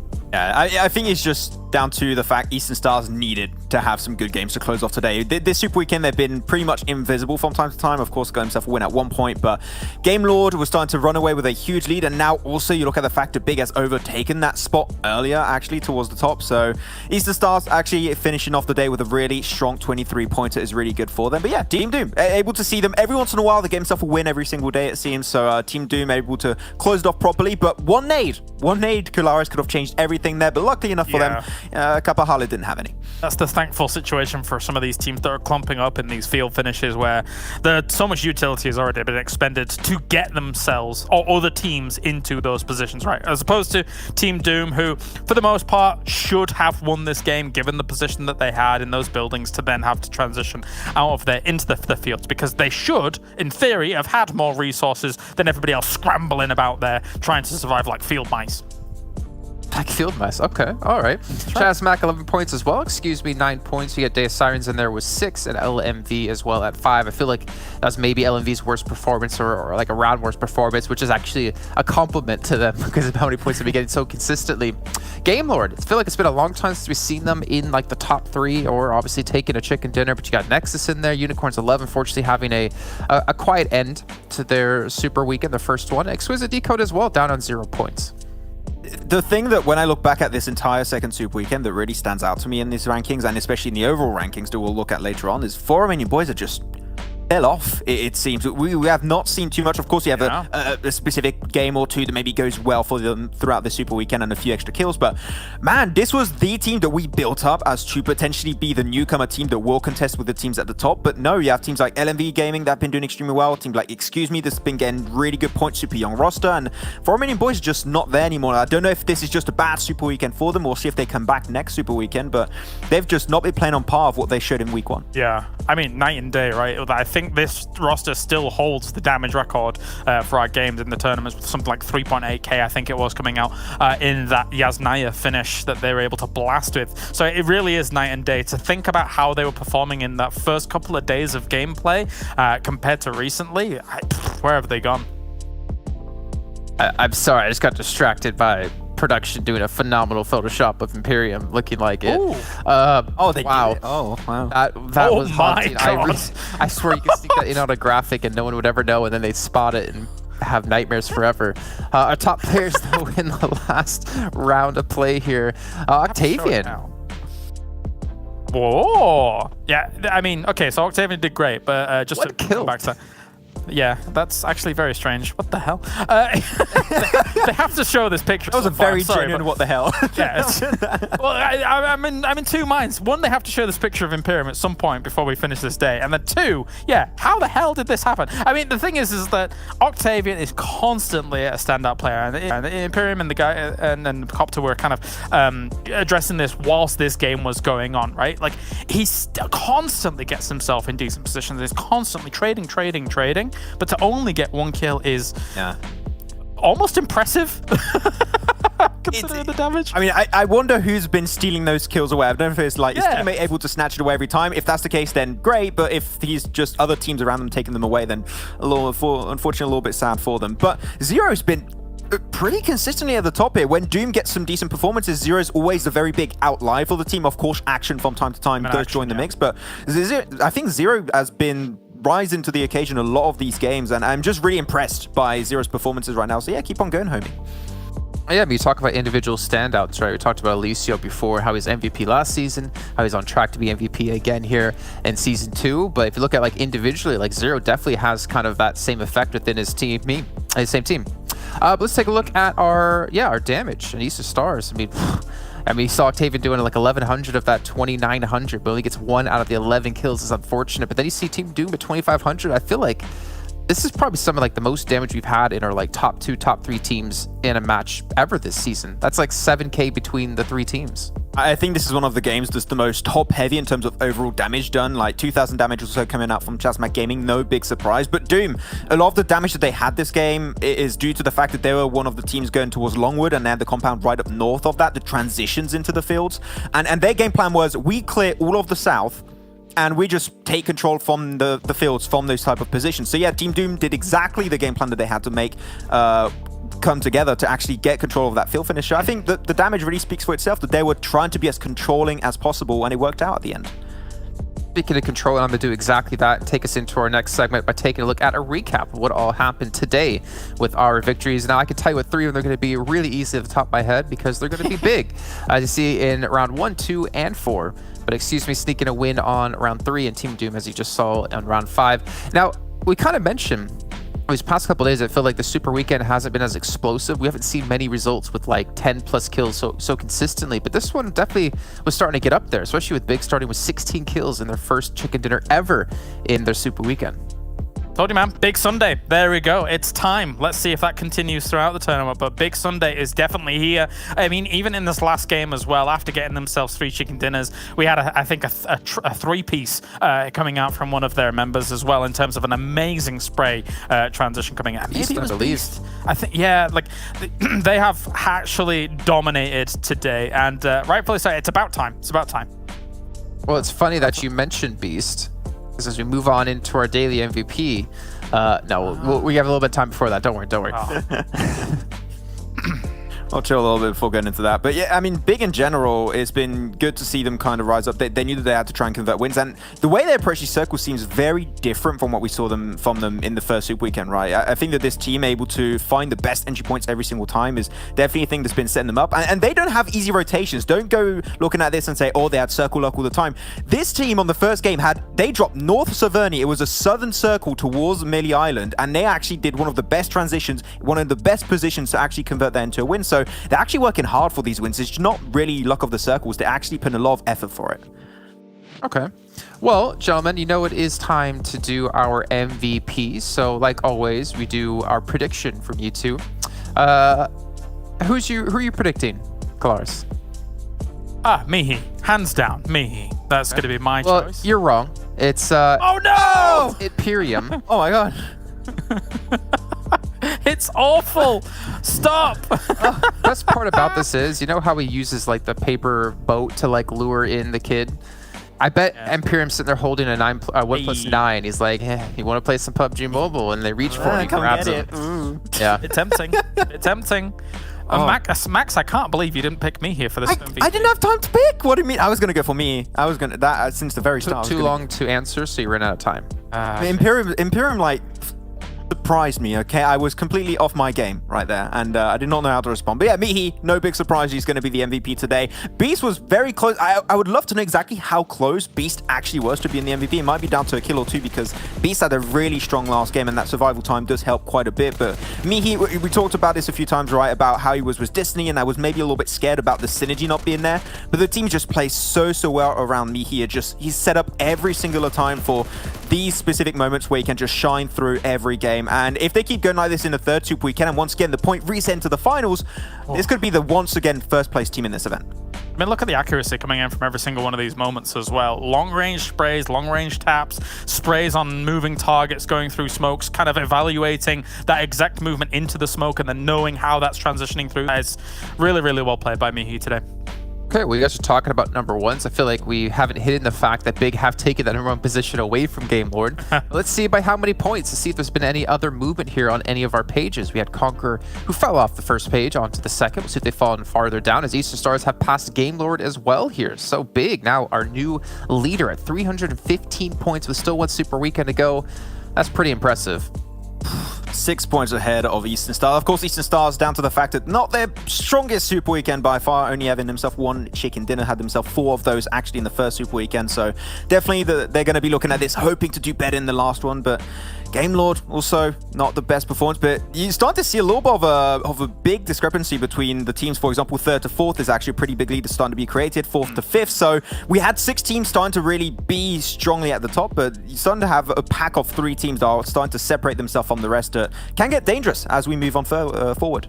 Important to note that despite Big getting 3 chicken dinners today, they got themselves 89 points. They were on 226 before this, now they're on 315. That is extremely impressive, don't get me wrong, but it is, we should emphasize just how insane throughout the Super Weekend LMV Gaming's performance was in the previous day with that 94 pointer. What a day, what a Super Weekend it has been for those 2 teams considering their performances. Oh my god, Conqueror, they went from 7th place, 6th place down to 12th in just today alone. Yeah, they should still be fine, of course, when you look at making it into the finals. But for that to happen, they need to qualify, right? They need to make it into the 3rd Super Weekend. If not, be sweating. Yeah, otherwise it's going to be GG for them. So Conqueror, they're going to have a lot of pressure this one. This is what kind of worries me, though, is that, I mean, it doesn't worry me. I guess it makes it so they don't really need to worry, is that they're at almost 100 points ahead of Deus Sirens. And Deus Sirens haven't gotten 100 points in 30 games played. So realistically, I don't see Deus Sirens passing Conqueror at all for them to be knocked out of top 16. Yeah, that would be difficult for sure. Speaking of like comparing numbers quite close here, look at Team Doom, 3 chicken dinners, 30 games played. Conqueror, 3 chicken dinners, 15 games played, and only 6 points between them. I think we're going to see a angry Conqueror come back in the next league days, and I expect them to be fully in the next Super Weekend. We need to see a very angry Vodafone Giants coming into the next league play and Super Weekend if they qualify. Hopefully they will. We'll see how that's going to work out for them. So they have no option in the matter. They need to qualify 100%, otherwise their dreams of making it into the finals shall be shattered. And SKP team, though, definitely by far their best day in this entire PMPL season, showing that they can have some good moments and of course a few bad moments from time to time that happen. But SKP team, if they play like they did today in the 3rd Super Weekend, if they re-qualify, of course, so you know, just some extra prize pool from the finals would be always good to have for them. Yeah, I'm trying to actually think, like, Destiny, like, even if ChasMac Gaming doesn't qualify, maybe Unicorns of Love, realistically, do you think we could see those 2 teams drop out of top 16? Unicorns, no. I don't know. Yeah, given what we've seen from Unicorns, a 10-point especially difference these last 2 days. Is it? But You mean if they didn't qualify? Yeah, so if they don't qualify in this next week of league play, do you think realistically they could be knocked out? I don't think they'll be taken out because I'm not going to lie, coming into this, I don't expect Champions Club to get into it. I mean, even if they do, they're not going to be able to do too much of a dent in the overall rankings. But, I mean, it's close. It's down to seeing which teams qualify. I do expect seeing the improvements from Unicorns of Love we've seen. I think that it goes without saying that we should normally see them qualify into the Super Weekend because they're playing a way different game from what we saw in week 1. But, I mean, it's close. It might be down once again to the tiebreak I mentioned earlier, right? It might be 1-2 point difference that makes the difference for these teams. So, we'll see. But it's definitely not as comfortable as you might think it is. Yeah, honestly, I'm really excited to see this league play. It's probably one of my favorite actual subsections in this entire event is seeing the final league play and see which teams can qualify and which teams unfortunately don't qualify. Extremely scary. What a perfect time considering Halloween is right around the corner. But so is our next show. We have to end off today, but we have a break tomorrow. We'll be back on Tuesday, exact same time, though, to continue our action here at the PMPL. It's gonna be our final week of league play. It's our final chance for all teams to qualify into our last Super Weekend to try to get top 16 or maintain it to get into our Super Weekend. But that's all kicking off back on Tuesday, same time, and we'll see you guys then for some more PUBG Mobile action.